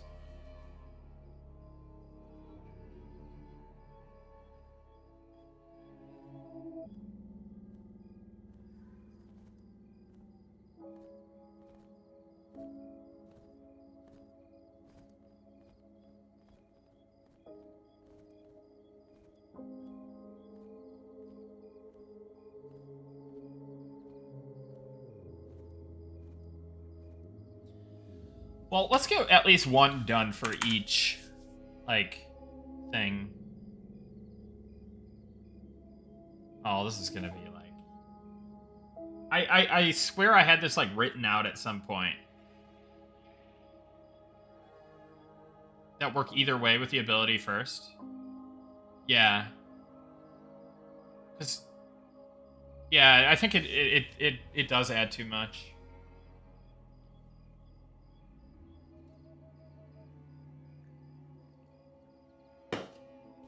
Well, let's do fire and water next. I mean, I think that makes sense.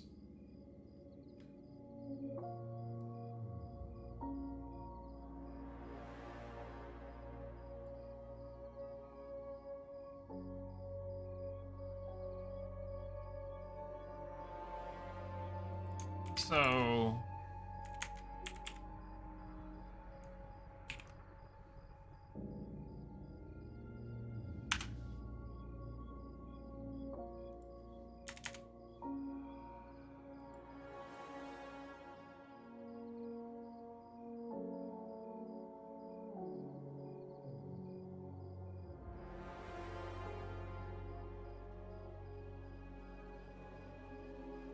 fire plus water could be some kind of steam blast.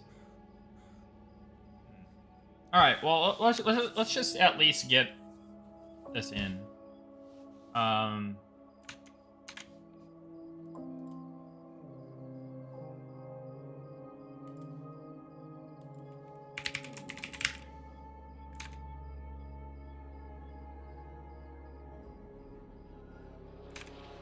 Blast of water.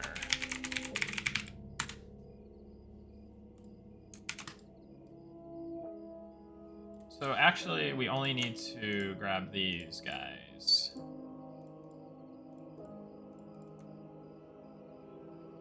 Or do we make it... I guess you just make it vice versa. That's gonna be a lot of busy work.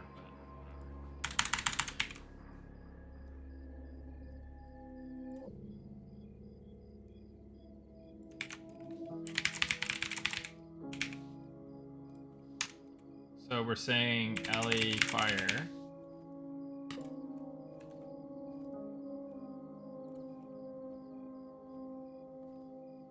We're saying instead of mudslide, we're gonna be...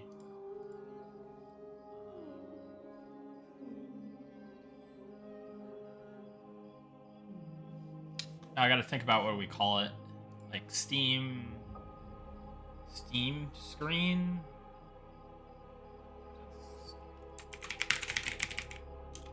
I don't know.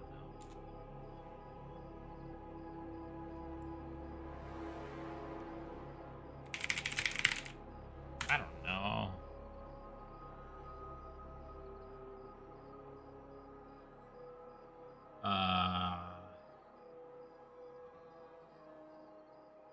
Is there going to be a primal elemental pet that does all the things? Maybe as like a special summon, not like a cooldown or something. Like not like just like a mainstay pet. Water and air could be fog.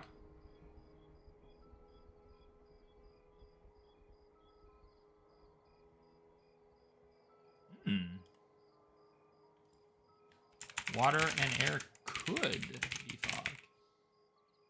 Vapor blast. Scalding mist.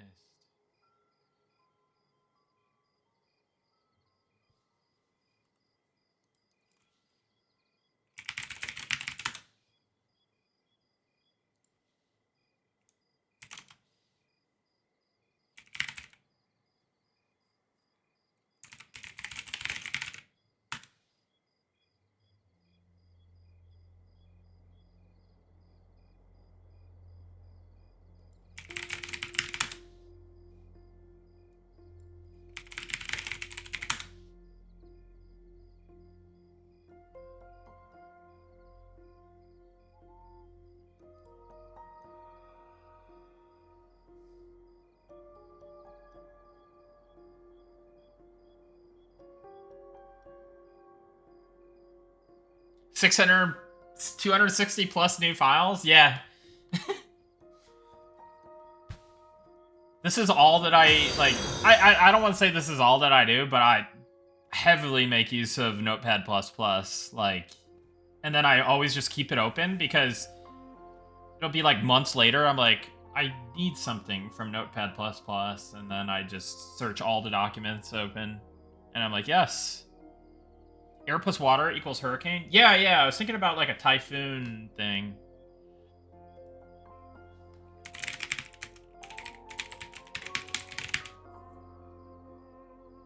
Is your nutrition plan in Notepad++? No. Use any other programs for organizing your ideas, like Obsidian? Just like Google stuff. Google Docs, Google Sheets.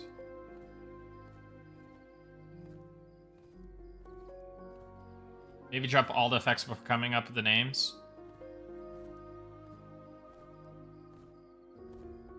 I just gotta get... See, I could change the name at any time. I just gotta get it in. You know? Oh, God, that sounded so good.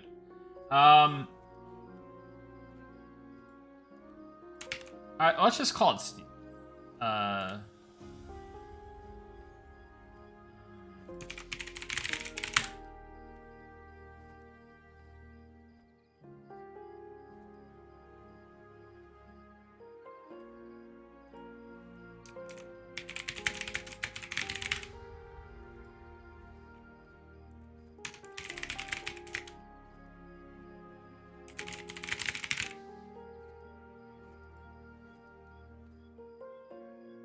Like, this isn't the important stuff. Just getting it in there is, in my opinion.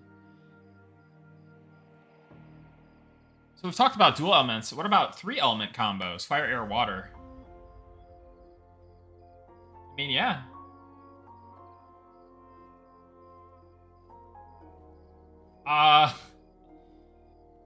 Fire plus fire, water plus water. I think this can quickly get out of control.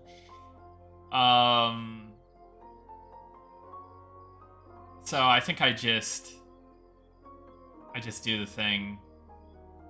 Don't want it so complex it feels like a mini game. Yeah, like I don't know, guys. Who's to say it already hasn't? Yeah.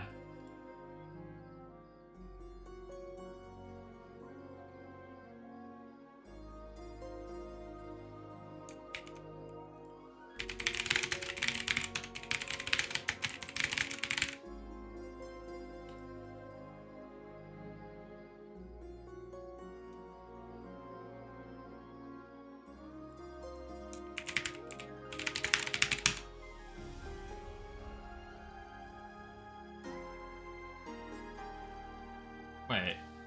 Let me look at something real quick.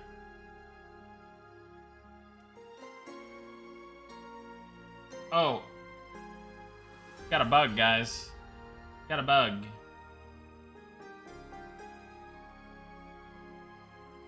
Blast of water reacts to the elemental water, causing a mudslide.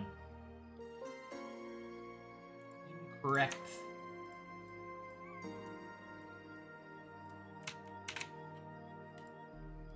Incorrect.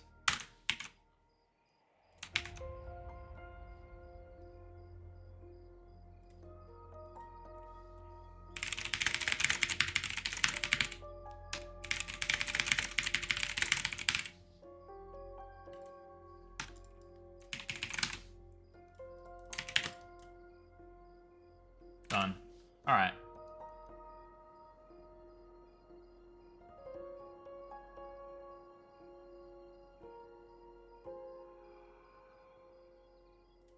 Reacts to the elemental water.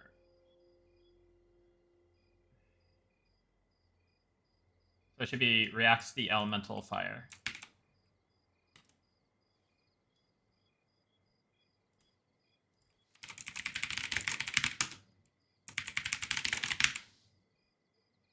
Or wait, are we doing... Yeah. Okay.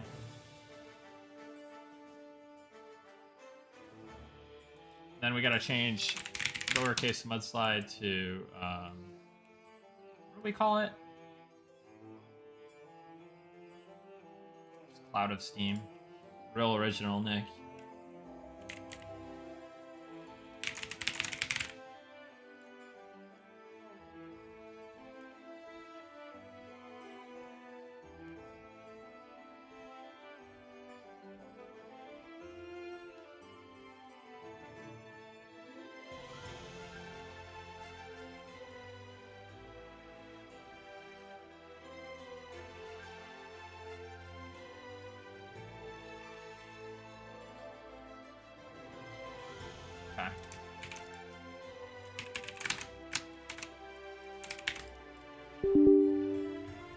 Whoops, I gotta change the IDs.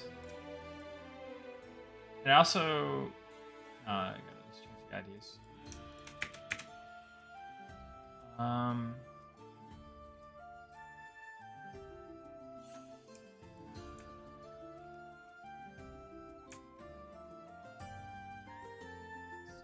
This, I guess.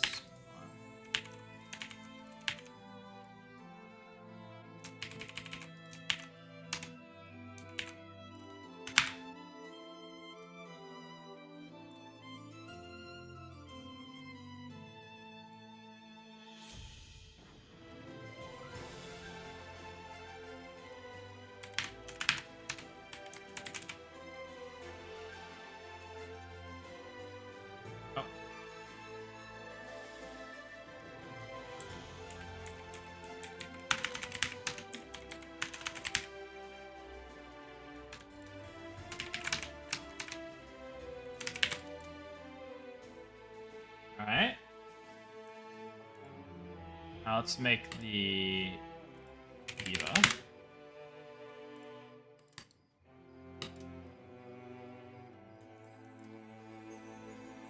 Clearly, this should make your screen, like, white instead of black. You know? Cloud of Steam. I still hate that.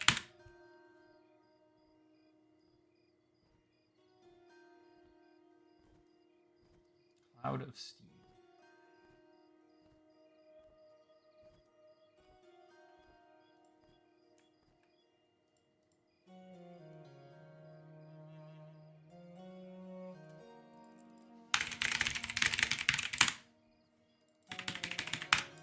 We have an editor, right? If you're out there, Loki, you know,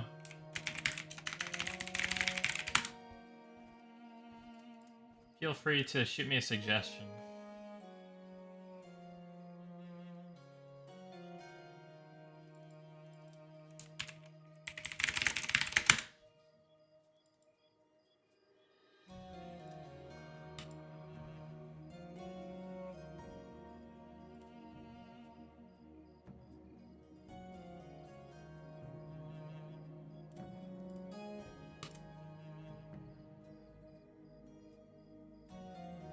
I can't watch. I'm getting college database course flashbacks. Guys, this is like 99% of my life.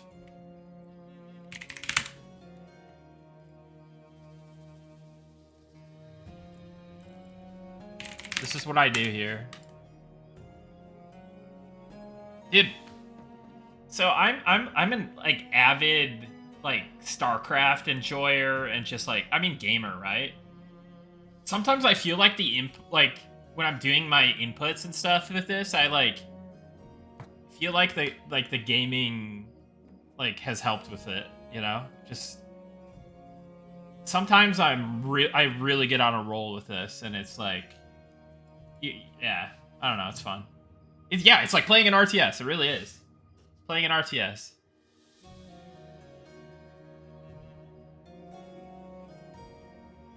It's fun. It's addictive. It actually is addictive. I don't know why. It's just so weird. It's like doing my DPS rotation or something, or doing my build order.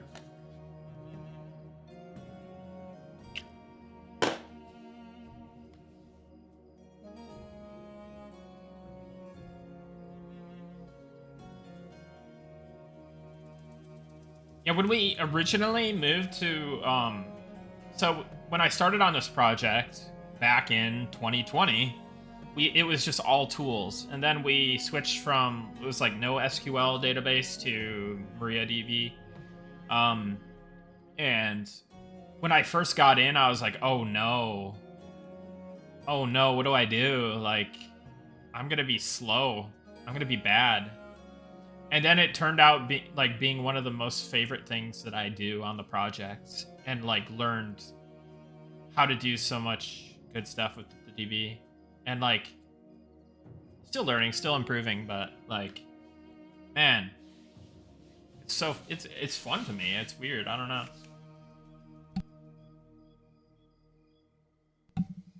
So the Notepad++ stuff I learned prior to the project. I was working on some hobbyist projects, side projects, and stuff, and I learned my way around Notepad++ and like automating, multi-line edits, and what have you, like find and replace, all that good stuff, and like just different little functions in Notepad++. So I took that knowledge plus the need to learn SQL. Like I took an SQL course before all this, so I like had a pretty good I had a decent understanding, but experience is important, right?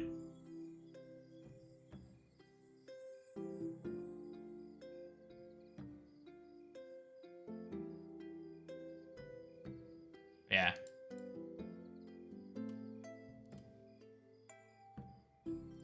Well, I gotta close some tabs. I got way too many tabs open. This is bothering me. This is actively bothering me.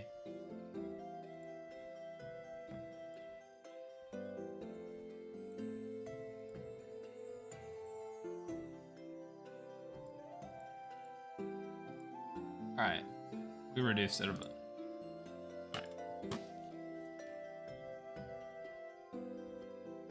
Would love to do a class design, preferably Necros, my preferred fantasy archetype. Yeah, I'd love to hear like feedback and stuff on and ideas. Just post in the Necro thread on Discord. Stuff like, get feedback on your ideas. See if what people think. If you can see any letters, it's not enough tabs. Yeah, I had a friend at work who was insane with his tabs. He had so many tabs open that that this computer that had like 64 gigs of RAM would like run out of it would start black screening or something. I was like, dude, you're running out of memory. Like, close some tabs. He was just one of the best QA people I've ever seen, though. Like, insane QA. But yeah, his tabs he had like every issue that he ever put in like open or something. I swear, it was insane.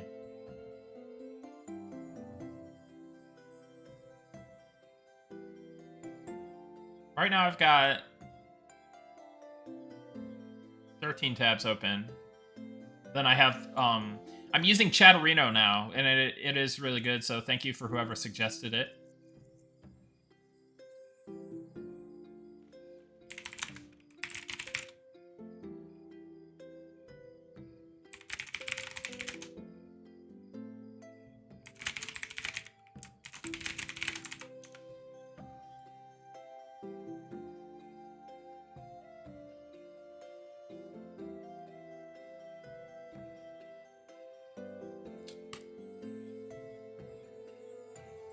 Anyways.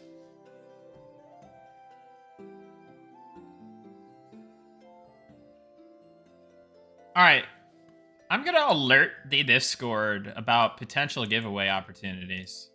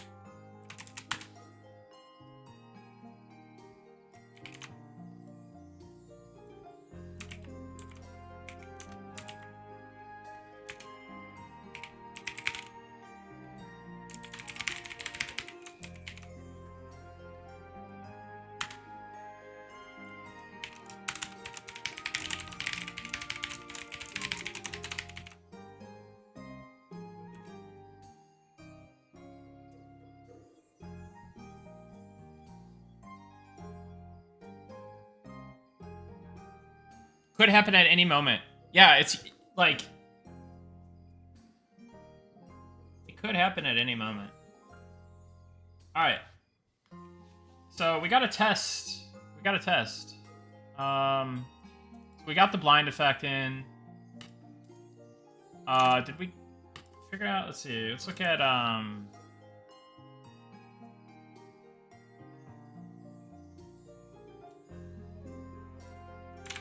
All right. So let us get out our fire pet. Is the music loud? How is the sound balance?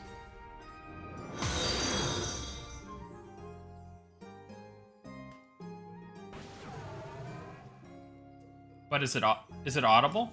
It's great. Okay. Nice. Let's hit reload zone. Hey, how's it going, Cacklejacks?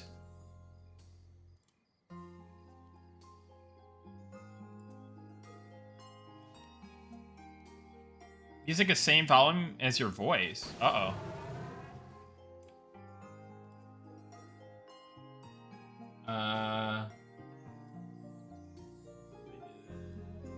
This.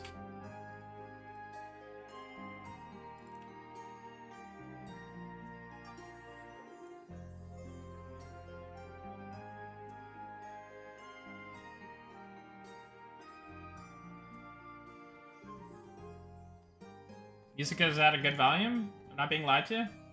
What about now? Did I nerf it too much? From an audio mixing perspective? Got a new coworker at work who said his favorite game was EverQuest. I'm tempted to recruit him to the M&M cult. Yeah. Get him in here. Alright. Let me do this. Okay. So the zone has been reloaded. Data has been updated. Let us give our wonderful pets. Oh, that took a lot of clicks. That was good. Let's give him 1,000,000 health. So, okay. Attack. All right, do your thing. Okay. Blast of water. Blinded by a cloud of steam. You know what's making me worried, though? Why is it not showing... Encrypt, are you here? Whatever happened to our debuff colors?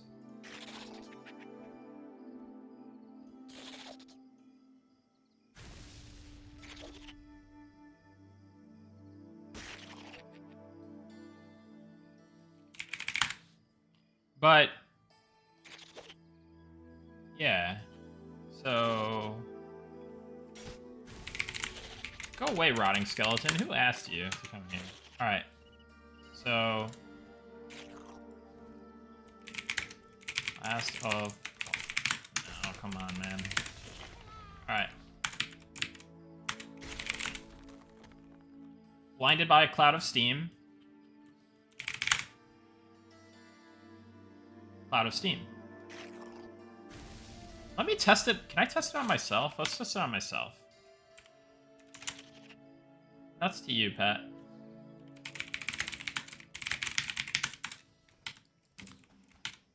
Cast. LE fire. Oh, wow. Okay. Cast. Blast of water. There it is. There it is. It's pretty short. I think that's because it maybe is using the PvP duration. Let me see what the... yeah, it's using the PvP duration for that.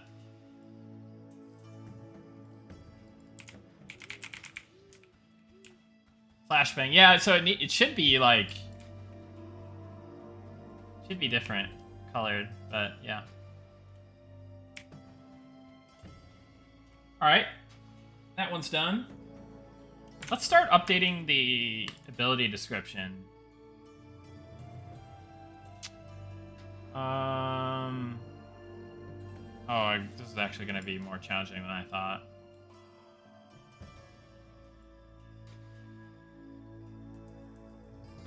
Hold on. What do I say for blast of fire? Did I say anything? Probably not blast of fire yet. Blast of air. Do I have anything in there yet? No, I don't have anything in there.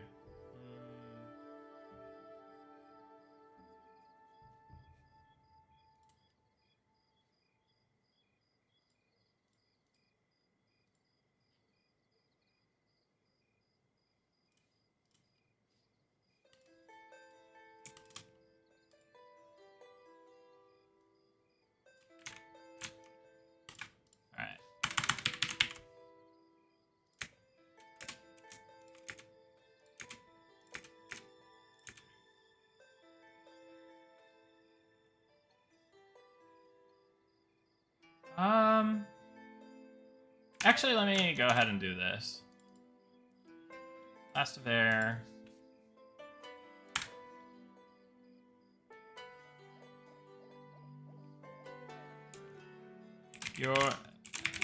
We have an editor, so I can be really stupid with this now.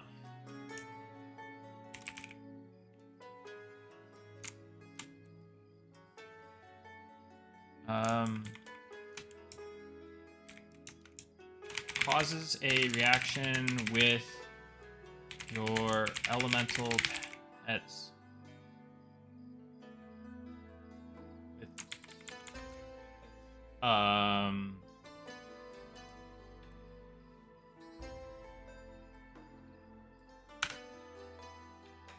Causes a reaction with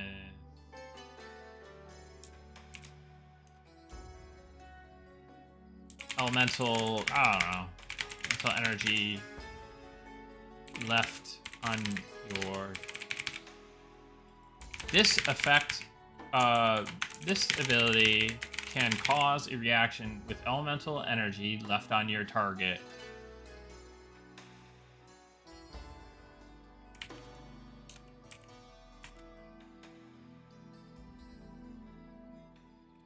Should I give more details than that?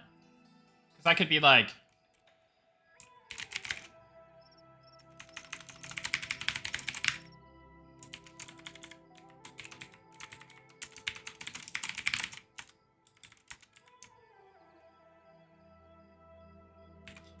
Well, yeah, I'm still getting to that part.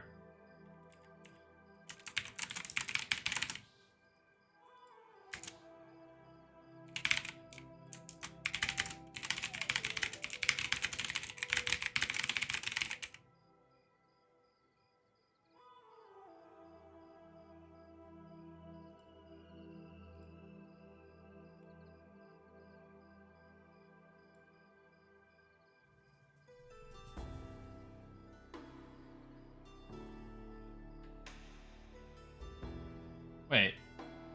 Does this make sense? I'll let people figure it out. Yeah, this is gonna take too much time right now. We can edit later if needed. This ability could cause a reaction to your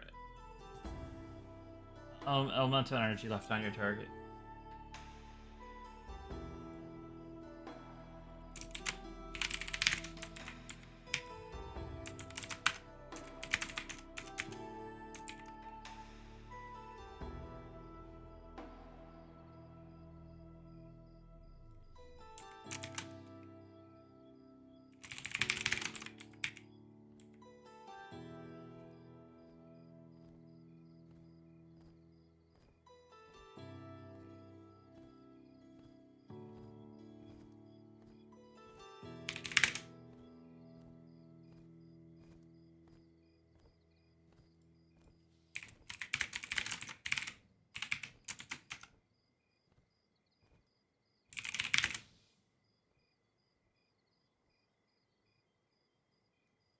I don't know, man. Do the thing.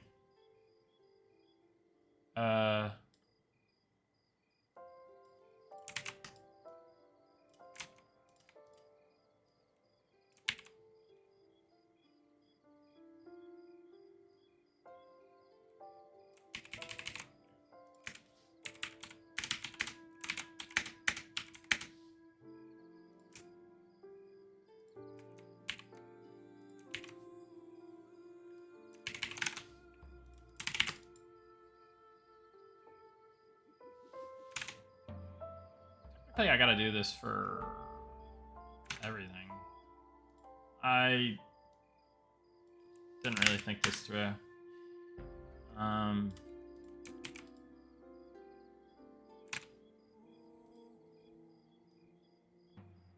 Sorry if I'm doing this inefficiently. I feel like I get self-conscious when I feel like I'm doing something wrong inefficiently.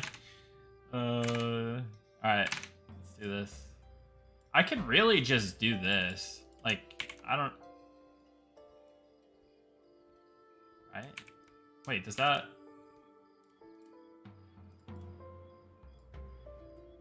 I don't even know.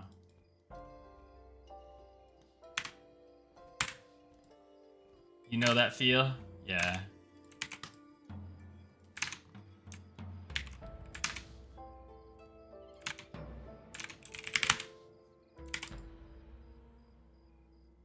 Oh, whatever. It's all about getting it done in the end.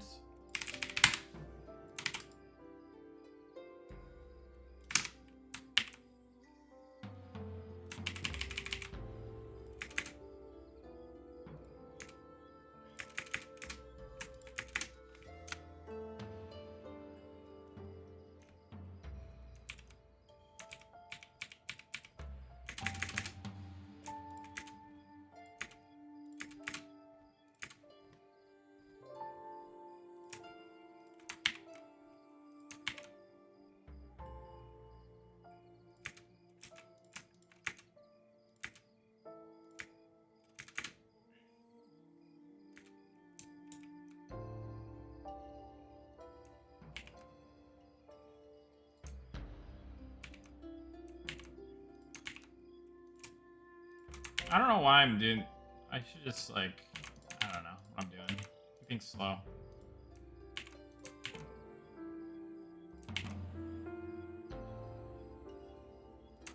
Alright.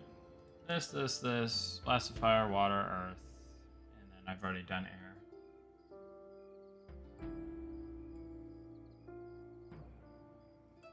Seems reasonable.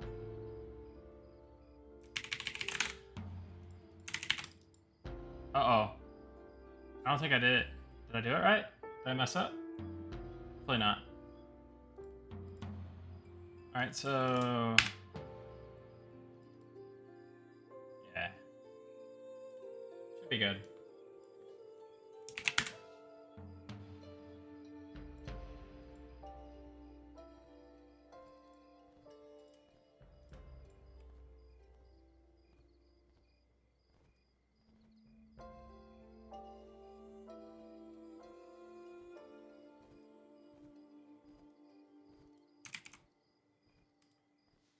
All right.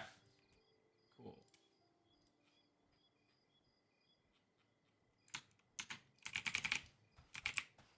So we've got a blind, a snare, a knockback.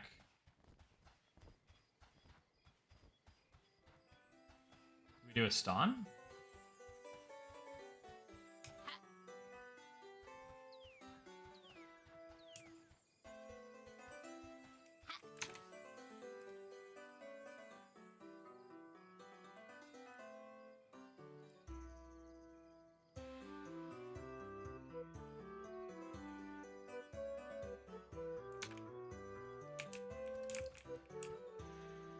Yeah, like...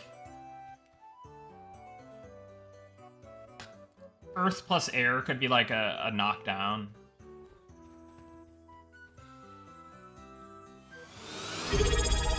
Victorious 188, thank you for the tier 1, buddy. Welcome, thank you.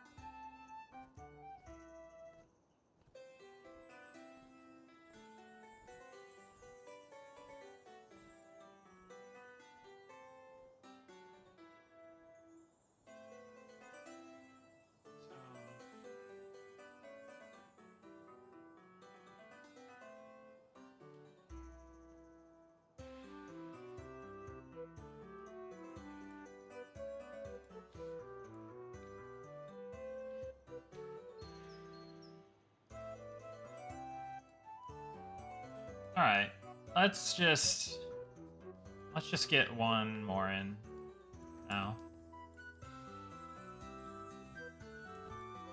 Then I could think about the design a little bit more off stream when I'm not so like jittery with cold brew caffeine and got.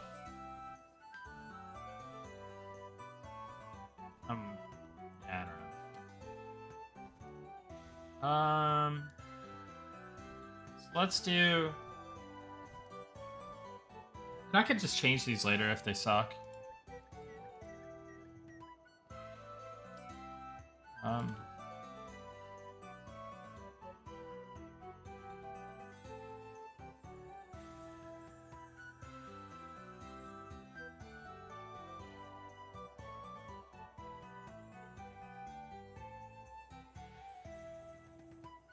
I do it with.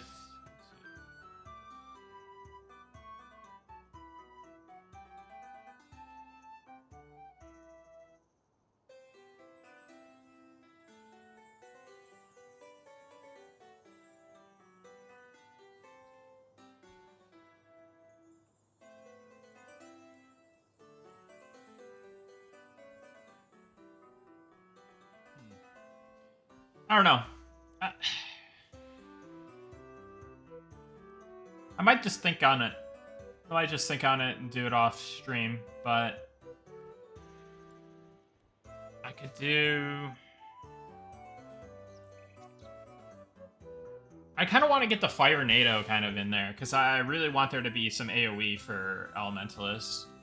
So even though it is the opposite of Backdraft, I think it kind of makes sense. Like if there's air swirling around you and then I don't know.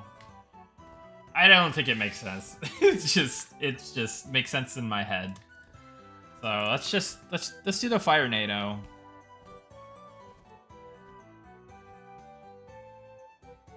And then we can say that Elementalist has AoE, and then even though it's not ideal AoE.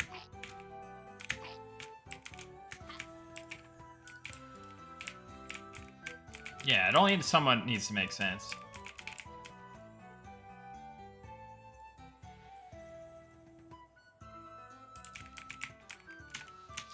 Yeah, we're gonna need a lot of VFX work on some of this stuff to make it really, really cool.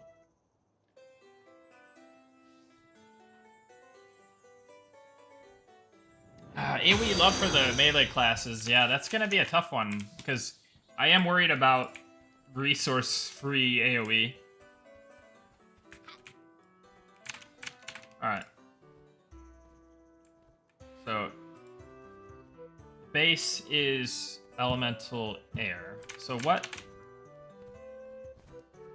Oh, the thing to think about, though, is... Yeah, so...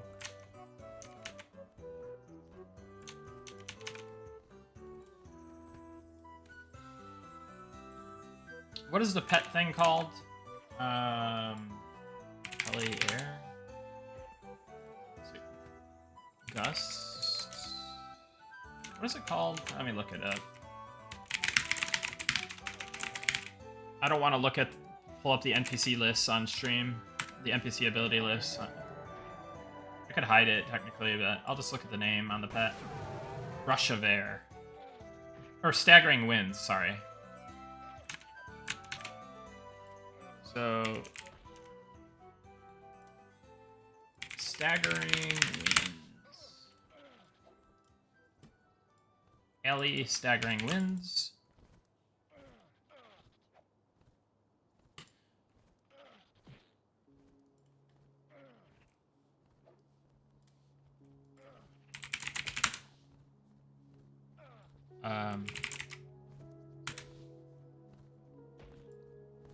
So we don't have a air condition. We need an air conditioning. So we're making a buff here. Let's call it.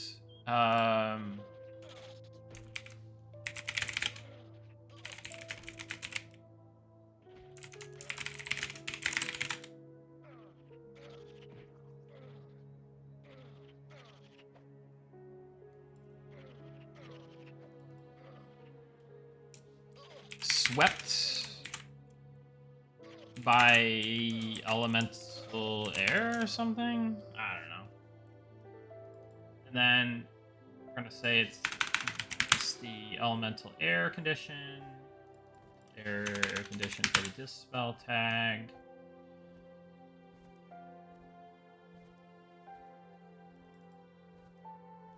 Ooh. Okay. It's no longer swept by elemental air. Wind. The icon. We're also going to need water condition. Oh, did we get it already? Yeah, it's right here. Soaked. Elemental water.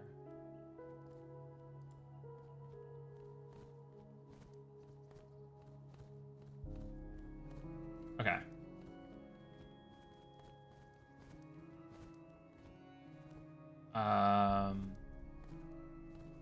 And we're calling this. We're gonna call it like flame vortex or something.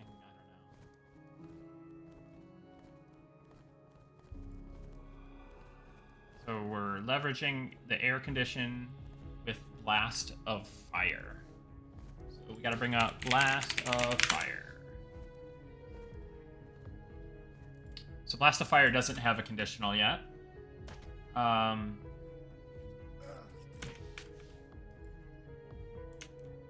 Let's bring up blast of air first.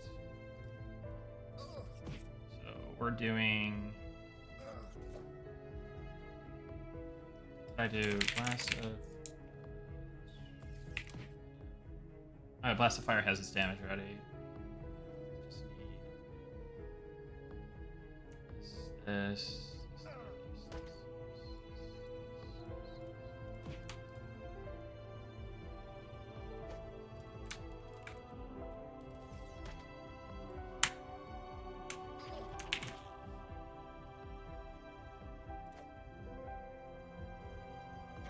We're leveraging blast of fire. Blast of air. Blast of fire. Elemental fire. Elemental air. So we're just replacing stuff.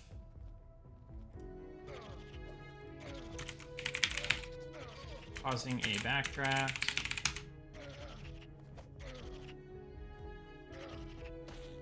Causing fire vortex.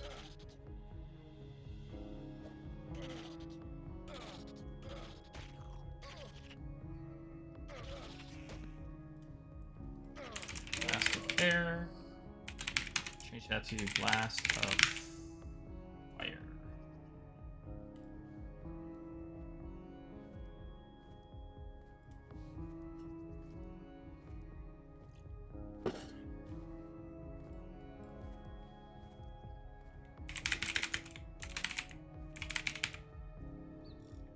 So I'm gonna, since this is gonna be like damage, well, I think it's by a backdraft, engulfed by a fire vortex.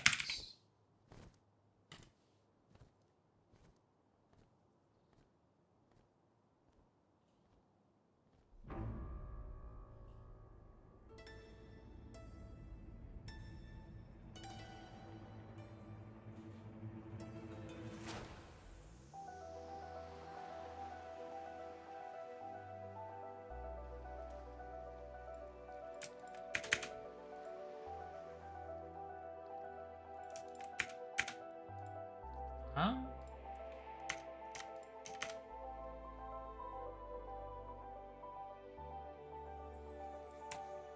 So it's taking advantage of the LE air condition. Should just do this. LE air condition. LE air condition.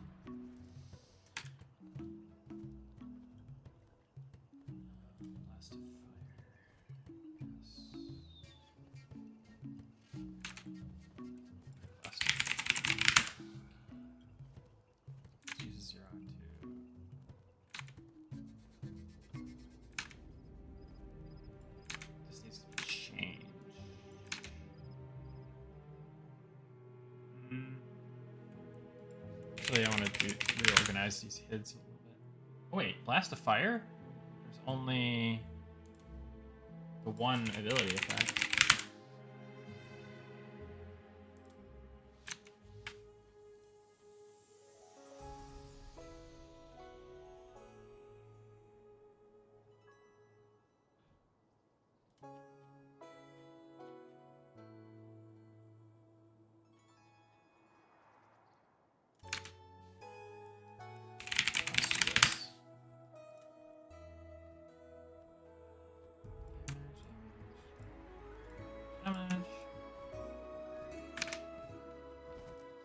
We're missing the damage from some of these already.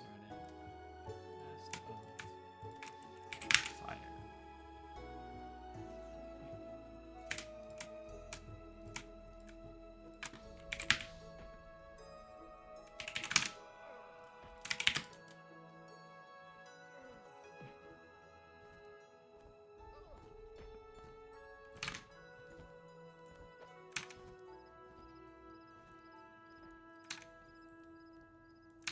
All right, now we're gonna go clean this up a little bit. Oh, I gotta add this too, but we'll just do this actually, and then we'll do this.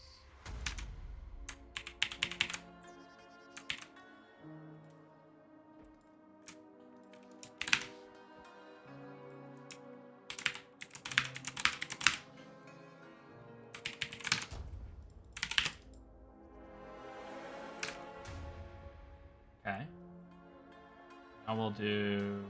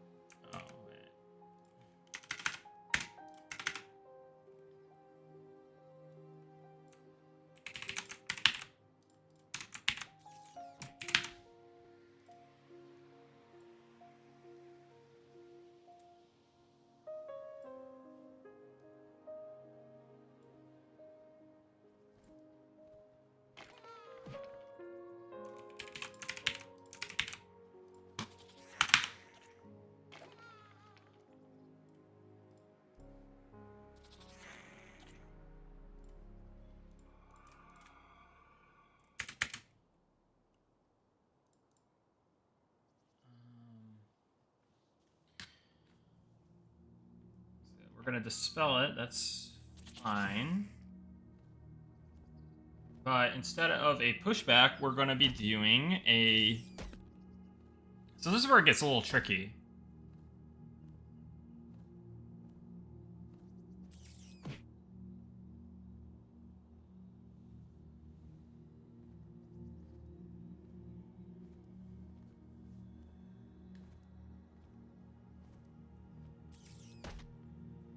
So we're gonna actually have it. We're gonna have to Blast of Fire. I'm gonna do an update query on this.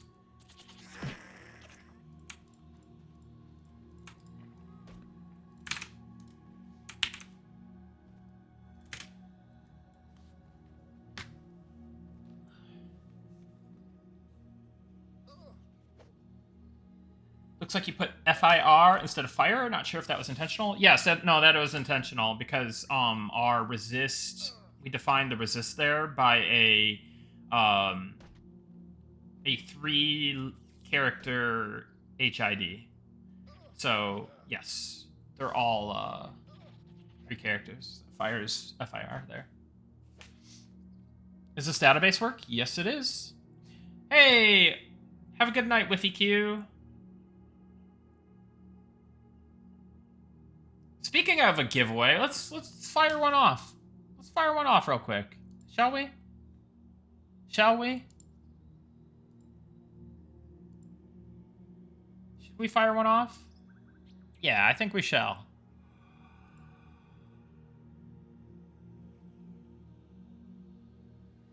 All right.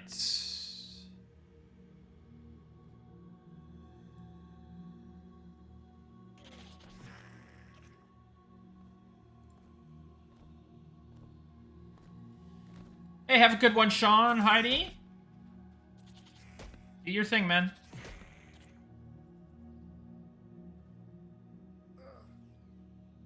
What's up, Vante Leon? Bat phone's going off? Yep. All right. Entry message. That's a good one. Let's do, so we'll do this.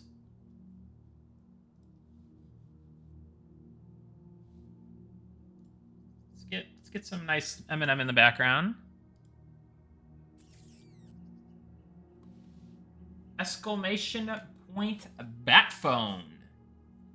Exclamation point bat phone.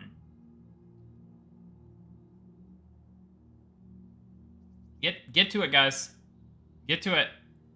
Exclamation point bat phone in the chat for a chance to win an alpha key.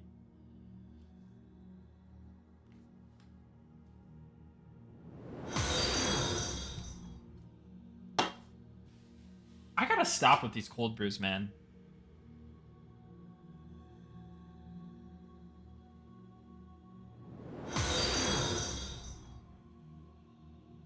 I feel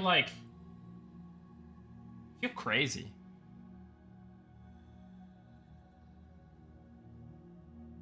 Hard habit to kick?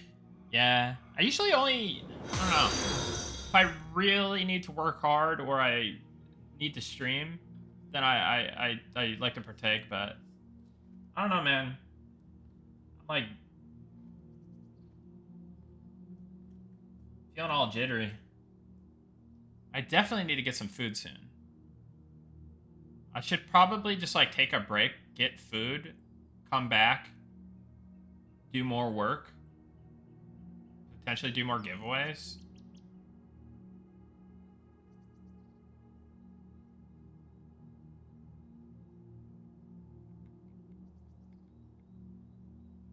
What time zone am I in? I'm in Central. Central NA.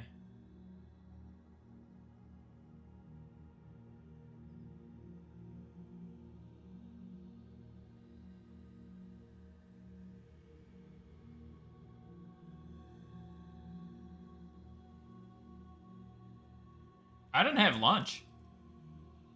I had a late breakfast. I think it might be time to grab some food and then keep this show rolling. We got a lot of work to do, guys. It's fun to actually show off the work for once. Cat's out of the bag. But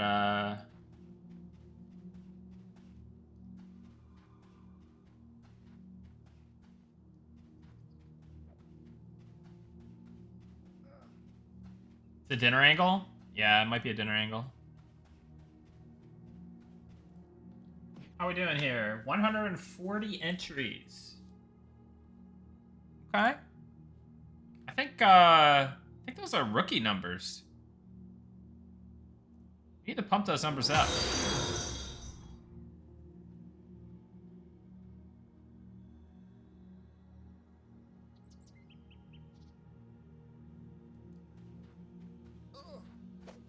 What class is that little pet? Is cool. This is Elementalist. Well, I'm not an Elementalist, I'm just a dirty GM cheater. So I was able to summon an Elementalist pet. But, yeah, it's the Elementalist pet.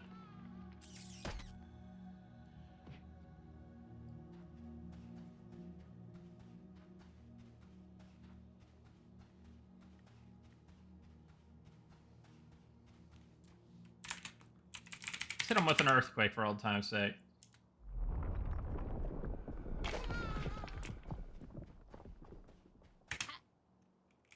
Hit the empty dev server. Earthquake.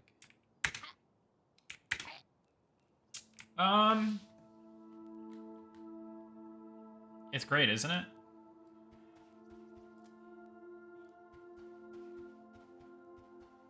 give it a little bit longer, and then we'll get this thing going, huh?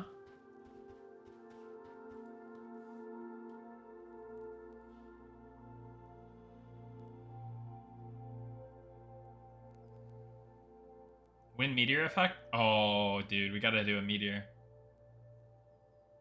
Good question.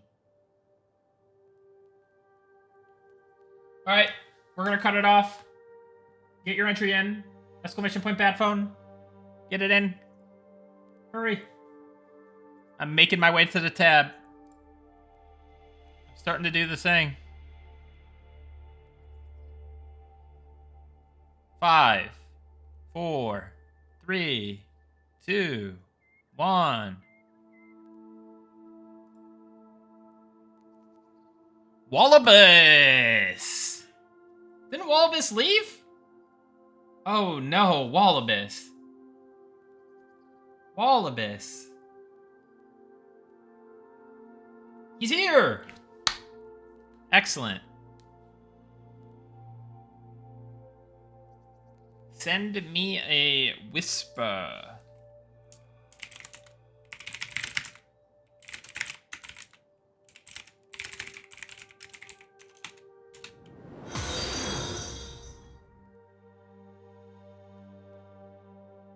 Send me a whisper with your M&M account email and Discord. All right, Whiffy Q. Have a good night. See you next time.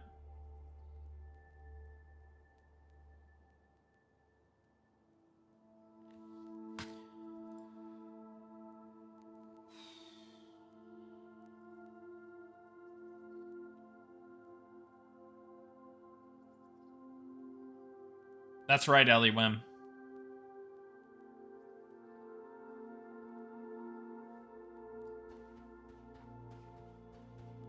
Why no closed beta purchase? We're not about that. You can purchase a subscription to the game when it is launched into early access.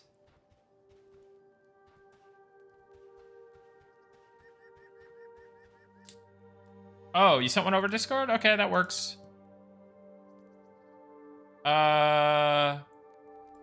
Okay, I see. Message request. All right, let me do my height of display capture. We're gonna open another Heidi SQL again.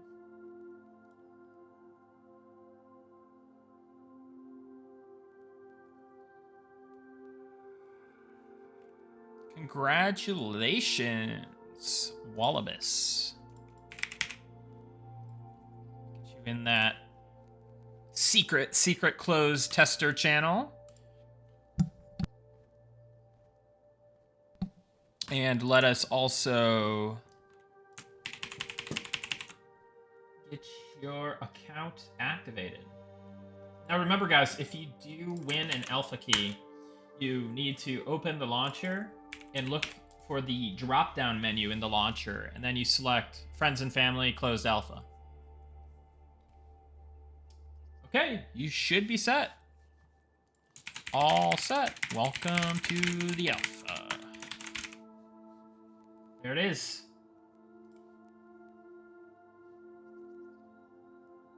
What am I working on today? Just a couple miscellaneous things. Also working on the Elementalist, leveraging the pet conditional debuffs with the new blast, fully fleshed out blast lines. Yeah, that's something I should do off stream is add the scrolls and add them to the vendor, but yeah, we're working on that. So we've added a couple more conditionals that you can leverage, like a blind and a snare.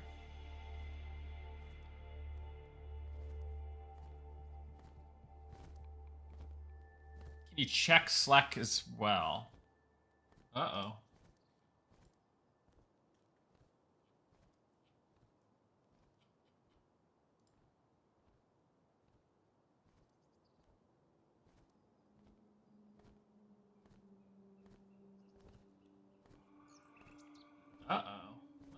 take a look.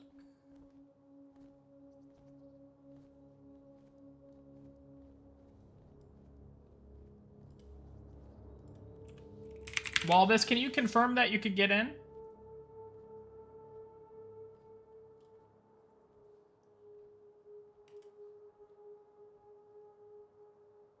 Do you need to make a note about the scrolls? I'll probably remember it.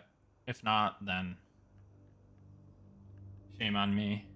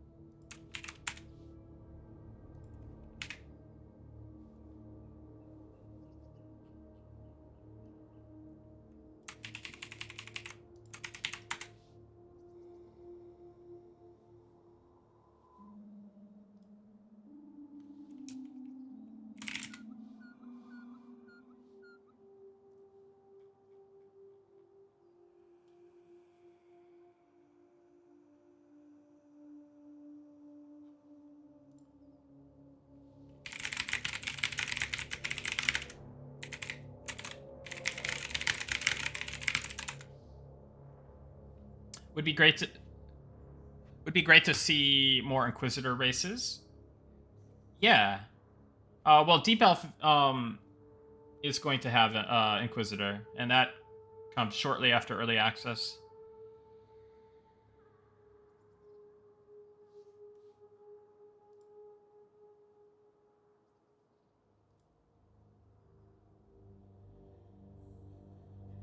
What's the leveling XP rate different for hell levels compared to non-hell levels? Secret sauce.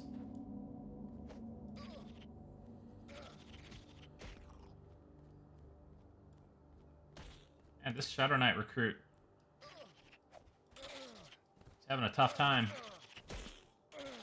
This is the Eminem experience right here.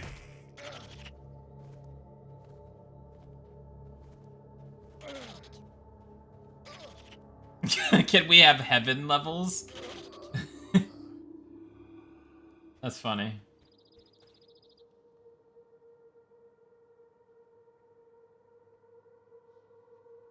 Is there zone XP modifiers like EQ that encourage people to flock to certain zones? So there is zone XP modifiers, but it's more like,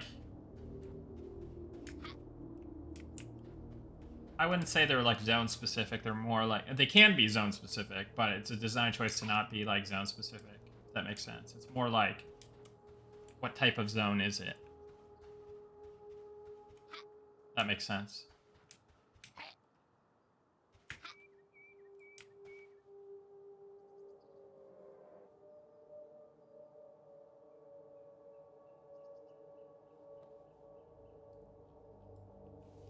I think you should do streams like this more often. It's really fun watching the behind the scenes process. Yeah, it's fun to show it off finally, and just like find something that I can do on stream, because like there is a lot of sensitive stuff. And like, I'm trying really hard to not leak stuff, and I think for the most part I'm succeeding. But if I were in like other tables, like the item table, that's a really risky one. That's super risky. Items, loot tables, NPCs, NPC abilities. You know, abilities for the most part. I mean, yeah, there you might see something, but for the most part, it's a known quantity, right? Any updates on Wizard Melee? Seems like a hard nut to crack to make it unique without stepping on Spellblade toes. Yeah, so we talked about the staff mechanic and maybe making them dual wield only a staff plus sword, and then having staff be special for wizard. That's a current line of thinking, but it's going to require some definite more thought and yeah.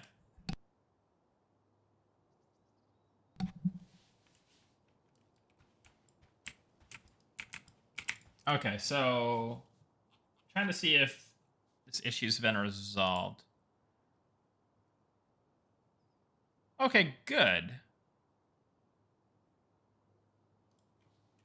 Wallbus sees the so everything should be working properly. Um, the last winner was having an issue, but I think it might be user error situation. Yeah, don't forget food. I should not forget the food.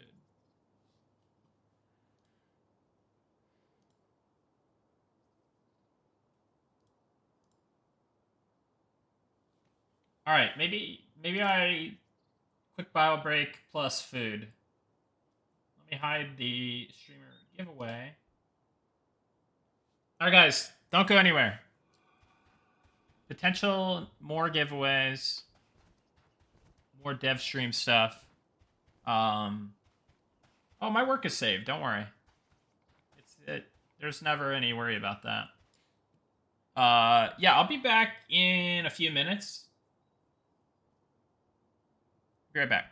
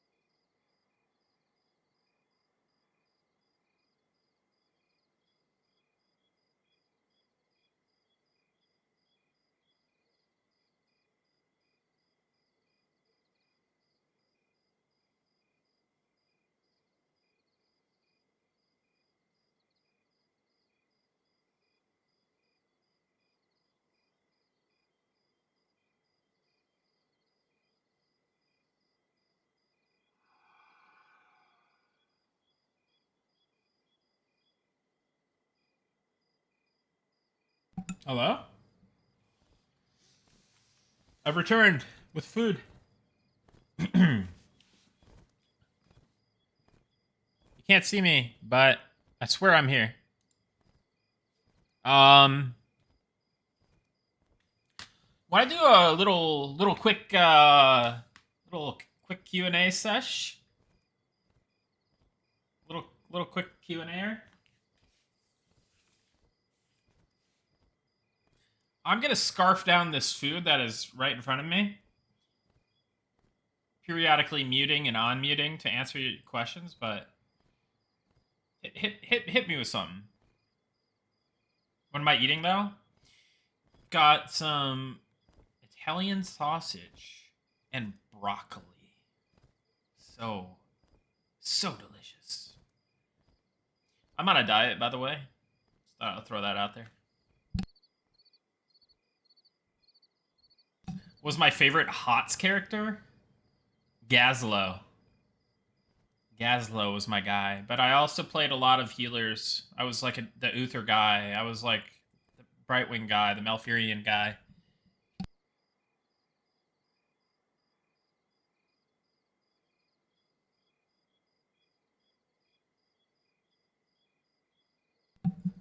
Did I put on pants finally?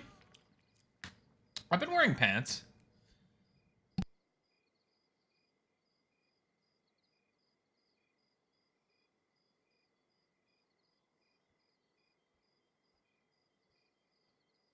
Best sandwich to eat while playing Eminem? Um, the what is it called? The Philly cheesesteak from Jersey Mike's.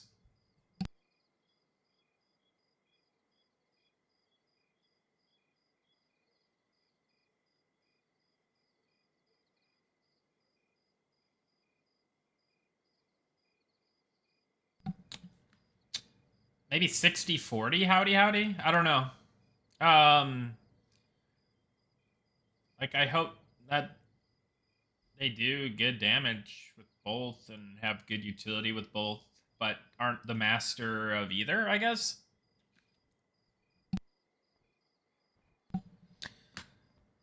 I'm not doing full on keto, but yeah, I'm trying to go pretty low carb, high protein stuff, you know. Plans for a need before greed loot system? Not currently, but I'll say I do like the kind of WoW like thing better than I like the EQ advanced looting.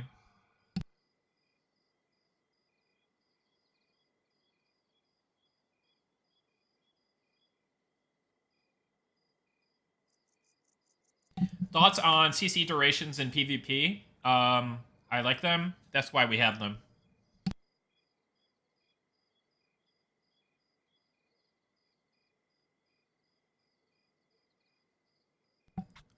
We probably still need to add diminishing returns and fine tune things, but I'm glad that we have what we have, right?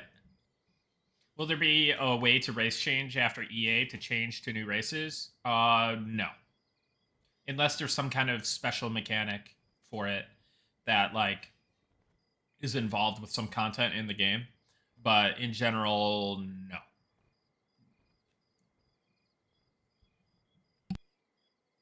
Hardest part of making this game is, I think with anything that you do over a long term, is just making sure you don't burn out and maintaining a healthy work life balance. And the people factor too, right? Like the team is fantastic. Don't get me wrong, but the human factor is definitely, Sean has cited this too, right? Is very tricky.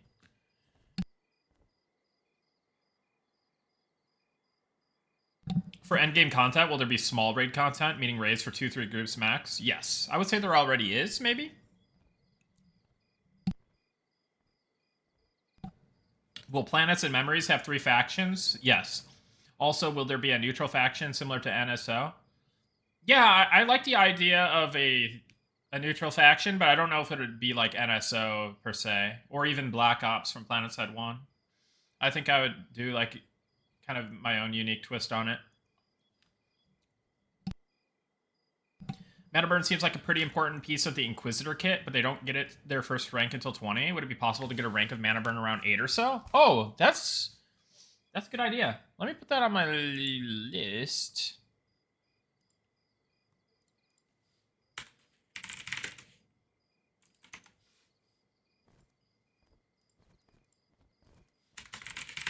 Earlier mana burn.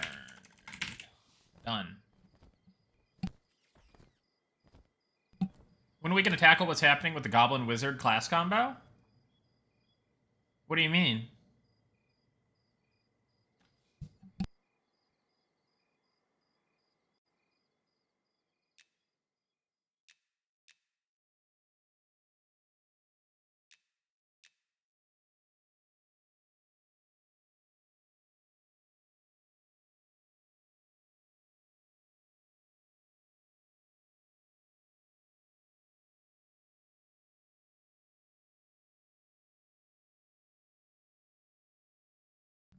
Chromie was after my time, Gyrish.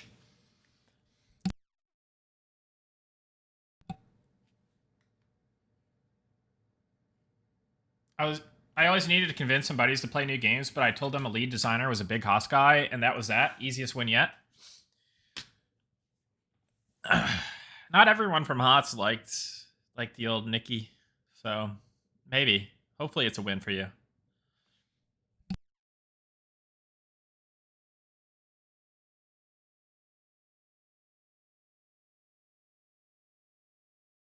M&M official ice cream? What would it be? Nick, I'm taking my family camping this weekend. We'll miss the test unless it gets extended to 40 hours. How about it? Need my M&M fix? I think we're going to do a hard cutoff, but I think missing this stress test, camping with your family, and then coming in strong for the November test, that's the play, dude. Don't even worry about it.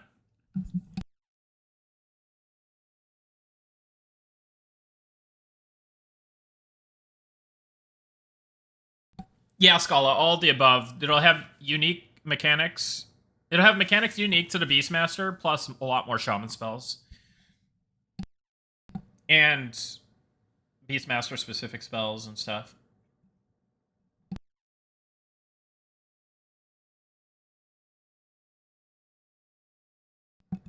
What side do you take in the chat bubble wars? If we ever did an alternate version of Monsters and Memories that's like the quality of life edition, then I'm for them. But I'm okay with them not being in the core Monsters and Memories experience.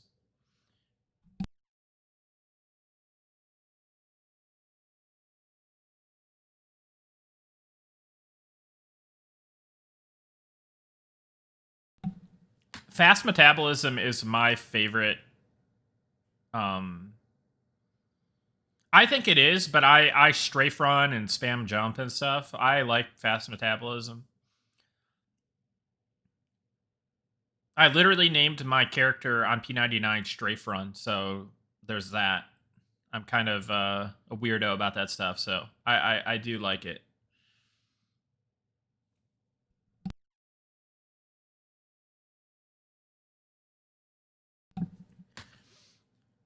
You guys have a balance or meta in the back of your mind for how PvP balance will work? CC limits, rock, paper, scissor, aspects, conflict lengths, etc. No, not really. Like CC limits, yeah, like we have debuff duration, PvP debuff durations. Definitely want to get some like diminishing returns action going on, so that you're not just like chain CCing someone for eternity. It's definitely rock paper scissors. Like there's there's no way around that, right? In an MMO, essentially, unless it's like skill, like not skill based, like action skill based, right, or whatever, right?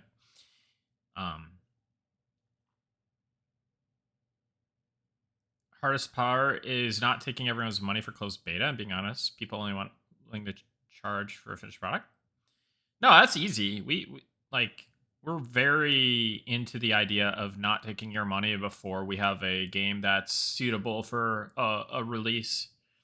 So that's an easy part, especially in this day and age, right? Where everyone is trying to, nickel and dime the consumer and charge exuberant amounts for like testing access and all, like I think I am happy to take your money when it's the right time.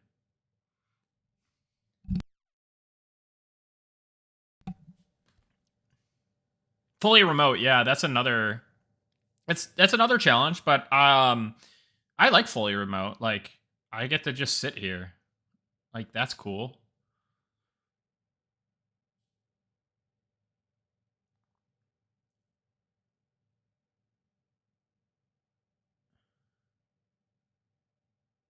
Yeah, the Necromancer Lifestone creation, we'll probably look at that. Um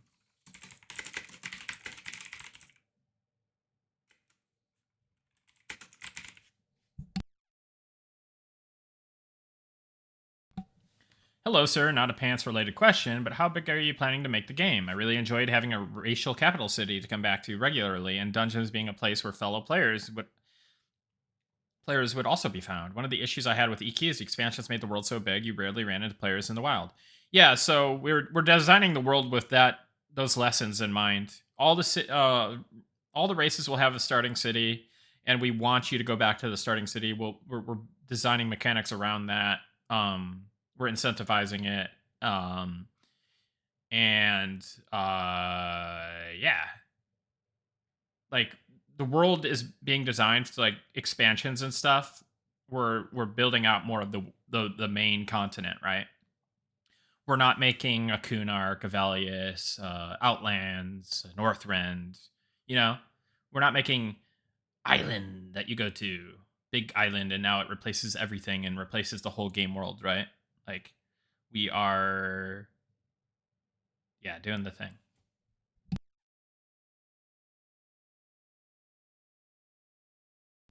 Favorite part about working on M&M is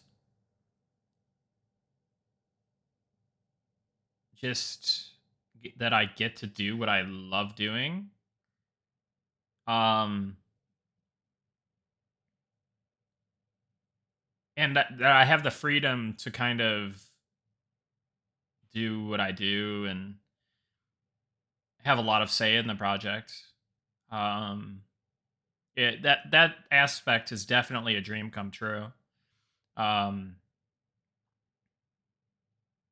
yeah. So it's just it's pure passion for me. Um, I just like game design. I like making games. I like being part of something.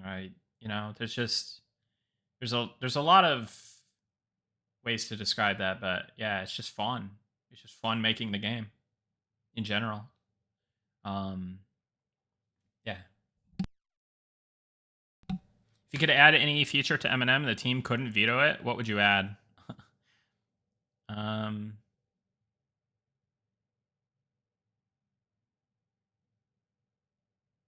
hmm.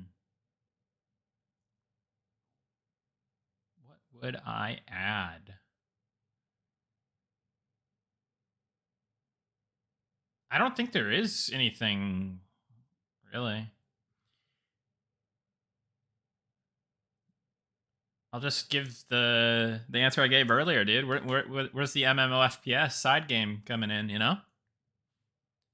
Where's planets and memories? That's all I'm saying. Melee gate item quest just for QOL.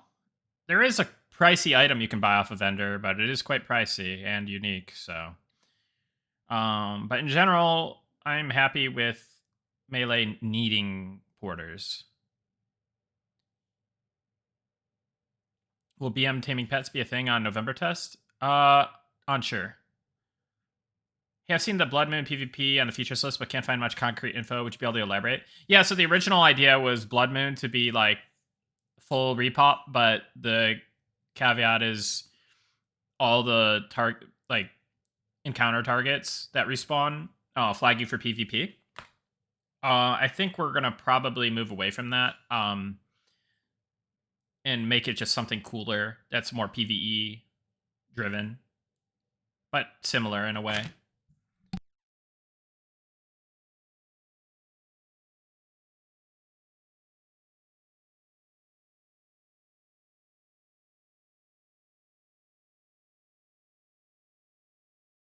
Oh, Ishan's going to the bathroom. Let's do a quick giveaway. No, I'm kidding.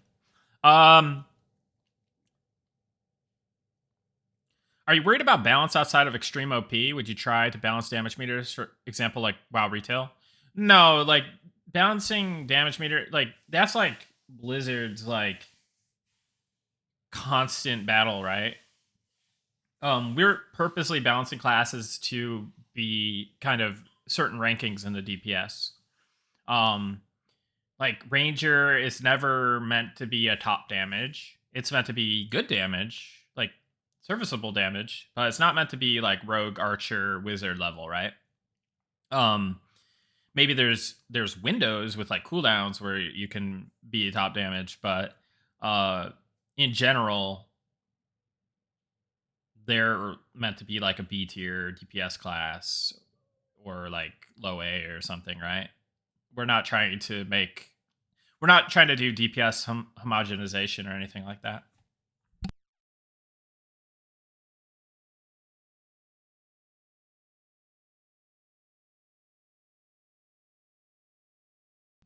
Black Rose is having issues seeing test server after giveaway. We tried troubleshooting him in closed chat. Yeah, I double checked the email address and everything looks fine on my end. And Wallabiss was able to get in.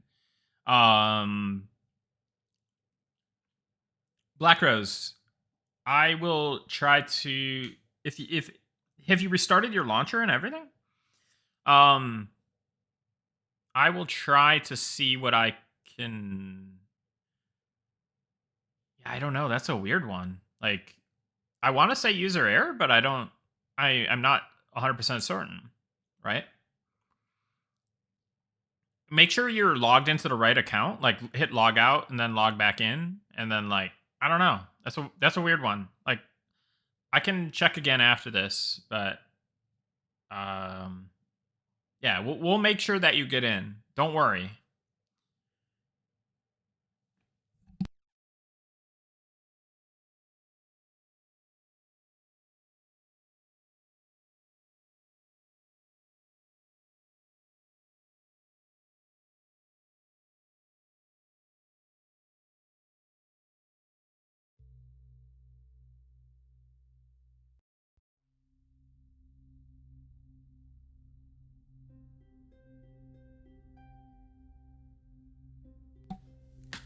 Was there a cooldown on the Shadow Knight Drain Aura? Like, could I build my stats for attack speed and proc it over and over? Because it wasn't lifesteal, it's actually damage drain, yeah. So it's normalized. It uses procs per minute. So using like a faster weapon, having like all kinds of crazy haste isn't gonna necessarily make it proc more often.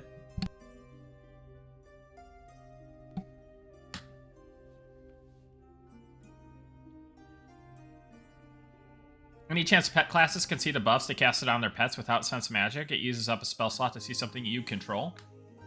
Yeah, we're still working on UI and making decisions regarding like visibility of buffs and debuffs. Something I need to chat with Encrypt about and make sure that Sean, Ollie, and I are all aligned on.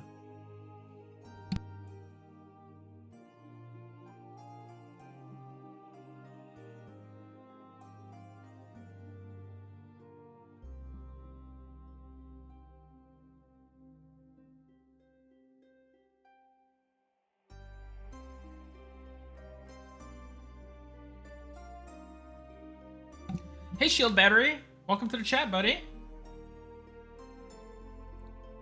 Is it jeans, slacks, or gray Giddy sweatpants stream tonight? They're like shorts that are like not like gym short material, but like more sweatpant-ish material. They're like sweatpant shorts. kind of. But yeah, I don't know.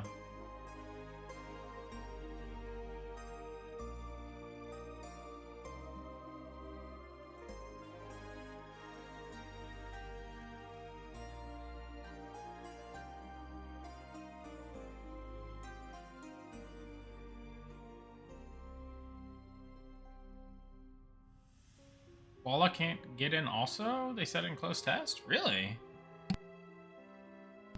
Wait. Walla sent me a screenshot, I thought.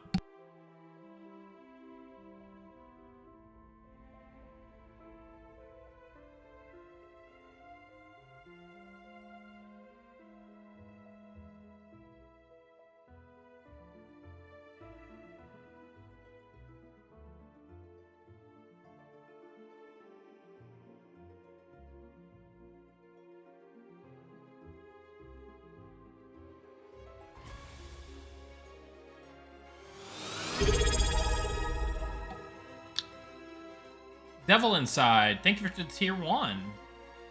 Appreciate that. Yeah, it sounds like...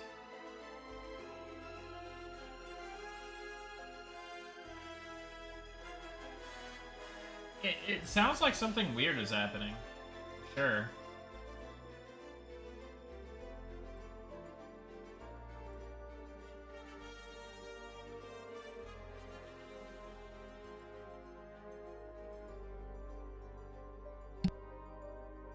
Let me double check the permissions. I'll double check again.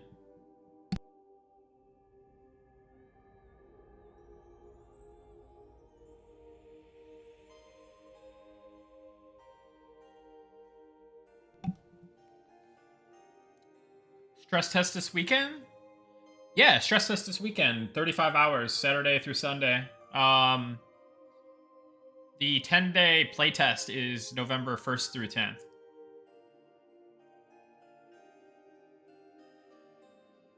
Couple in Discord having issues as well, so it sounds like it's just the server acting up, not any permission issue. Bad timing, guys. Sorry. You still won, though. You're still gonna be in there. You just gotta wait for Papa Ali to be around. And I think his sleep schedule's messed up, so he should be around. Where is that guy? People are reporting issues on seeing the test server.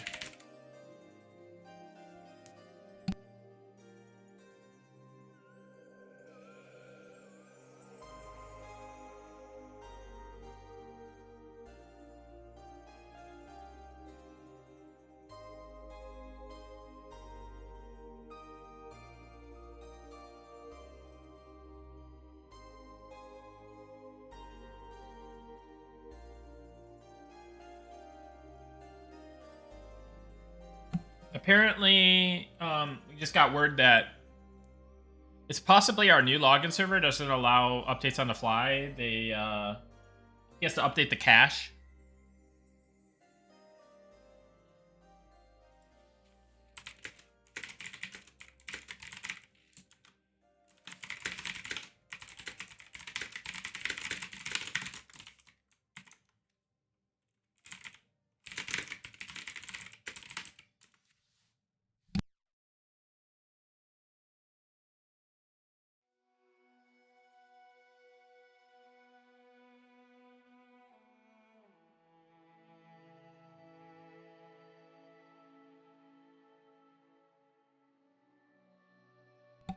Rangers should have a buff version of a campfire.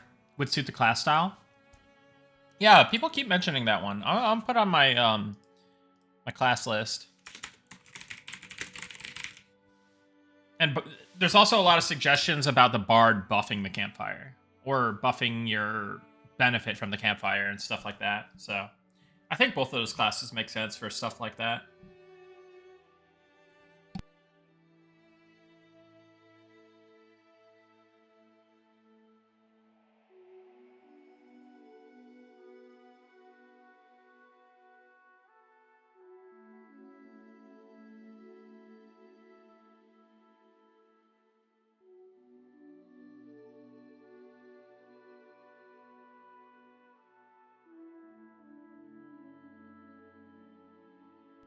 That's a tough one. I kind of like the mini icons of debuffs on target, like in WoW, but also get the old school field of reading chat, looking for your worn off messages.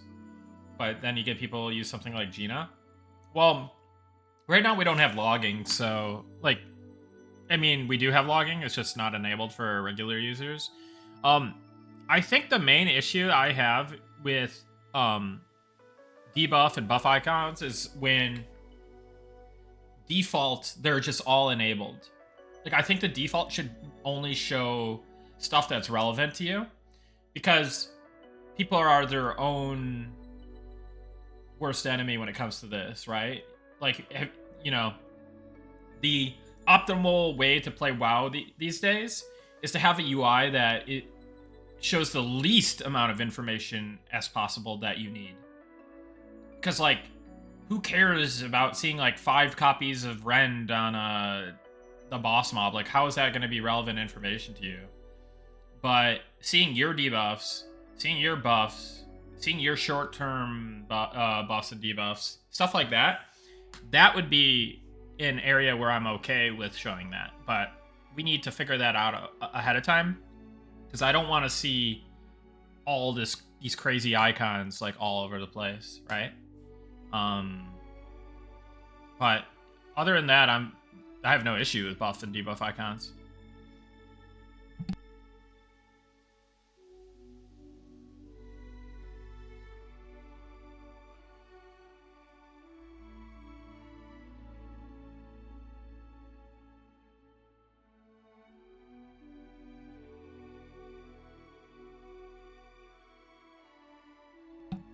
Last playtest, the availability of corroded armor, even crafted stuff, made it pointless to go after loot from many of the names. Is that something that's getting looked at?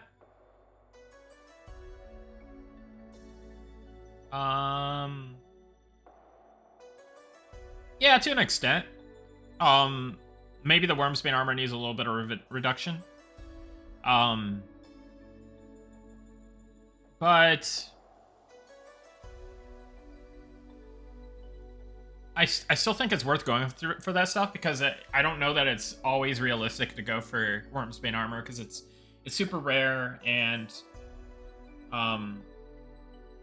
it does get replaced. But I hear you. Itemization is a hot topic and something that we're still messing with and going to revamp and whatnot.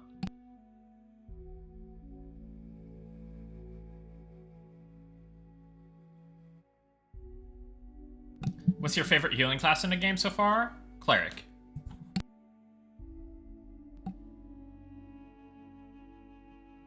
Nice, it's good to hear that everyone's getting in. Love you too, Bulwark. Don't think they could get in until you enable Goblin Spellblade. Who said it? Who said you can't be a Goblin Spellblade, you know? You gotta find the quest. What's your thoughts on adding hyphenated names? Maybe for the surname. But I don't know that I'm like too against it necessarily.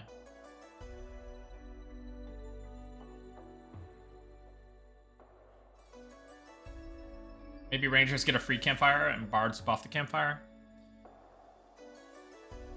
Yeah, maybe. Is good evil just a flavor thing ultimately, or will I be expected to burn down an orphanage once a week? I mean, there will be implications of being good or evil, right? Through the faction system, possibly religions, but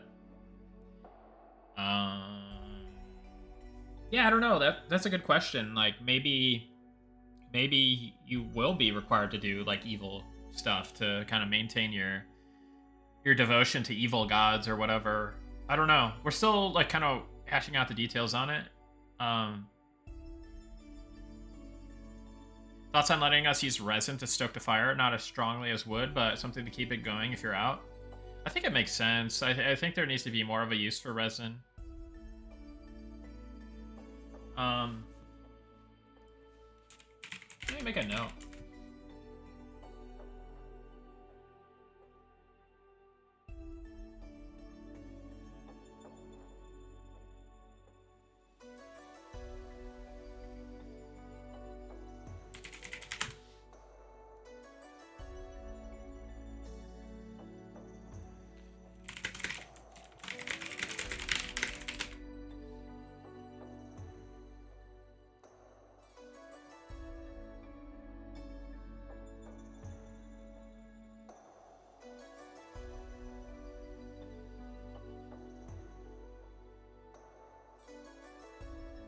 Well, before WoW was easy mode, knowing 5 stacks of rend was needed to know tanks have proper aggro. Was it? Didn't you just have a threat meter?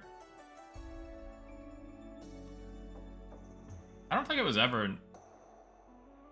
needed to know. Like, oh, you're talking about 5 stacks of Sunder armor. I'm talking about like 5 individual rends from 5 different warriors or whatever. It's a bad example. What I'm trying to say is, do you care that there's like 5 mortals? I don't know. I guess mortals. Another bad example. You know what I'm getting at, though, right? Like, there is so much useless information in a lot of WoW UIs and just UIs in general, or like even EverQuest, like EverQuest Modern live server. Like, who cares that there's like 50 debuffs on Interrupt? Like, how is that useful information to you? You know, it's just making the screen look ridiculous, and then it's like just useless information. I think a system of whitelisting and blacklisting certain buffs and debuffs and having good defaults is the play. Because people are their own worst enemy when it comes to that kind of stuff. Just my 2 cents. Like, I don't know.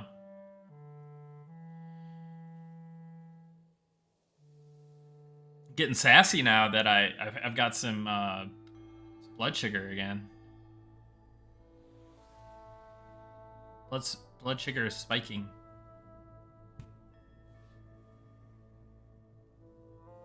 Nah.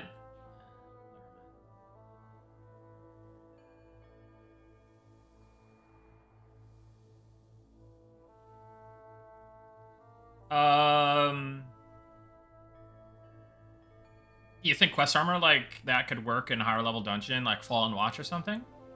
Yeah, 100%. There will be higher level quest armor for sure.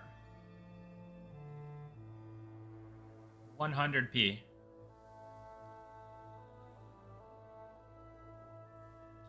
Worm's cloth armor is hard to get just due to the drop rate of Star Rose quartz. Feels like it's worth the chase though. Are you talking in public tests or alpha, or I'd like there maybe to be like some kind of solution to that. We have a lot of gems. It might just be a case of upping the gem drop rate. It might be a case of like you need kind of a more full game economy for, you know, the gems to be available.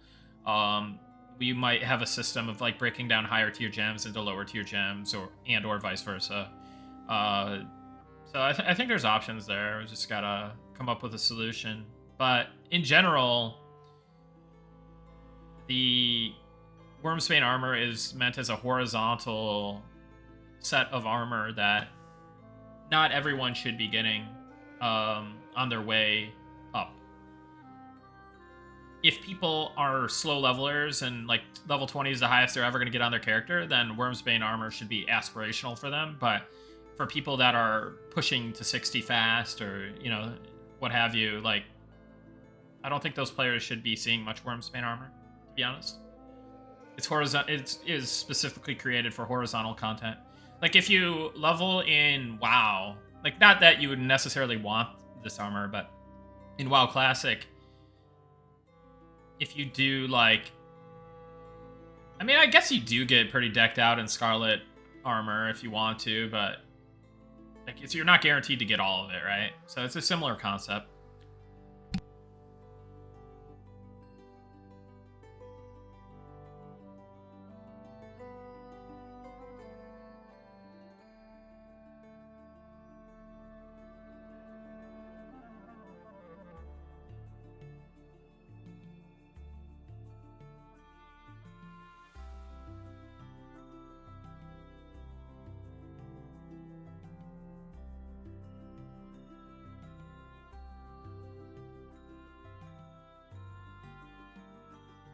Any thoughts on having Shaman and Druid also have resurrection spells? Yeah, we don't want that.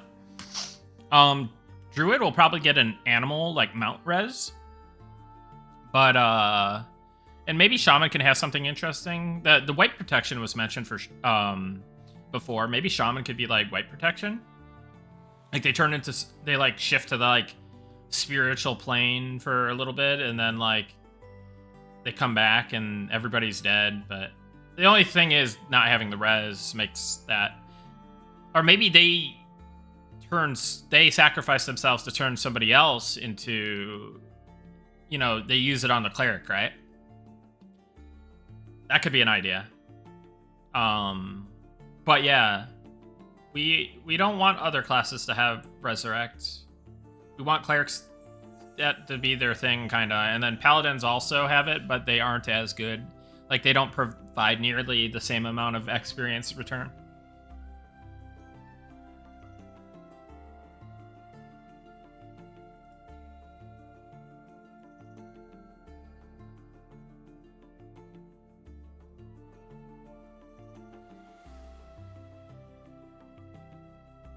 We make Necro stronger, please?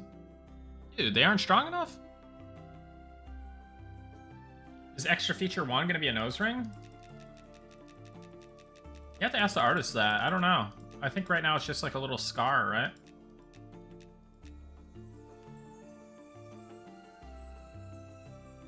Resin should come into play pretty heavily with various woodworking skills, IMO. Yeah.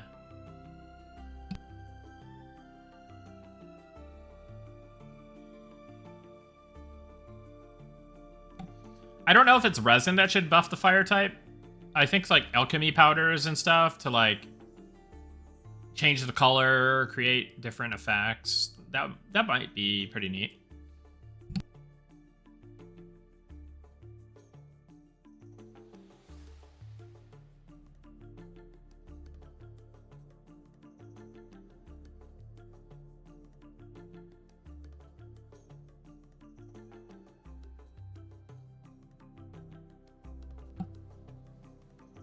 What do you think about randomizing server ticks to average every 7 seconds over a period of minutes as a way to prohibit min-max sitting on tick?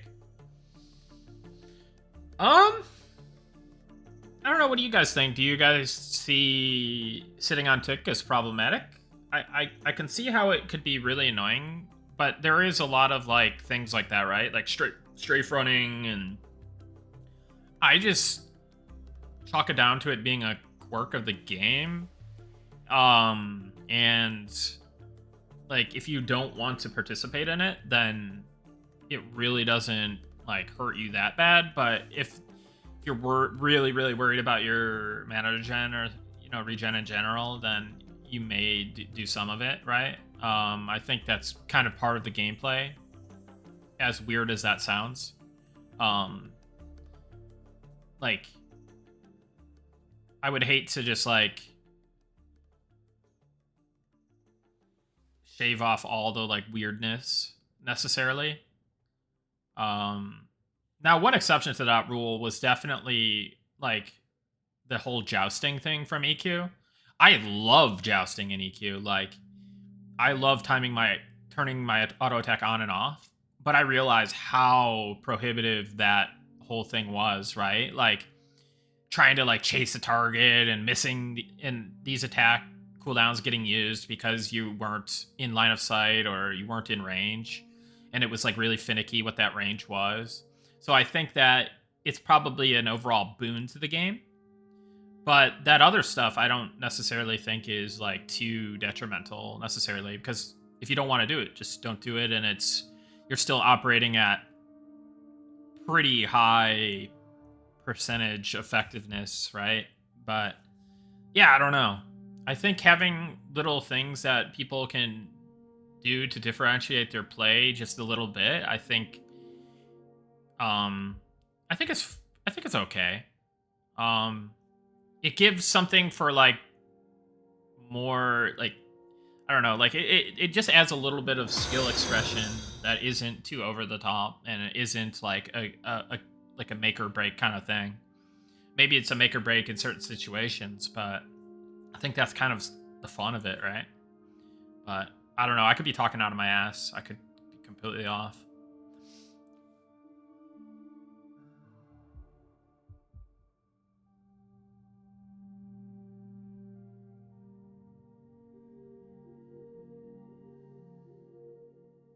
I got you, Galarg.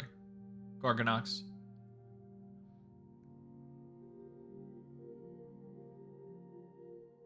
We're probably gonna be reducing, like, so you're saying like tier 2 junk armor and like crafted armor is just better than the Wormsbane stuff because it has like a whole crap load of AC or whatever. We're looking at the basic sets and looking at potentially nerfing them.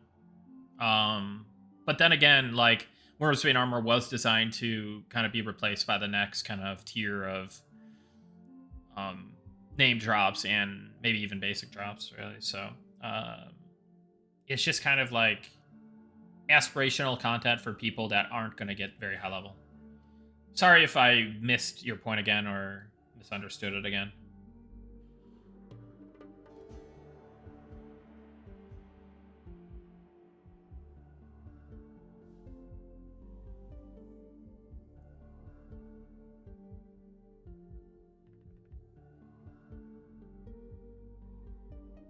Any thought to increase the amount of arrows per fletch? The ratio of time you must spend fletching versus fighting as archer is extremely high. We've done that a lot. We could potentially do it more. Like, you used to only be able to craft, like, up to 20, I think. Now it's, like, hundreds at a time. But I hear you. Like, it still sounds like a task. I think what we're going to do with Archer is probably give them a thing where they can recover some of their arrows, or at least some of the materials. And so that will help with it. But yeah, no, I hear you.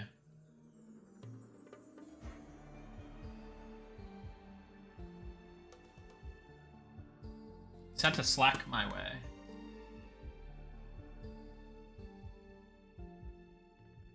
Oh, okay, thanks. Yeah, I think it's resolved.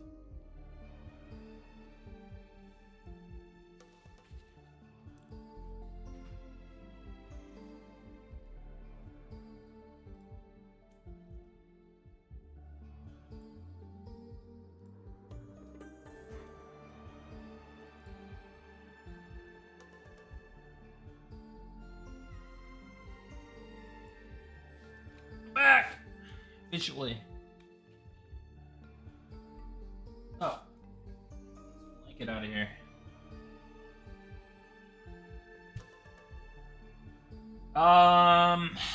Okay.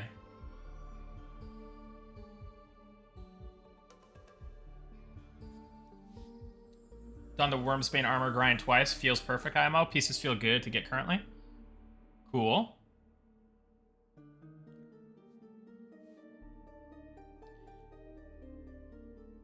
Questions for the devs. You talked about in the past about wanting to include a way for a group of druid players. Oh. Seems kind of loud, huh? Should probably work on that. Pagemaster 427. Thank you for the prime. Appreciate that.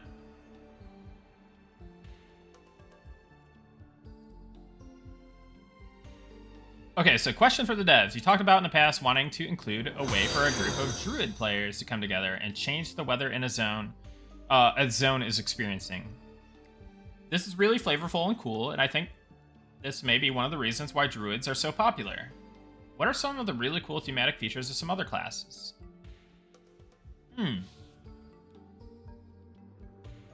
It's a good one. It's a good question. Didn't we mention one earlier? I'm trying to remember the one we were talking about earlier. Maybe like wizards needing to come together to like create a special portal to like another dimension, or you know, maybe you need to bring several elementalists together to bring forth a dragon pet or something, or like some kind of creature from another dimension that they all leverage or all use to like have an enchanter charm this being, or I don't know. I think there's a lot of little cool things. It just has to make sense and have a place in the game.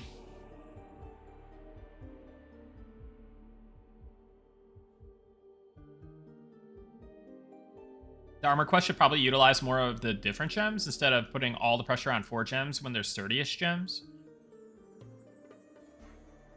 Yeah, that, you know, we could do more of that. Well, would that be less of a pain for you guys think?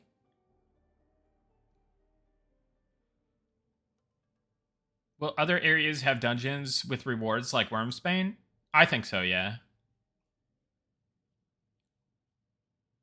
But I don't know. Like, I think that there's ways that we could do like other types of armor sets that they don't necessarily need to always be like, there always has to be a Wormsbane armor set in every dungeon. Like, I don't think that is necessarily needed. But will there be other dungeons that have other sets? Yeah, I'd like for that to be the case.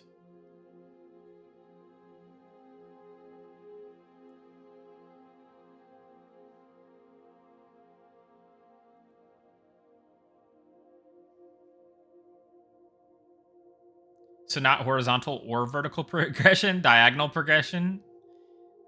Yes.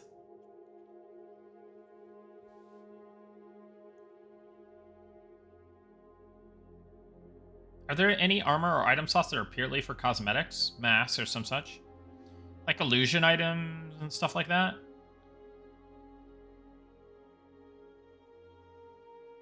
Oh, but you're saying like a slot. Yeah, the shirt slot is purely for cosmetic.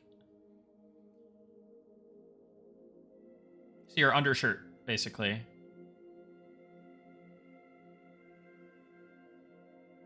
The concept that not everyone should get everything is going to be an adjustment for a lot of people, but it'll create uniqueness, and everyone will have different stuff and push socializing for trading between some of it that's droppable.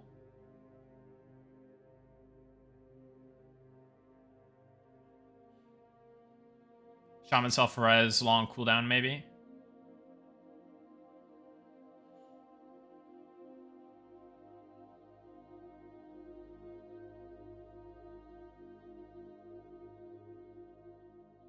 What's up, Magnus?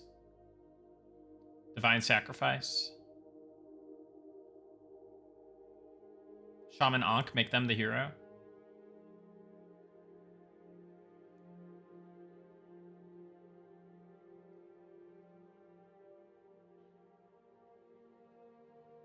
What about being able to create your own sigil or emblem to be put on a cloak, shield, etc.? Maybe. Like, I'll have to see what the other guys think about that one, but I don't know. It's a reasonable ask, for sure.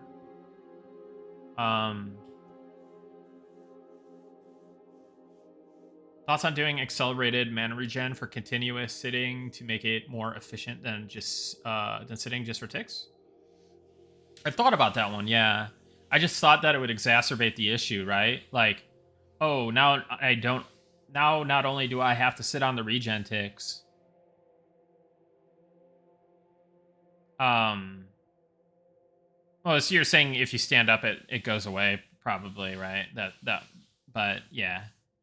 Um, I also don't know if I like the idea of like forcing people to constantly have to sit for like like punishing people for standing up. I think that's also potential like issue, right? I know B said you didn't want to do tinkering. No, I want to do tinkering, but the jumper cables in WoW with something like a 75 chance to fail would be cool. Yeah, I, I think, yeah, cool stuff like that with tinkering would be nice. And we want to do tinkering. It's just we want to time it at the right time, and there's a lot of trade skills and a lot of stuff we're working on. Are flares still on the menu? Yes. In fact, I could probably start prototyping that one.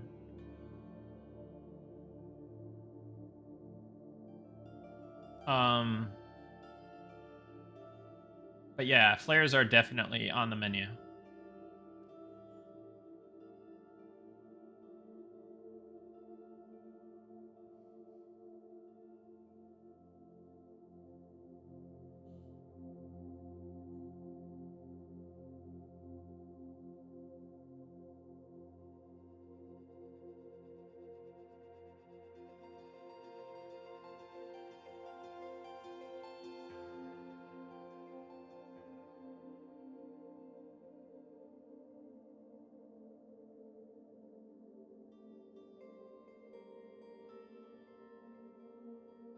Yeah, I agree that it feels like anti-immersive for sure.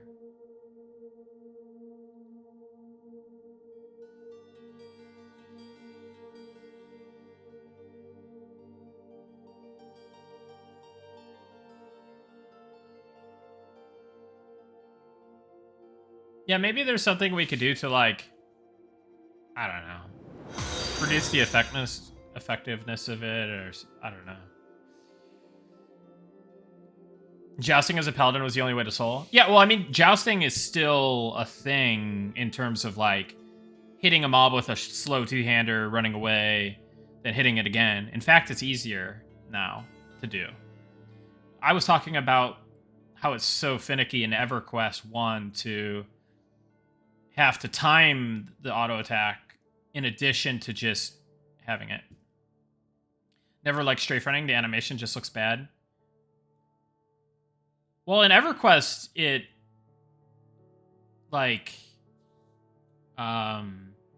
it just kind of made you run forward, but to the side. There wasn't like a specific animation for it, I thought. And for a while in Eminem, it just looked like you were running a specific direction. But now that we've changed it to strafing having its own animation, it does look a little bit strange to strafe run. Um, there might be something we could do there to like make it not look so weird. But in general, I like that there's like strafing diagonal like difference. I don't know. I didn't like how your character used to swivel from right to left when you strafed. Um, an Eminem. It wasn't responsive feeling, and then when it was made responsive, it just looked weird. So, yeah. And I'm not saying our strafing is in a perfect spot. Like the animation could, like animation blending or whatever, could be a little bit better, more polished, better timings and whatnot. Tick sitting goes against the sandwichy combat design. Yeah, I don't disagree, but I also think that I don't know. Yeah, I hear you. I hear you guys on that one for sure. Um,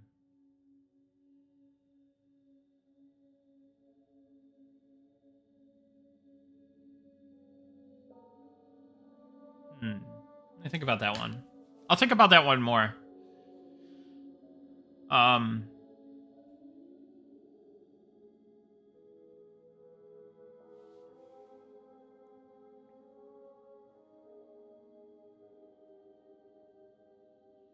clam weaving confirmed. Oh god.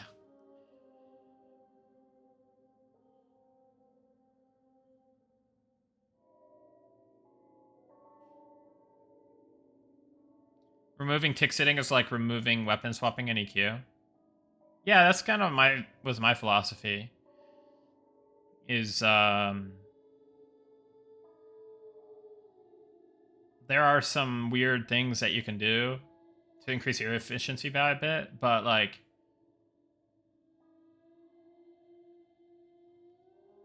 yeah. I get both sides of the argument for sure.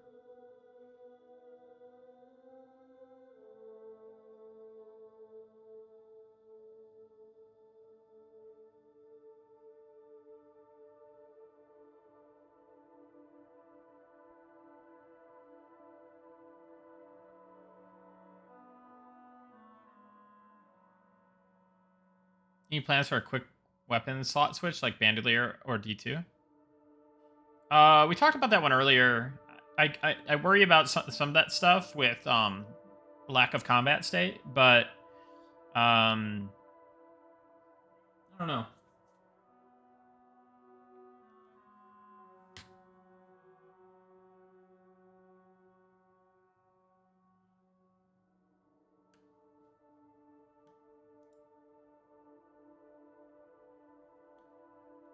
Wow, I'm actually really behind on chat. What's going on? All right, let's see. Oh, actually, I'm not that bad.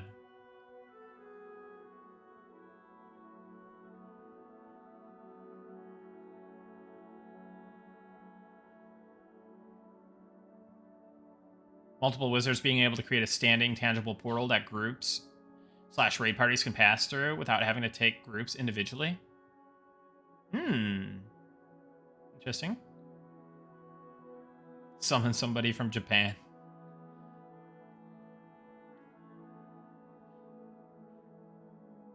Bars. Oh yeah, bars performing as an ensemble. That was it. I'm gonna write that down.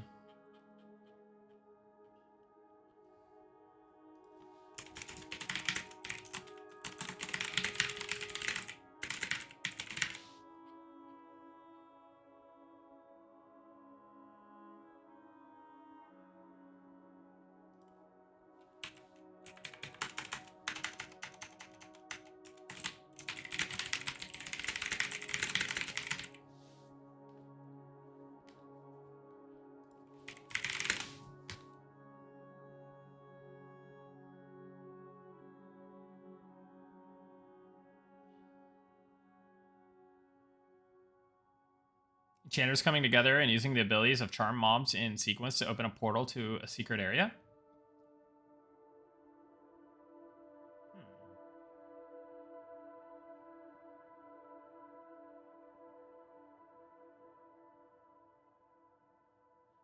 EQ2 style portal, but have it be like 3 to 4 wizards needed to summon one, and then everyone can click in it and port to wherever they want. Do enchanter racial illusions change player stats? I know there's at least one illusion in EQ that changes your stats and gives you life leech, the werewolf one. Ideally, I'd like to have some stuff like that, yeah. See you later, Tavish. Have a good night. Thank you.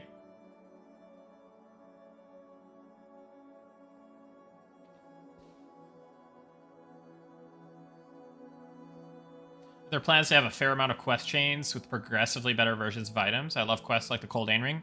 Yeah. We want a lot of that, in my opinion. At least I want a lot of it. I love those types of quests.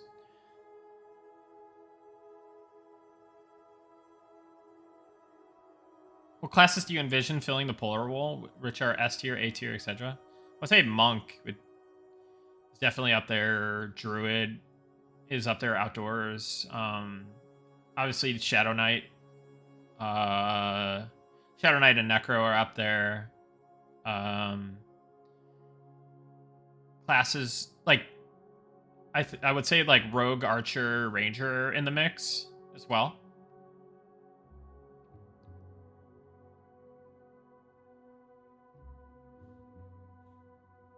Inquisitor potentially. Obviously Cleric and Paladin because of Placate. I think there's a lot of options for pulling. But Feign Death needs a look in like mob behavior when dropping out of combat. As well as Feign Death mem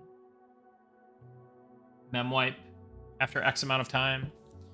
And the message that needs to pop up. Stuff like that. So there's some opportunity to work on some stuff there.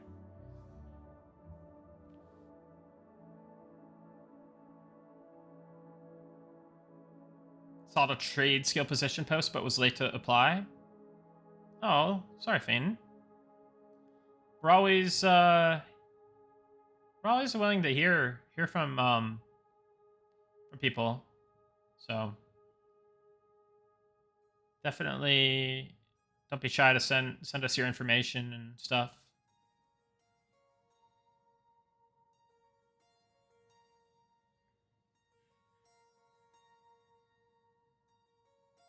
rather see they not lose progress if they stand. So if they stand up at 4 to 6 and sit back down, it starts at 5 to 6 and so on. Yeah, that's an interesting twist on it.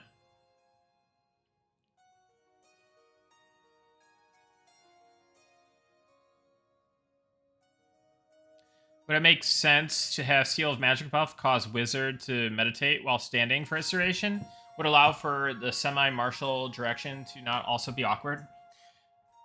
I was thinking about allowing them to like have like a battle meditate and then use their wand as like an auto attack from range while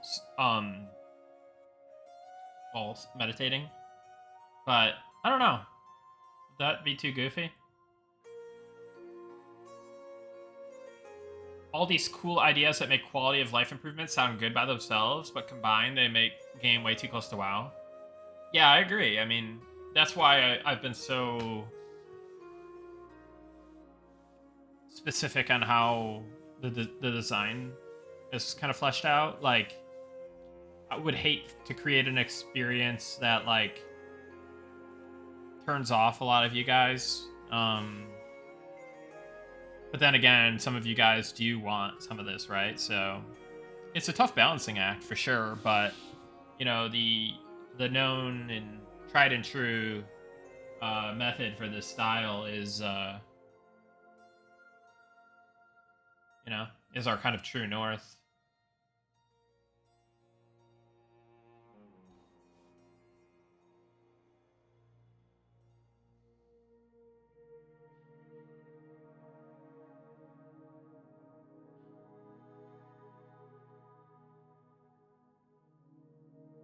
EQ strafe running looks like a bad moonwalk.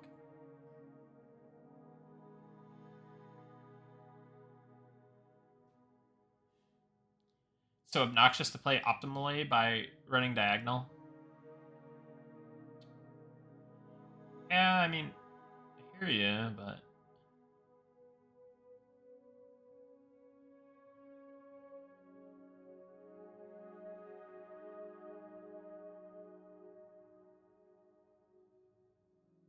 I guess I don't get the need to have strafe running is adding a sprint function to anti EQ.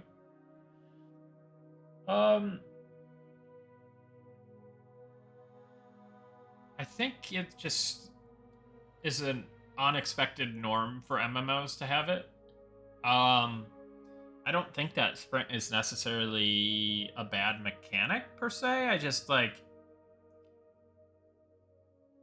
does it makes it like, does it is it needed? Is it necessary?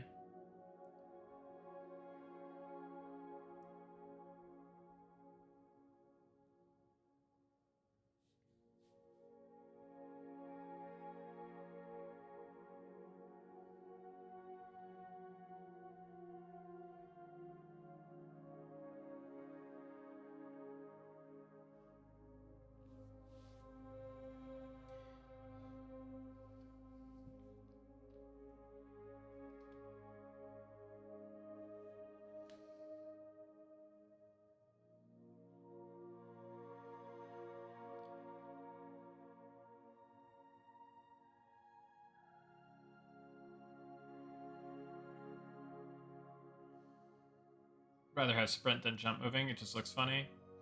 I hear you. I definitely hear you. Like, I get it.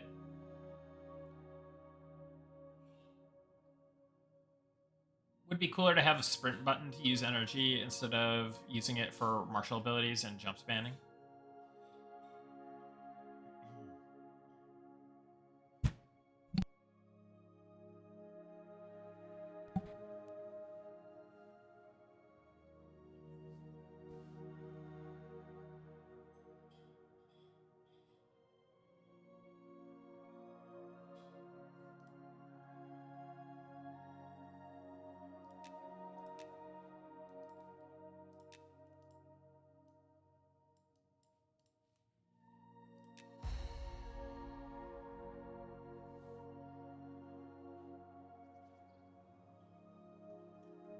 Thanks for the stream. Love the progress. Yeah, you're welcome, man. Giggle.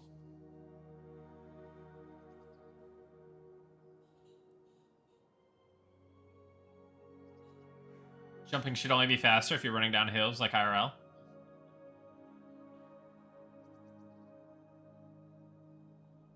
I guess my last thought on tick sitting is it makes you have to watch your mana bar for tick timing on just about any action, rather than focusing on the game and environment. Sure, you don't have to, but missing half of your ticks is like losing multiple clarity buffs.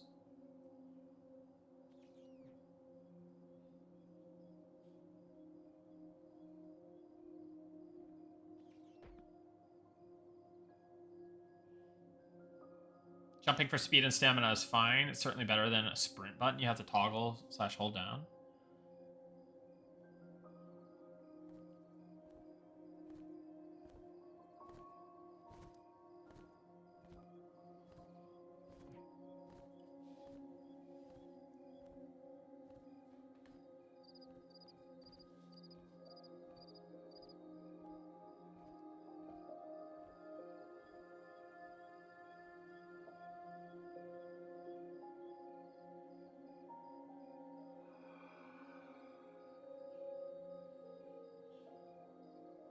Yeah, we could definitely work on the jump interpolation a little bit. Make sure it's not like looks goofy when you're doing it.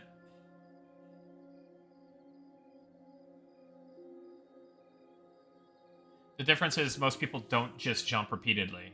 It's rare to see it happen unless they're close to dying. Sprint, however, would be used all the time, just for typical travel, not as a last-ditch effort to survive. Yeah, exactly. By being goofy, it kind of is its own kind of like preventative thing, right?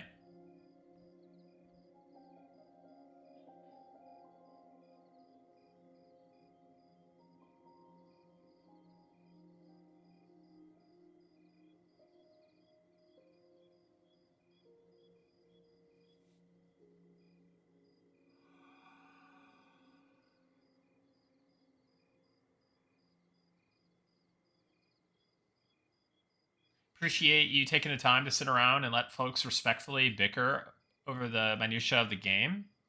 This is where real shareholder value happens. Yeah, I mean, I hear you. I hear like everybody's thoughts and opinions and stuff. Like everyone has valid points, and I think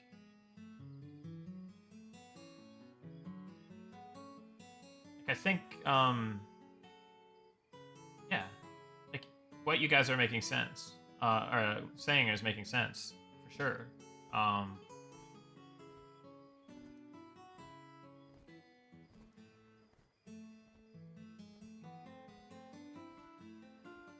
Will Archer be a polar? I think so. Like, I think there's opportunity. So they have good range and they have different mechanisms they can use. Like, technically, if you okay, so if you have this new immobilizing trap. By the way, if you haven't seen the immobilizing trap, this is the placeholder graphic for it. We could show you the. Oops. Oh, I spell.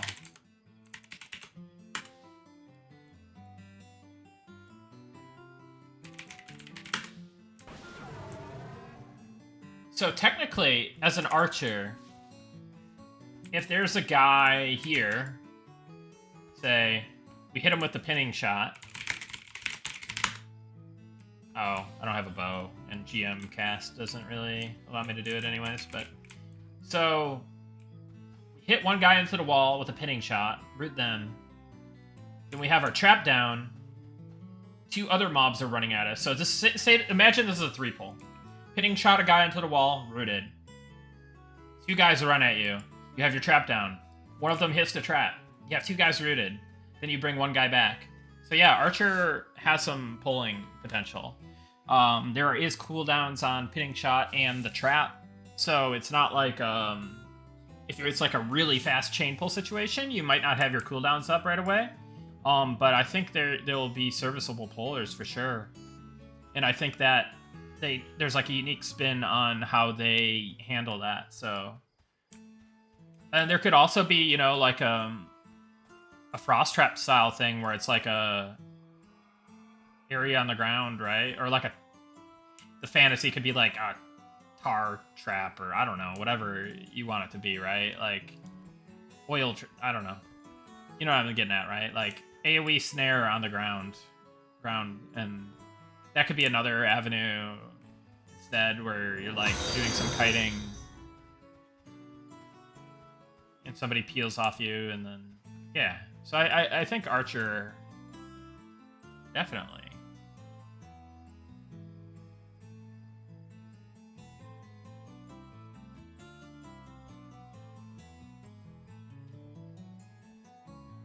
You not see the Bard as a polling class? Oh yeah, sorry. Bard is definitely a polling class. Sorry, I was kind of going through the feign death checklist, and then I was going through the pacify checklist, and then I kind of just forgot Bard. But Bard speed plus pacify plus mez plus potential future shout mez, and just, yeah, Bard is the goat. Bard is like a hero class. We're talking about the classes with limitations, but yeah, Bard is God. The biggest turn off for sure is dropping of the spellbook. Well, here's the thing about that.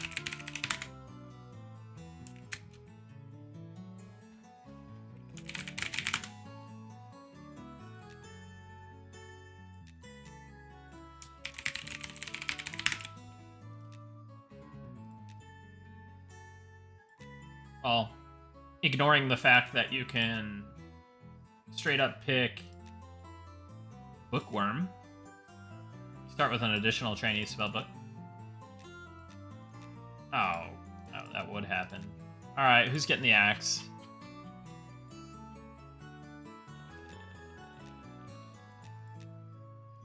Ignore that zone name. Who's getting the axe?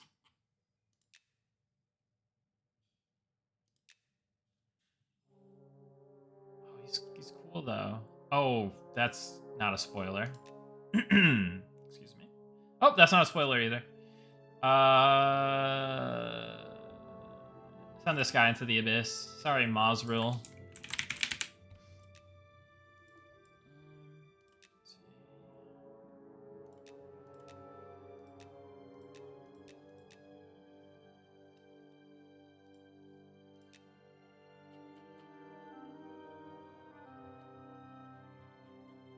Bookworm.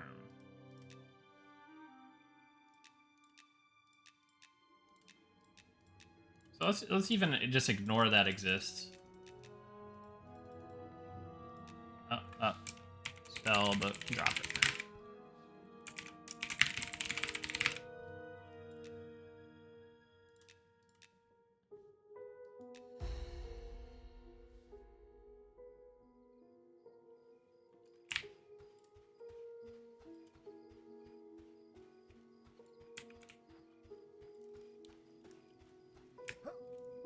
I'll do plenty of strafe running and jumping for you guys. No. Let's just run over here.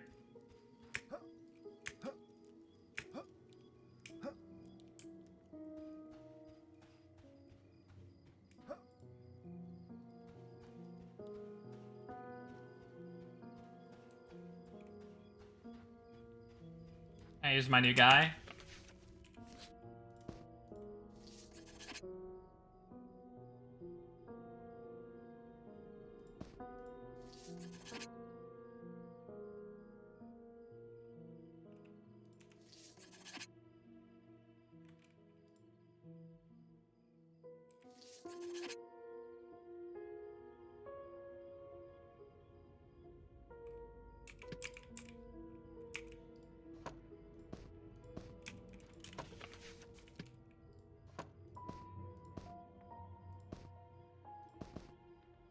Oh, whatever.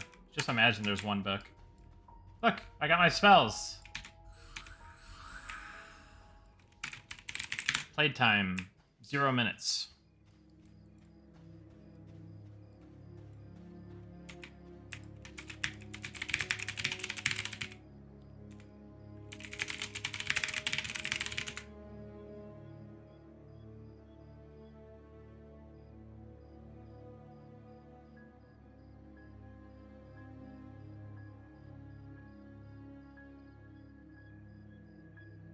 Ignore the fact I didn't bind at the bank. Not that it's necessary. It takes less than a minute to run there.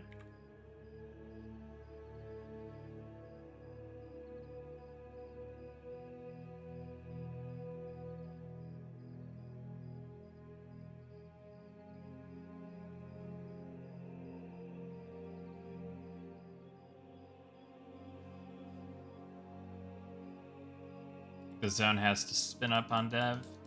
It's taking a bit. Unless it's broken. That'd be sad. But yeah, I mean, the point is, like, just put your book in the bank. Pick Bookworm. Put that one in the bank.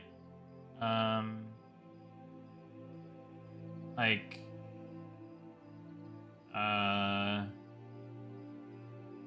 it's pretty... It's reasonable to work around, I think.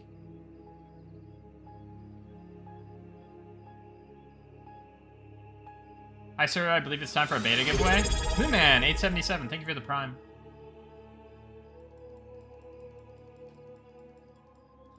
We've talked about maybe keeping your spells if they're memorized, but I don't know. Just...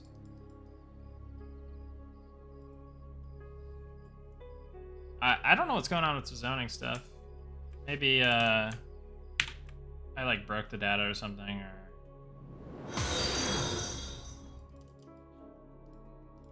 Let me see if I need a patch or something.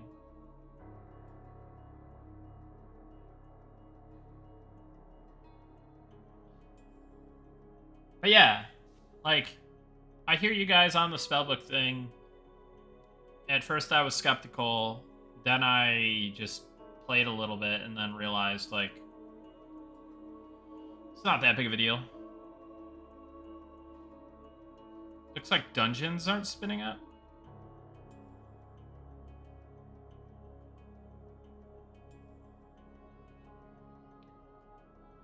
Yeah, but usually we don't even have issues on the dev server, so it makes me concerned that it could be something else. But, you know, maybe it's... Maybe I just needed the patch. I'm patching, so...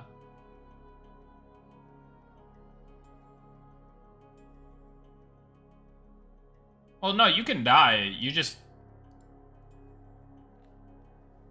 have a spare spellbook, and even your first spellbook can be,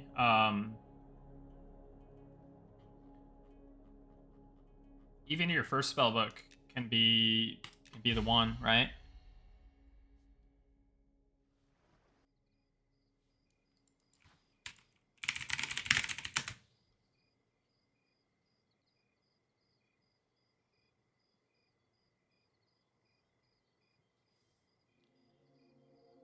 Will there be any protections against corpse rot in the event you can't just get help getting back to your corpse?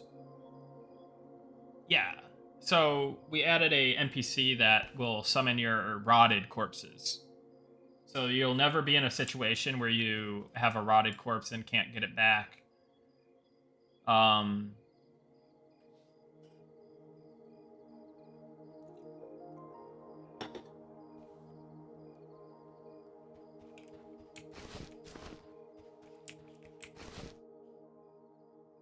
Well, I mean, that adds to the reputation aspect of it, right? Like, if somebody's a derp and doesn't have a spare spellbook, then you know, like, hey, I'm not going to invite this guy next time.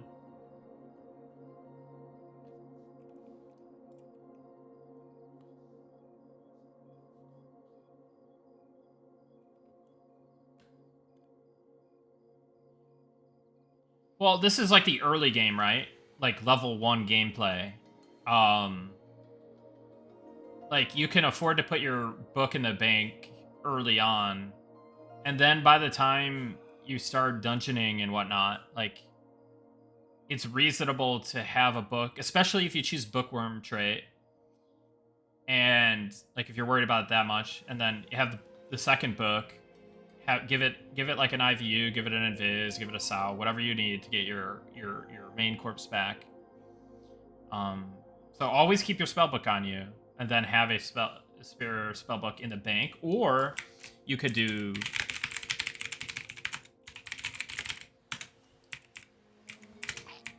Oh god, I used way too fast of a...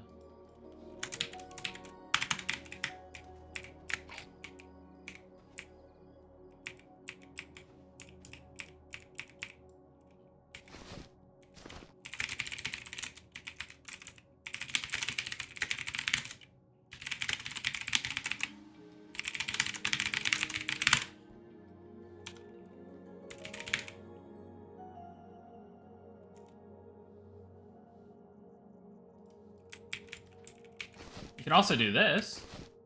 I'll bind here, you know, do a little bind.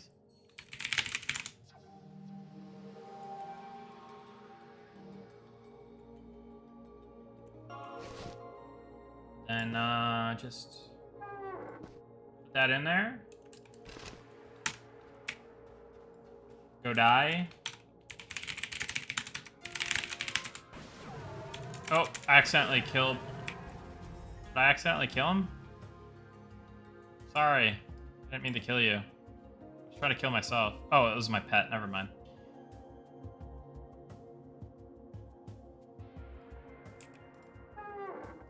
Boom. Got your spellbook.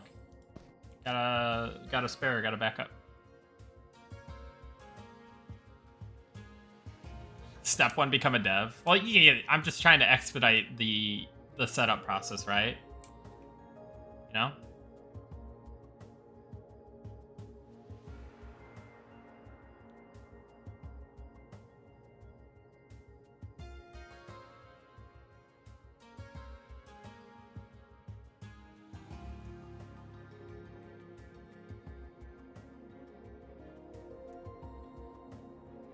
The argument for wasting a class talent to start with a second book is such a waste. LOL, the argument for having them drop is just super silly. Well, it's not really a class talent. Like, all right, here, this is what it's competing with.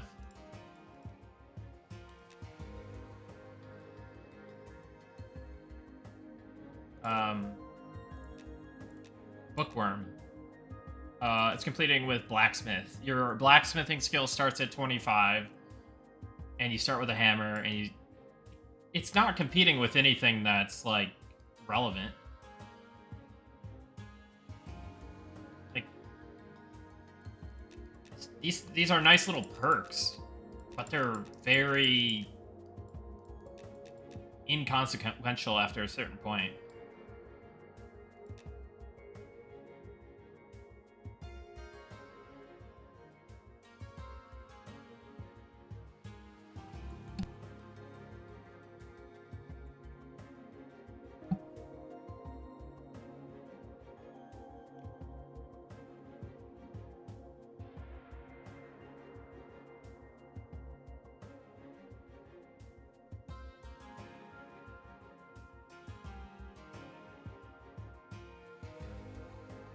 Should be a scribe speed increase on Bookworm. Yeah, but then everyone will pick it. I don't know. It's a tough one.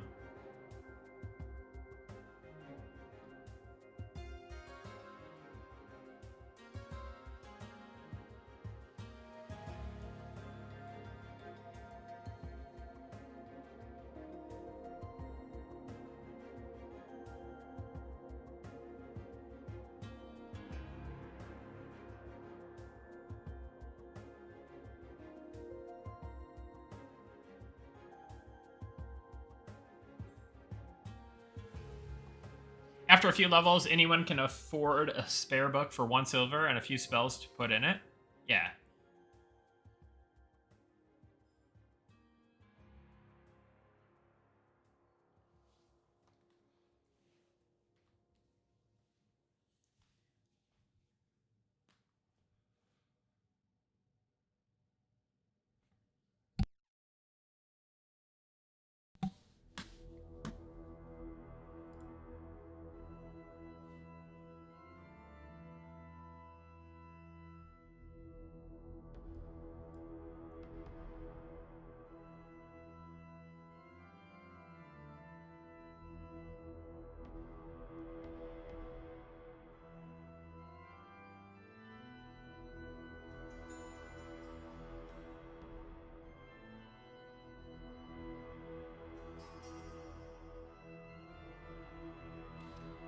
That would probably fall under like a major non-combat trait if it gave you a chance to remember a spell. That would be more competitive with major non-combat, I would say. And I mean, there is room for more stuff in here for sure. Like, it is the least represented category by far. So, yeah. Maybe stuff like that could be cool.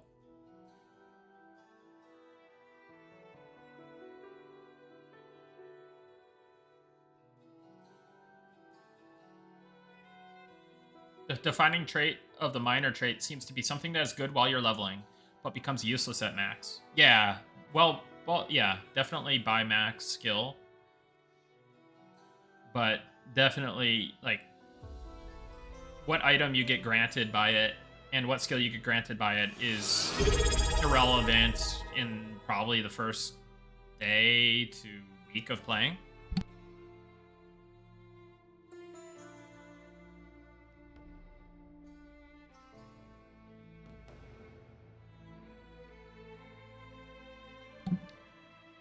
I think that the bookworm trait isn't actually to take it, but to signal to players that you might want a second spell book. Yeah, it's a good point, and also just like since it's such a common complaint, it's like here is a way to help you resolve that issue, right?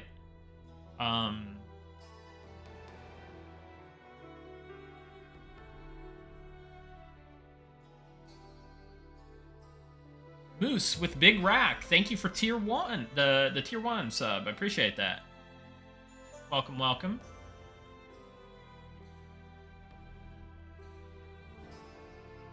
Is the plan to keep it so you need to put tools on to harvest? We've been talking about that a little bit. Hey, English Bob, thank you for the prime. Thank you. Welcome to the stream. So we've talked about allowing you to potentially use it from the bag. I forgot where we fell on it, but I'll talk with the guys about that one.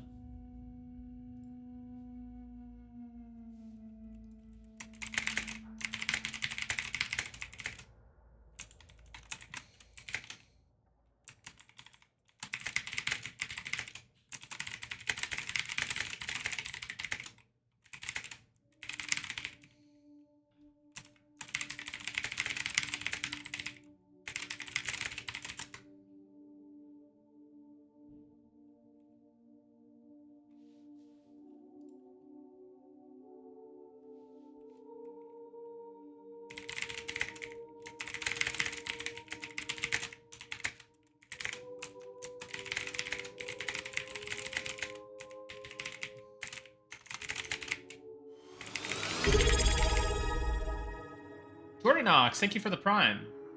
Welcome, welcome. Sorry, I'm just typing a quick Slack message.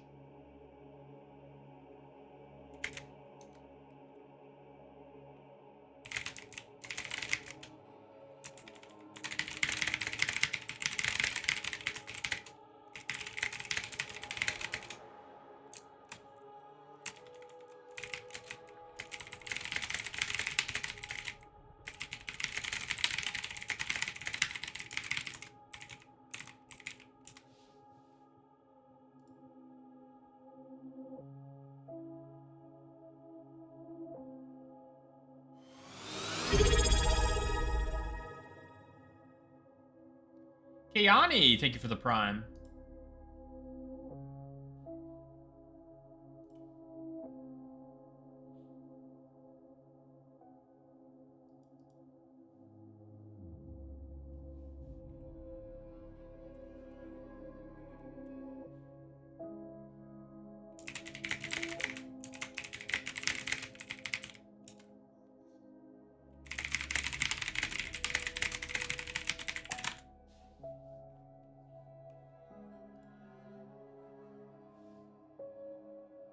Any chance we can use pet commands without the pet window being open and on screen? Right now, you can't even use slash commands if the pet window isn't there.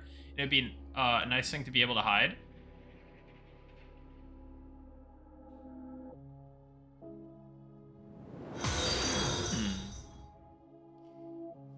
Let me make a note about that.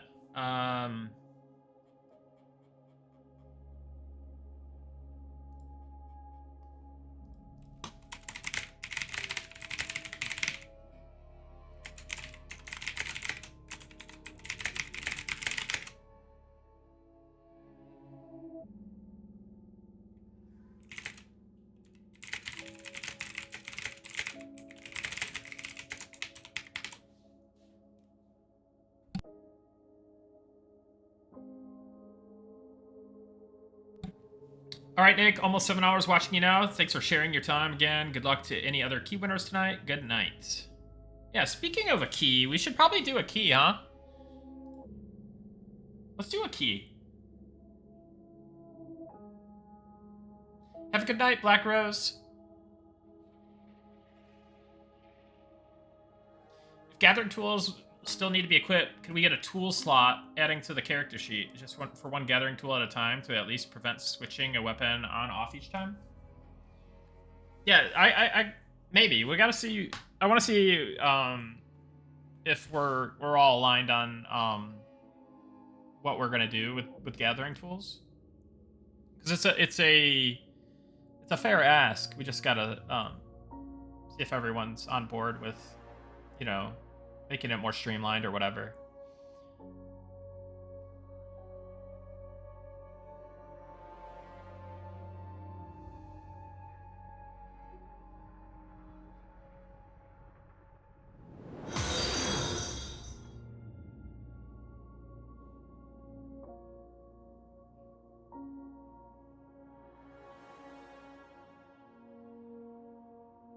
All right, let's get that raffle going.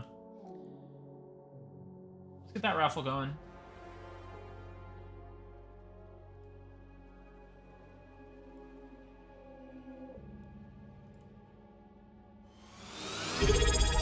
Zeitgeist 9,000. Thank you for the prime. Appreciate that.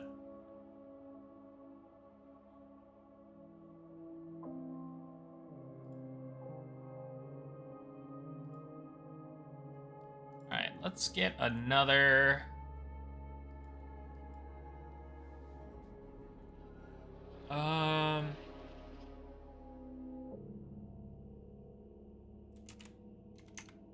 How about let's do.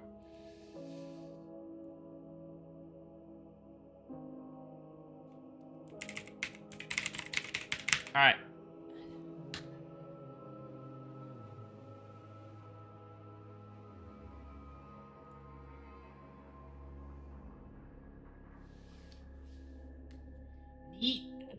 Exclamation point, need more cold brew.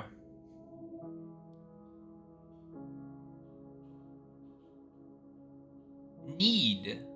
Not needs. Need more cold brew.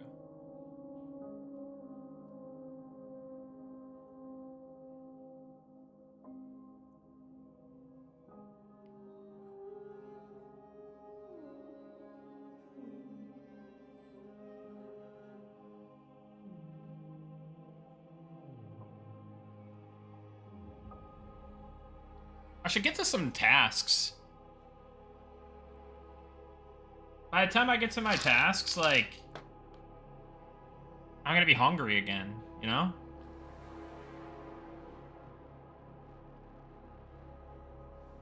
Let's see what else I have on my little thing that I can do.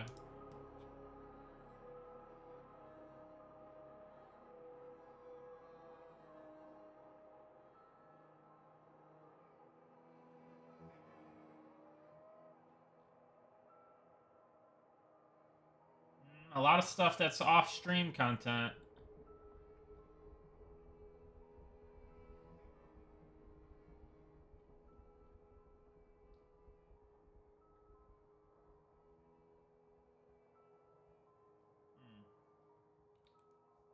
I don't know, maybe I call it in a little bit and do some off-stream work. Tend to be more focused off-stream.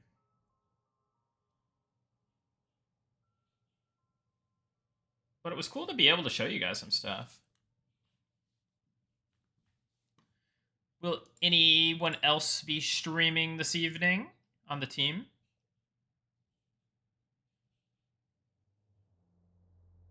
Any chance you can explain what devotion faith points are going to be used for? I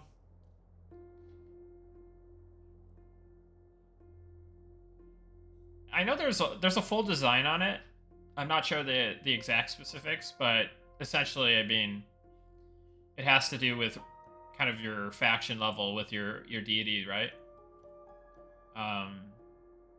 But there could even be like deity specific abilities, or maybe certain areas that you can only access if you're of a certain level. I don't know. There's a lot of good ideas. I'm just not super privy to all of them, or I mean, I just don't remember. That's been Sean's design, so. I need a Kirkland can emoji. Dude, I need to quit Kirkland's cold turkey. They mess me up.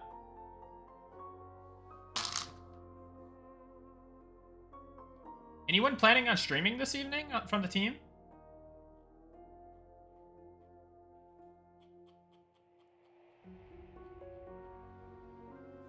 Let's see. Ask around, guys.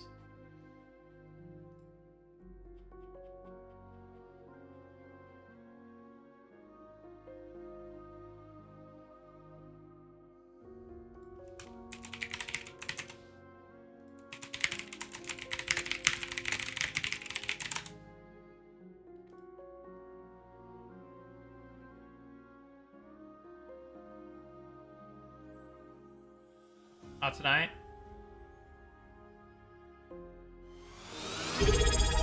Lorganox, thank you for the prime.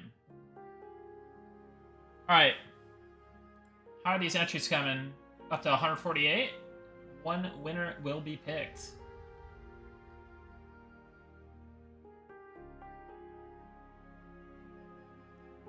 Yeah, that would be fun, Nicodemus. Alright. Let's get this going. We're going to be cutting this giveaway shortly here.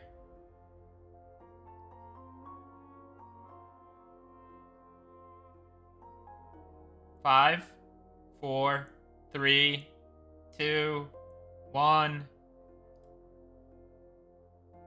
Page Master 427. Send me a whisper on Twitch. Page Master 427. Send me a whisper on Twitch with your Eminem account, email, and your Discord, please.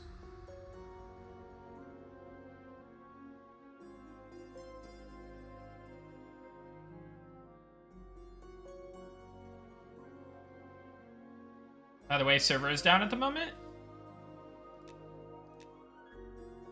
Oh no. Yes, that it is.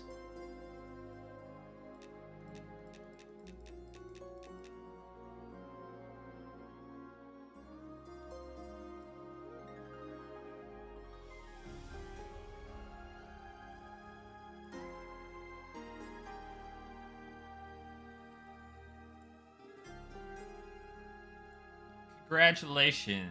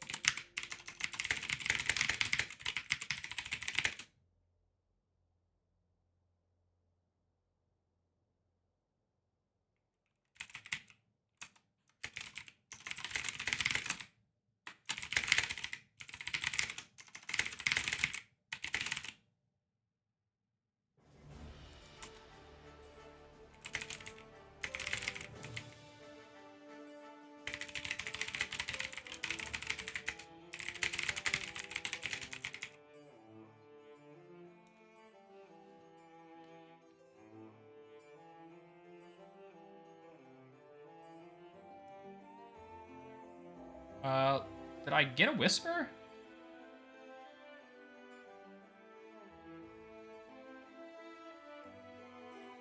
Oh, yes I did. Double checking the login email.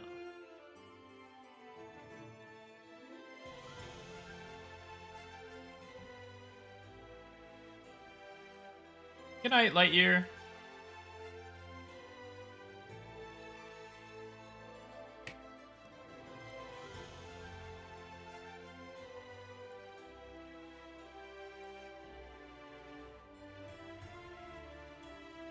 First M&M Con will be in Ohio, right? Dude, yeah, they the. Oh, maybe I shouldn't say. I wanna.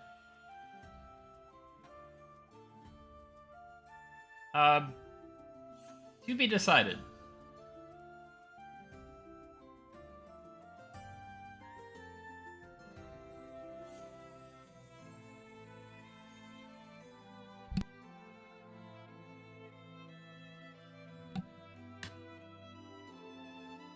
First one in Bahrain. Yeah.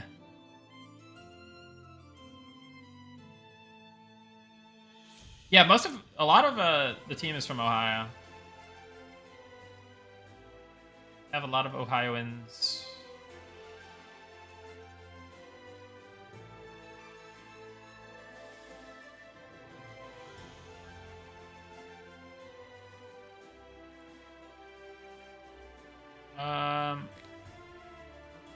Okay. Let us get Page Master hooked up.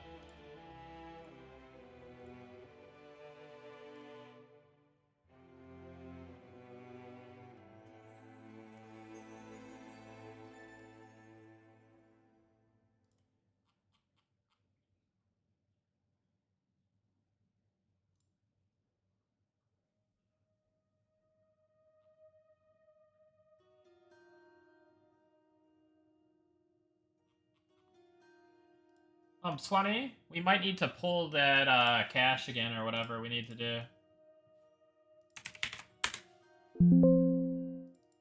I just added Page Master.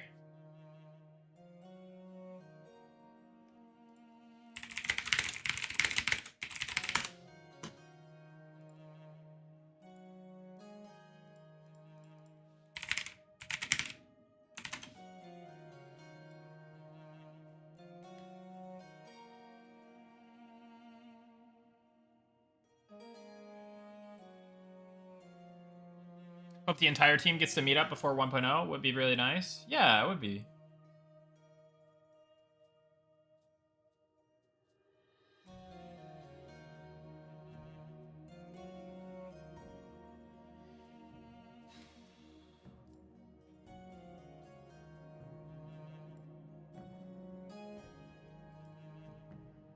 All right. Last call from the team. If you want to, a little raidy raid. But other than that, I think it might be time to call it, guys. It's been a long one. I feel a little bit guilty. Like I...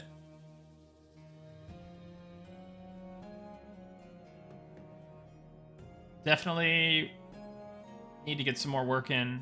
But it'd be good if I'm just kind of chilling off stream. Just trying to make up for Sean.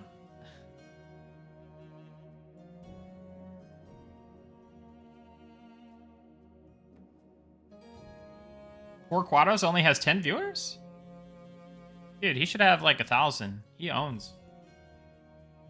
I was watching Quados pretty late last night. Maybe we hit a little Quados, quick Quados raid.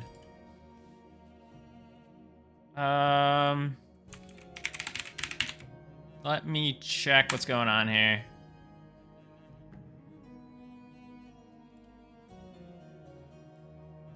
Just confirm nobody on the team is like streaming or something.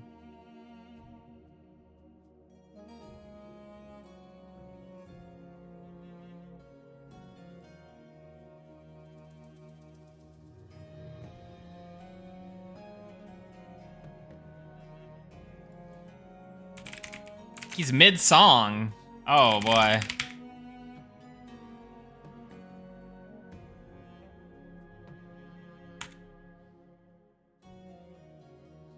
All right, guys. Thanks so much for supporting the game, supporting me, supporting the team. Thanks for hanging out with me for so long today. Glad I got to show you guys some dev stuff. Hopefully, we can do more of that in the near future. And I'll be streaming again probably on Saturday, if not before then. But probably just Saturday. So see you for the stress test this weekend, Saturday and Sunday. Let's get this raid going. Have a good night.